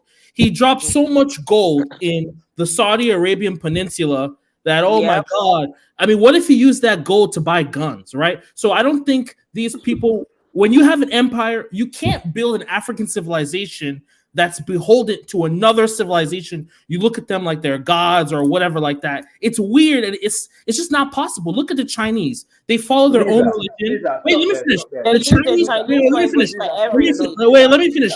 Let me finish. The Chinese. Wait, let me finish. The Chinese follow their own religion. Confucianism. They have their own language. The Indians. They have Hinduism. They have their own language. For Africa, we're not going to follow the Arabs. I know you guys want that, but we're not going to do that. We're going to follow Africa. I'm willing to learn Swahili. I'm not willing to learn Arabic. So there you go. I support that. I support that. I'm not following the Arabs. I'm not following the. We should. Or maybe. The Catholic Church is telling us to approve something. Yeah, they're going to bring laws that is against us. Let me ask you guys a question. Are you guys willing to accept? Are you guys willing to accept the Hausa language? Never. Are you guys willing to accept the Hausa language? Zongo, I'm willing to accept Hausa. If Hausa people stop practicing Islam, I'll accept Hausa language. I would exactly. Thank you. Whoever said that, I appreciate you. The Hausa language is the popular language in West Zongo, Africa. see, people don't realize how Pan-African I am. I'm willing to accept Hausa. People religion because they did worse to us than and even before they did way worse. What do you mean worse? Can you go into detail? The day you stop practicing and worshiping their God will be the day I will say, okay, let's follow the lead of that. No, seriously, I will follow. I will learn Hausa. If they leave Islam alone, I will follow the Hausa language. Would you say the same with Christianity? I will agree with Christianity. Let's put this to the table. Christianity, Islam. Let's put it to the table. I'm a believer. I would not lie. I'm a believer of Jesus. Okay, Jesus. No, but can I respond back? Can I respond? How dare you? How dare you? No, but can I respond? How dare you tell a tribal ethnic group in Africa to stop believing what you're believing? Because that's going to cause division. What Caesar is saying. Bro, where are you from? I need to know where you're from before I even debate you. Where are you from? Me, I'm from Somalia, born and bred Yeah, in okay, UK. it's okay, buddy. You see yourself out of this Somali, one. please. But you're Please not, but stay you're out not, of but West you're not. Africa. No, we can't. Stay out of this one, buddy. Stay out of this one. Wait, Please, just stay out of answer my it. question. What's your problem with Islam? You see, Why? can I say something? No, you The way I can't. say one language, man, what's the language, man? What's the difference to the two? Look at India, they speak their own language. Look at Korea, Yep. Japan, they watch their own language. And their economy do much better than other African The economies. Arabic That's a language, fact. Arabic You can't deny language, that. the Let's Arabic ban language it. is Thank always been Why close should to we worship? Africa. Why should we Arabic worship? is Why always should been close we to Why have should we been? worship other It's always foreign been close to religion? Egypt. For what? The Egyptian been writing Yeah. Arabic, the black Egyptian been writing Arabic from the get-go. It's been closer to us from centuries, yeah, before English and the Latin languages. And you guys need to learn about your history and stop being religious bigoted. And Al, We that's do why not Mansa forget- Musa dropped That's so what much I'm gold saying. in Saudi All Arabia. I'm gonna say to you is fuck Oh, you. that's He why went to Mansa go Musa do. dropped so That much is how gold in they Saudi target Arabia. us. He did not That is how protect the they Mali tagged us. Empire. Because I of totally him, agree they with tagged you. us. I totally Because agree of with you. him, our economy Can you dropped. stop interrupting? Imagine if Mansa Oh, I Musa kept his apologize. gold. I apologize. Go Guys, ahead. imagine if Mansa Musa used his gold to buy guns instead of giving it to the Arabs to show them he was a true Muslim. Just imagine that. The only problem Mansa Musa did, he did not protect the empire. If you build wealth, you cannot protect it. It's a big mistake. I totally agree with that. But you cannot come here and be misleading and trying to ridicule the entire empire based on one mistake that they did. One mistake, he dropped so much gold, didn't the price of gold changed for decades afterwards? He gave all his money to Arabs to impress them. The way He was building trade routes. He gave all his gold to impress Arabs. The reason why I say all countries in the world do that today. They use wealth to gain wealth. You spend wealth to get wealth. Okay, right? what did Africa gain from him giving all that gold to the Arabs? What did Africa gain? Thank you. Slavery, enslavement, Oh, killing don't our talk people about. when they take them Do to not talk. when they Do not take talk them there, about they walk slavery. to Do death not and talk then they about cannot slavery. reproduce. Do not talk about it. Your people sold each It's other out. true, but that's the truth. Let's not say not. I'm sorry. Yes, that's true. I'm sorry. You see, the reason why I say Africa should stop worshiping all this foreign Name me another religion. empire that was richer than the Mali Empire around your region. Give me one empire in the region that was wealthier and more sophisticated and more relevant. No offense, they had gold. That's why they were wealthy, and they That's gave it all away. The gold was natural to their land. What is to be impressed by it? They had gold plentiful in their land. They gave it all away. Can I say something? They still have more. It wasn't just gold. You see, I want to They say still have something. more gold. No, they still have more gold. They would have impressed me if they used that gold to buy guns from the white man. Oh, they would have impressed me. Oh shit, they would have impressed me. You see that? I think you guys are just jealous and envy of the Mali Empire. Wait. We can never be jealous of you, brother. It's not jealousy. You- We just you- think. you see- It sound like it.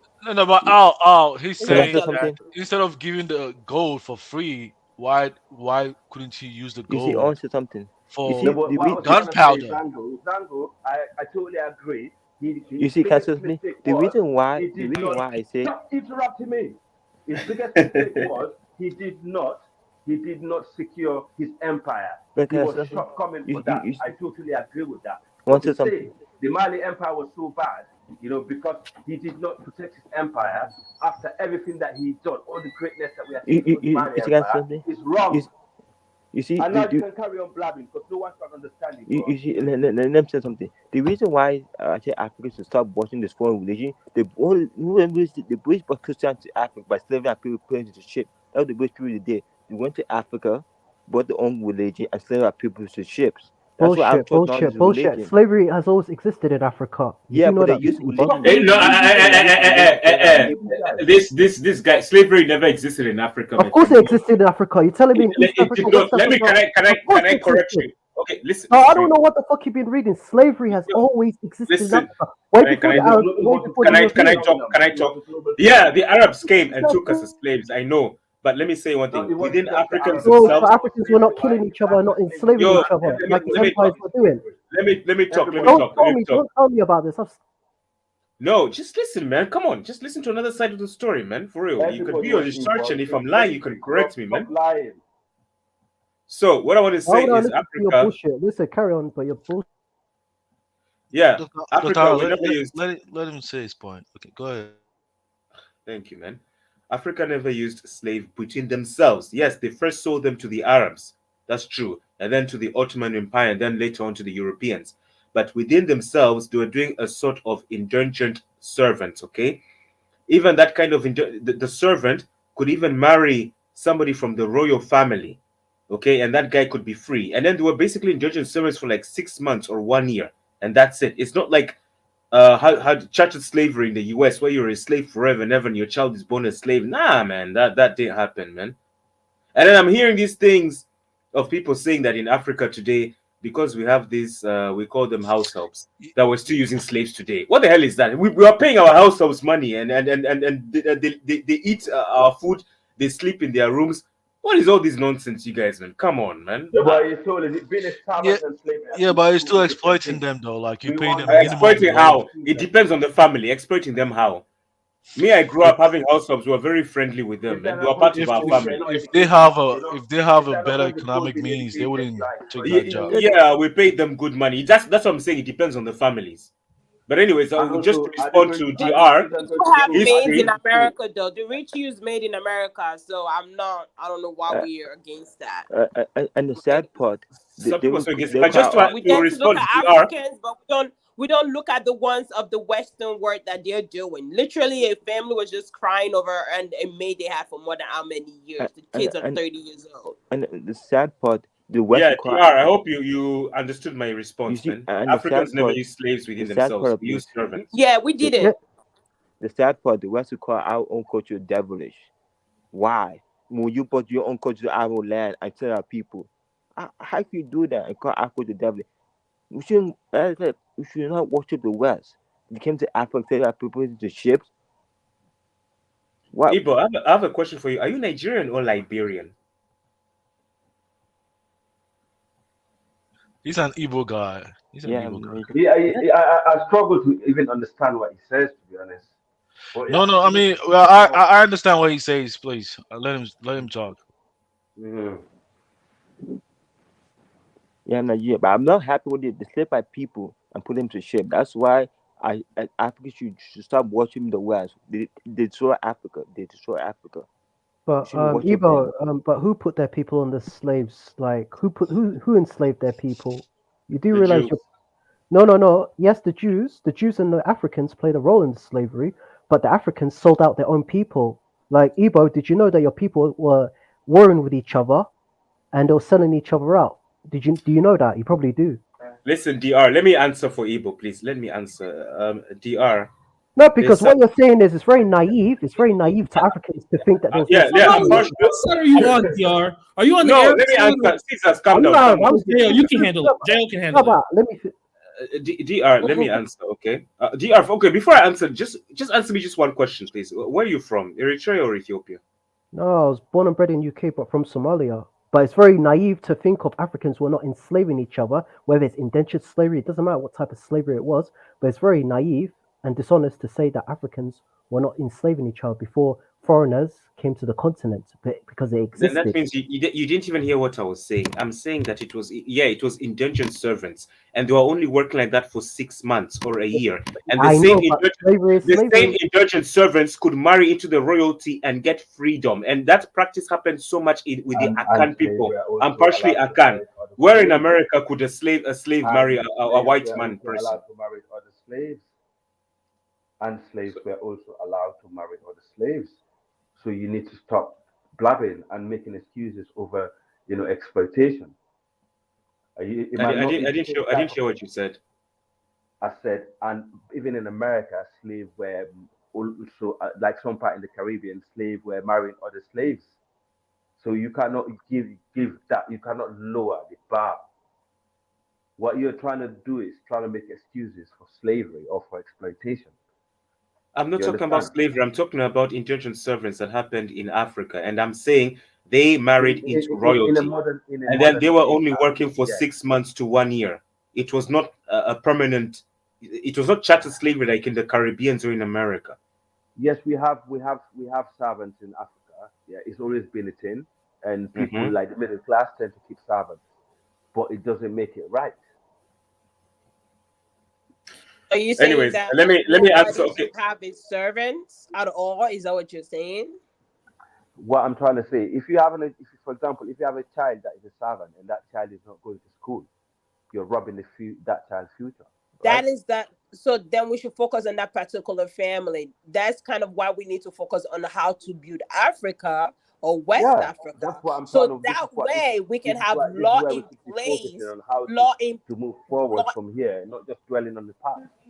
yeah, That's law all. in That's place to help prevent having children working. Like right now, actually, Nigerians, I'm so proud of this country for now. They're working on preventing children being maids in houses. Like if you can report, and if you report that, they will do something about it. Like it will take a while, I won't lie, but they will eventually do something about it. You get what I'm saying? Because recently I've been hearing a lot of families that, I'm aware of. They say, yeah, like children, they're avoiding having children being maids in the house. Well, no offense, but that whole when people try to indentured servitude and slavery, like anyone who tries to say that indentured servitude is almost the same as slavery or nearly the same is intellectually dishonest. They're lying. I mean, I don't even just like stop talking because like I know people who had indentured servants. Their indentured servants married into the family. They went to school. Like even this concept of indentured servants not going to school. Where I'm from, they go to school. So you can't compare that to slaves that weren't even allowed to read. I mean, come on, guys. Like I just agree. stop. Just stop completely. Like stop. Yeah, okay. So Titi, that's what I was actually saying earlier. It depends on the family. Now, let me respond to Al because I think it's Caribbean, I'm not sure, and DR. Okay. Oh, DR. it's a Fulani supremacist. Yeah. Okay. I didn't know. The Fulanis were even the same ones who first attacked the Dahomey people. But anyways, DR. Just to respond to DR. DR is telling us why did Africans go? Why did Africans go and sell and be traitors, be tethers to the white man and sell slaves and all those things? Like what I don't see Pojosta. Like what I was saying, and like what Titi was saying. Those days in the 16th, 17th, 18th century, my math is not so good. There was no colonial boundaries. I've no second Pojosta. Yeah, telephone. There was no colonial boundaries. Okay, we were living in tribal boundaries, and we were doing everything to control our tribal boundaries. And because we didn't want to be attacked, we didn't want to have wars and everything. Okay, yes, we were buying our guns from the white man. Okay, so the white man tricked us. They played what they keep playing like today, divide and conquer. So they will come to us. Let's give an example. The French, they will come to us. They will say, "Hey, Joe, we're going to protect your tribe. Okay, just do this for us. Do this for us. Give us this, give us this, and then we'll do everything to protect you." We know all And this. secretly behind my back, they will go. Can I finish? Can I finish? My roommates are complaining. I'm making noise. I'm going. I'm going now. My neighbors are complaining. I'm making noise. Let me finish and then I'm going. You can talk. Then the French will talk to me and I said that. Then behind my back, they go to Caesar's tribe and say, "Caesar's, Joe's people are doing this and doing that. Okay, we'll give you this and give you that and protect you. Okay, all right." And then you give us people. That is how it happened because of the pressure and everything. The same way today, countries are still trying to protect themselves. Right now, Eritrea, you're very familiar in the Horn of Africa, Eritrea is trying to protect itself from Ethiopia from invading it. You see? And the white man, obviously, Americans, I'm sure, are going to come and start saying, "Okay, just do this for us." Okay, the president of Eritrea is not that stupid, but let's just say he's a puppet. They will come to him and say, "Okay, do this for us, do this for that, and we'll give you the arms and everything to protect yourself from Ethiopians." And they will secretly go to Ethiopia and say, "Do this for us, do this for that, and we'll protect you we'll help you invade Eritrea." That is how it was going. It was pressure, pressure, pressure, pressure. We were not stupid. We were not tethers. We were not. Man, I just hope you get it, DR. Yeah, I mean, come on, it's simple. I'm gonna support you, Jill. It's just like what is happening now, where they went to Nigeria, telling Nigeria to go invade Mali, and they're gonna do this for Nigeria, they're gonna do that for Nigeria, they're gonna develop. All of a sudden, we have train. All of a sudden, we have this. All because of what? Pressure. They're telling Nigerians, "Oh, now you need to betray them. Now you need to." They're basically making rules for Nigerians, telling them what to do so they can be part of this whole style thing that is going on now. Do you guys are even aware of that? So it's basically pressure. They don't want us to break free because if we break free, eventually we're going to lead. The You know, I Saheli support countries. What are you Nigeria gonna because lead? this has What been What are you going gonna over and lead? over and You're over gonna and lead. over What's you again. gonna lead? The Yemi, Saheli countries will create Mrs. another Tribalist. Mali empire. What are you That's what gonna I'm lead, saying. Yemi? What am I going to lead? Who's calling me Mrs. Tribalist? You are. You just say like your. Because I've never heard you saying. I mean, over the past few minutes that you've been talking, you've never even say about nothing about Nigerian. It's all about your tribe and how your people knew I never said democracy. anything Yeah, about my tribe. I'm saying about it does come Nigeria. across like that. I'm saying about my tribe because that is what I'm aware of. That's like that's who I am. So I can't really deny that. And I do say about Nigeria when it concerns the whole Nigerian. Does that make sense? Because I'm researching about myself as well. Because whether we like it or not, we Yoruba, Igbo, Awusa, and eventually we are all kind of like a lost cook. Like You do literally, realize we like are. Nigeria is Whether we like like it. it's a bigger tribal state that if There's, you don't of course, there identify is yourself as every. such, I you're know. There's gonna a whole bunch. you're gonna be I lost in the know. bubble. We are a Songo, lost bubble. Songo, this is a response to Caesar. Do you think we're all tribal? I identify by my ethnicity and tribe. Do you think Africa, the current state is in now, it should just break into pieces? Because Caesar would be against that since he's a Pan Africanist. No, so people don't understand my views at all. At all. The reason why I support separating some countries, right, is because I understand the only answer is decentralization. But most Africans disagree. They want one man to have all the power, which is why nothing gets done. So I say, look, if you're not going to decentralize it, at least separate the countries. But I know separation is not going to happen. So at least decentralize it. I'm still Pan-African. It is going to happen. It's I don't happening understand all over. why people don't understand it. Like, So yeah, like just ask them like if they let one man Caesar, rule and the person becomes corrupted, Songo, how are please they gonna allow me. oust him from power? Exactly. See, Is that Caesar? I'm Yes, sorry. Caesar. I am If you Caesar. Caesar, look I at think I'm it, gonna cut most in. Like I Nigerian said, citizens, I they know. don't want progress really. For me, like me, Uh-huh, I support fully 100%. I support mhm, state and local police. mhm, Nigeria need to have state and local police because what we have right now is not good. It cannot safeguard the country. There are I some agree with. places I totally agree with the it I just agree. decentralization. corrupt. I agree with that. That's not just in Nigeria. Most African countries need to decentralize. Mhm. Even in the Yeah. UK where we live, it's actually decentralized. It's all. Dwayne's Mhm, got their own parliament. Scotland's got their parliament. The UK got their own parliament. And in fact, mhm, every election in the UK, their politician, what they're campaigning on, is about moving power locally to the local people. I mhm, totally agree with that. But Oh, at the so same time, but hold on. let me just Oh, finish, Zango. go One ahead. second. So when the decentralization, is a big, is a mecca for corruption also. Because if we mhm. decentralize a big state like Africa, the corruption will be more rampant. You Yeah. understand? And No, accountability I will completely be a disagree. problem. Accountability will be a Do you? problem. I think in the future, let me finish. In the future, decentralization, I can definitely imagine, is the only way to go because the continent is too large. We've got loads of land and we have tiny population and we have different tribes and there's more complication in the continent. However, is a graph as it stands without the system in place, for decentralization, the corruption will be so bad. Our accountability will be zero and will be actually invaded, again. So I therefore disagree with decentralization right now. That's my point. That's my So response to Caesar, Caesar. So And Al, please the thing let me about decentralization is this. So you look at northern Nigeria, 140 people were killed by someone. Um, and right, and we don't know. So here's the thing: if they had state police, so okay, let's say 140 people were killed. Who do I blame? Right? I say, do I blame the the governor? The governor of governor that will state. say, Yeah. look, we're not allowed to have police. I don't have any soldiers. I don't have any weapons. How is I supposed to keep you safe? You already It's the skipped governor's local, fault. so you It's the can't governor's blame fault, local. but that Wait, has you to be the can't blame government local. You to can't provide blame security. states. Then when you go federal, the president has to deal with all these different issues. He may not even know that 140 people were killed. He's only okay. Maybe he'll send in the army, maybe. But how do you even get the president's attention? So when you don't have decentralization, you have no one to blame, and nothing gets done, which is why people leave the country. Boom. There's no, Well, no. yeah, Caesar, I can Caesar, I can understand your Caesar, case a Caesar, little bit. I think they have this.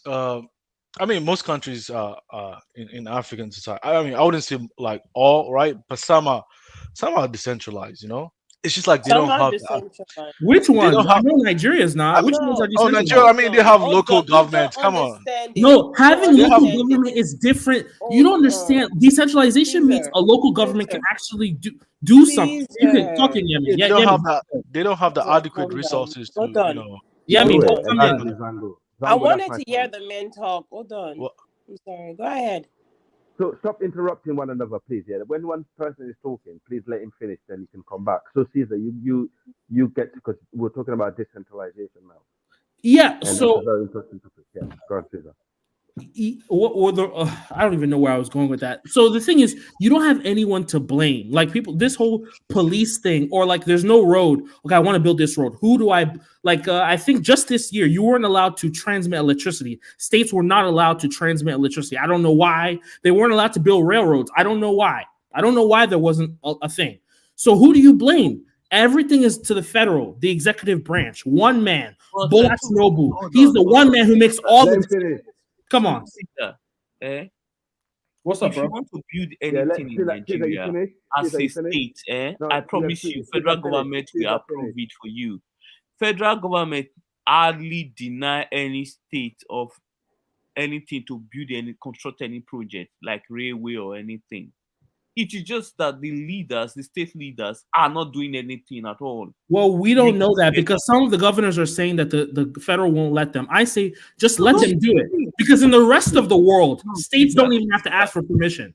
So why don't let them Name fix the one state. law that Hold on. Can Name I one speak? state in Nigeria that have asked federal government for something and they declined. I don't know what they made public and what they make private. This is all You elite see, people. then don't just assume Well, because I'm if gonna you assume UFC. You don't get. That's not how the rest of the world works. In Texas, you can build a railroad. The that's how Texas US governor works. doesn't have to talk to the president. I mean, I don't understand. Imagine like some people but just don't hold get it. on. I'm sorry. Yeah, but But, Caesar, hold on. Like, there's a distinctions, right? I mean, Mhm.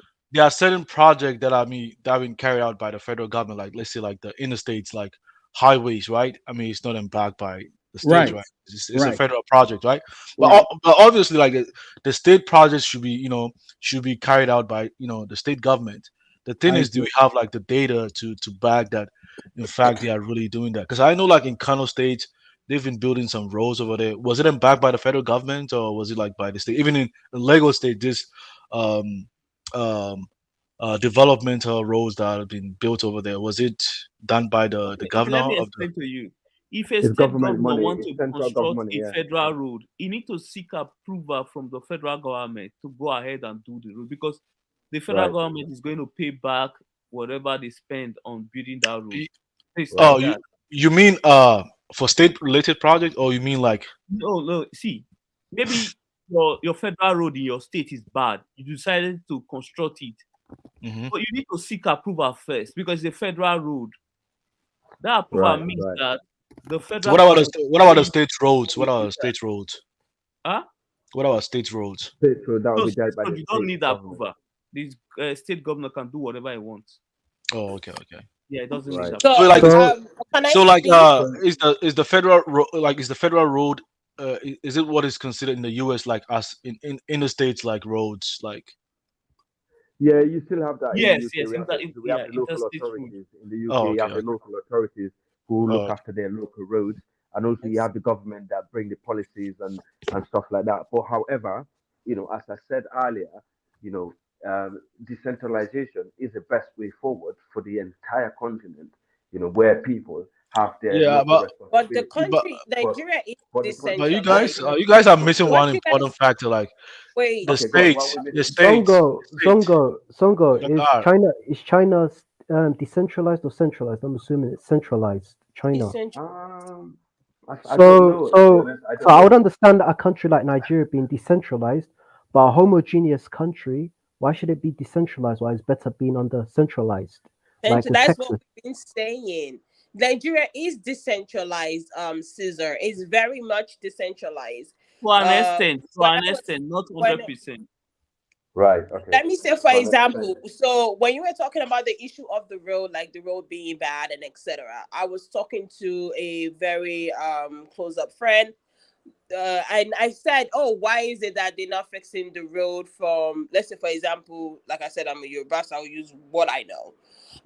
For example, they're using the road from Ikorodu going all the way to Ijebu, like going to Ijebu and stuff like that. So I was asking, I said, why is it that they're not fixing this road? And there's a very important university that some Nigerians will be aware of. Caleb University was right there. And I said, what happened? He explained to me that Caleb wanted to actually fix the road, like they didn't mind fixing the road.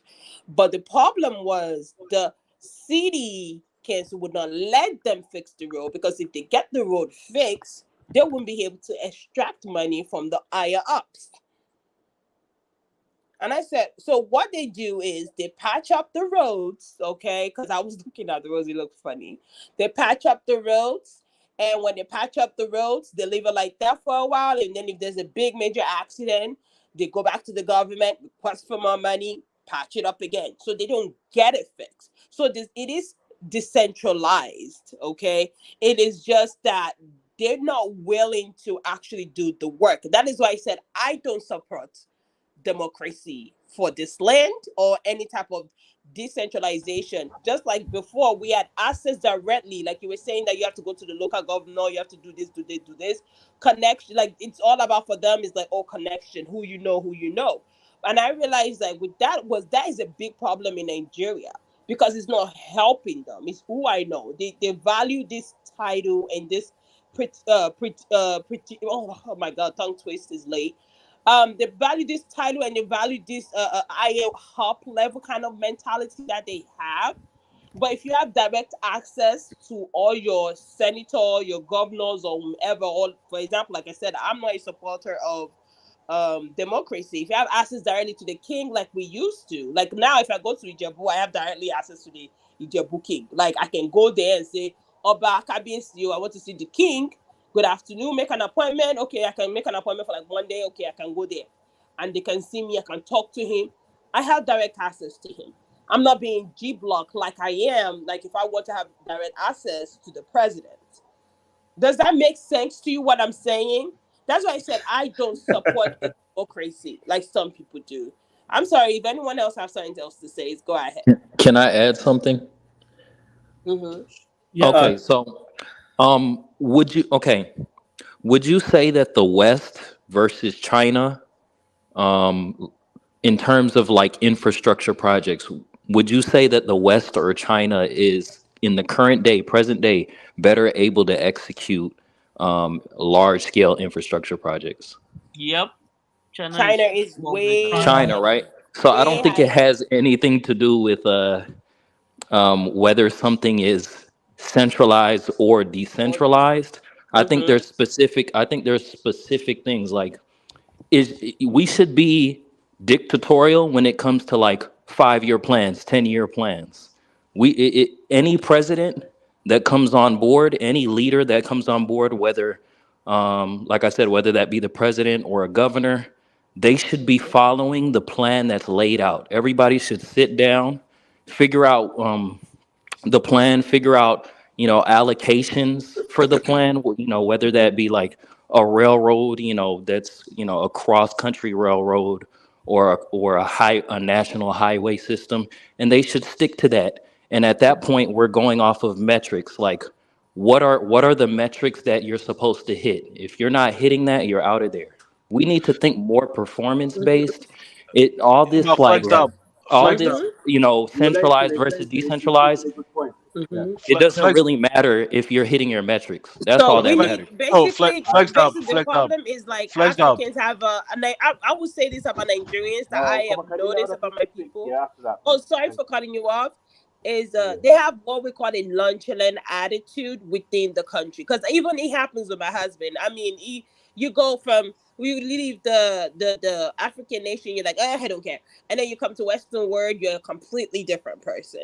So Africans has this nonchalant attitude about their land, though they say, oh, we love Africa so much, but you're not willing to upkeep it. You literally don't care because everyone else around you, if they see you doing something that makes sense, okay? Like I was looking at so many things. I'm like, oh, I can use this and that. And they were looking at me like, no, why are you doing that? So you know, they were looking at me funny, and I'm saying, Yeah, but I oh, mean, a lot of you guys just speak highly of very China. nonchalant.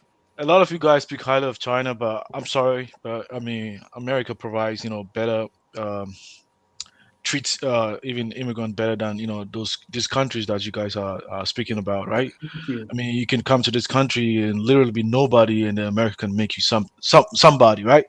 So a lot of the times, I don't know where the animosity comes from, especially when No, no, you no. That's not what I benefit a meant. lot. I meant infrastructure projects, like large No, no, scale infrastructure. I'm not uh, talking about personal freedoms. yeah. Okay. So, as far as infrastructure is concerned, right? I mean, states are not the same. I mean, having a centralized, system, it's counterproductive. It's not efficient. It takes time. You have to give the states the liberty, the freedom for them to decide based on the geographical location of the area, right? If they have certain natural resources within the area, they should be able to decide where to allocate the resources to, right? In order to produce the necessary outputs for improving the standard of living within the particular state. You shouldn't centralize that.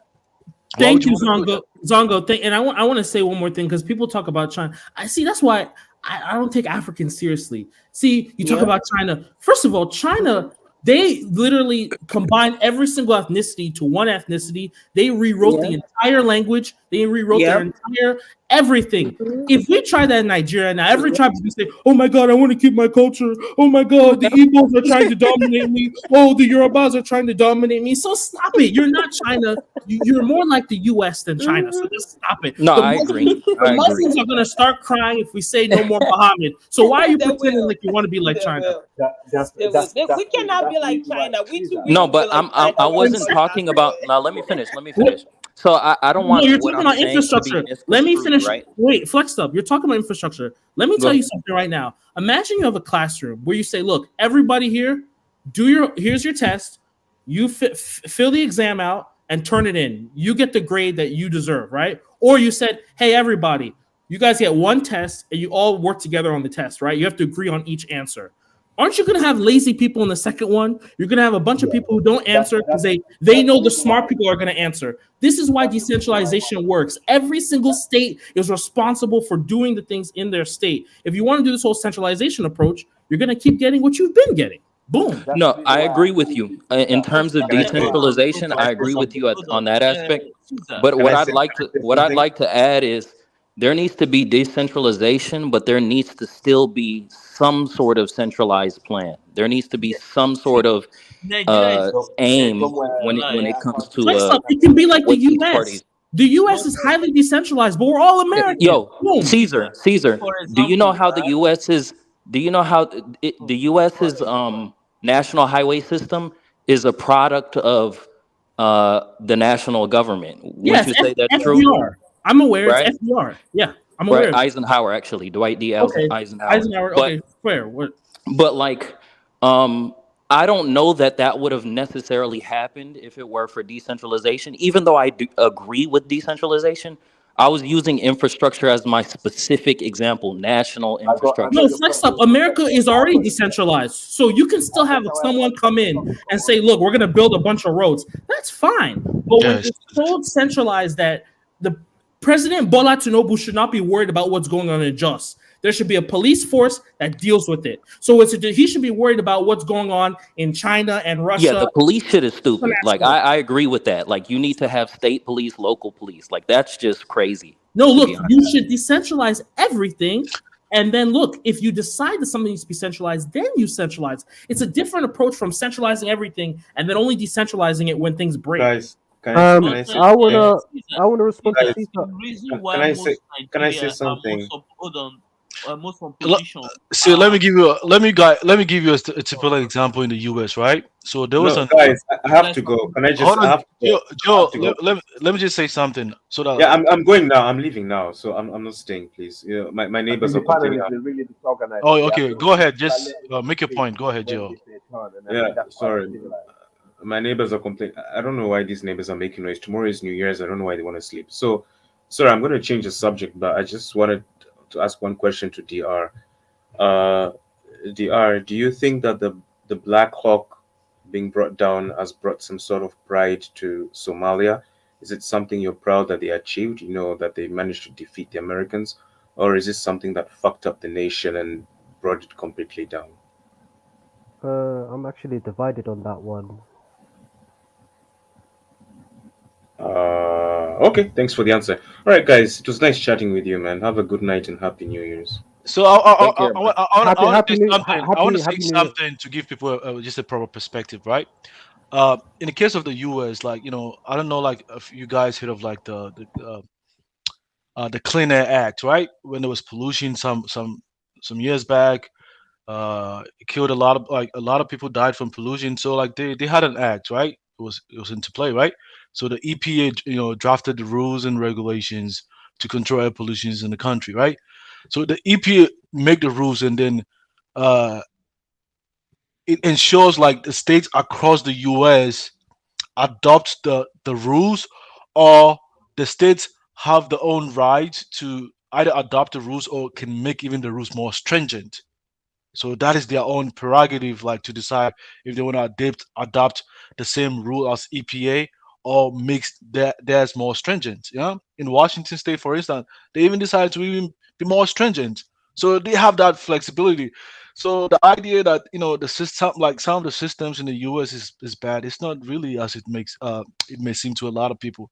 The only challenge is that implementing this rules and regulation involves a lot of resources and capital, right?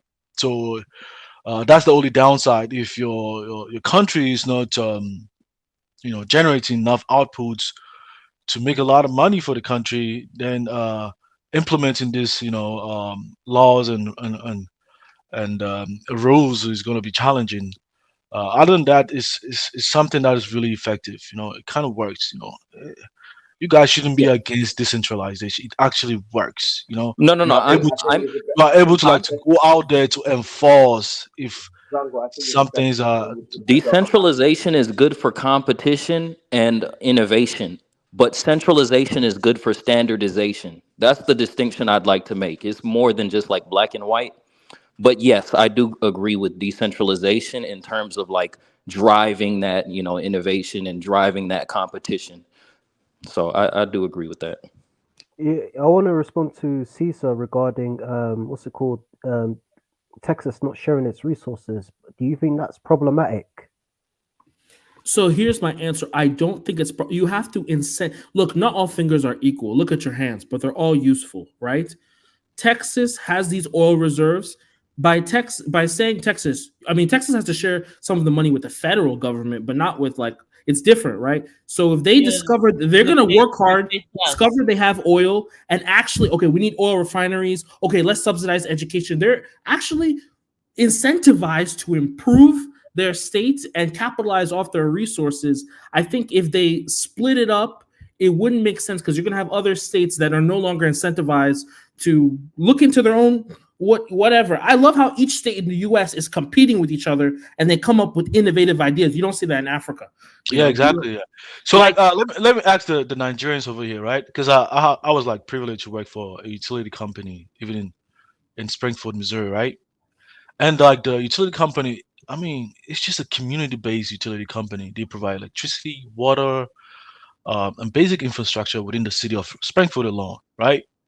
I mean, if electricity is electricity is just it's up to the city of Springfield to provide electricity. You don't have to worry about maybe Springfield, Missouri, or different states.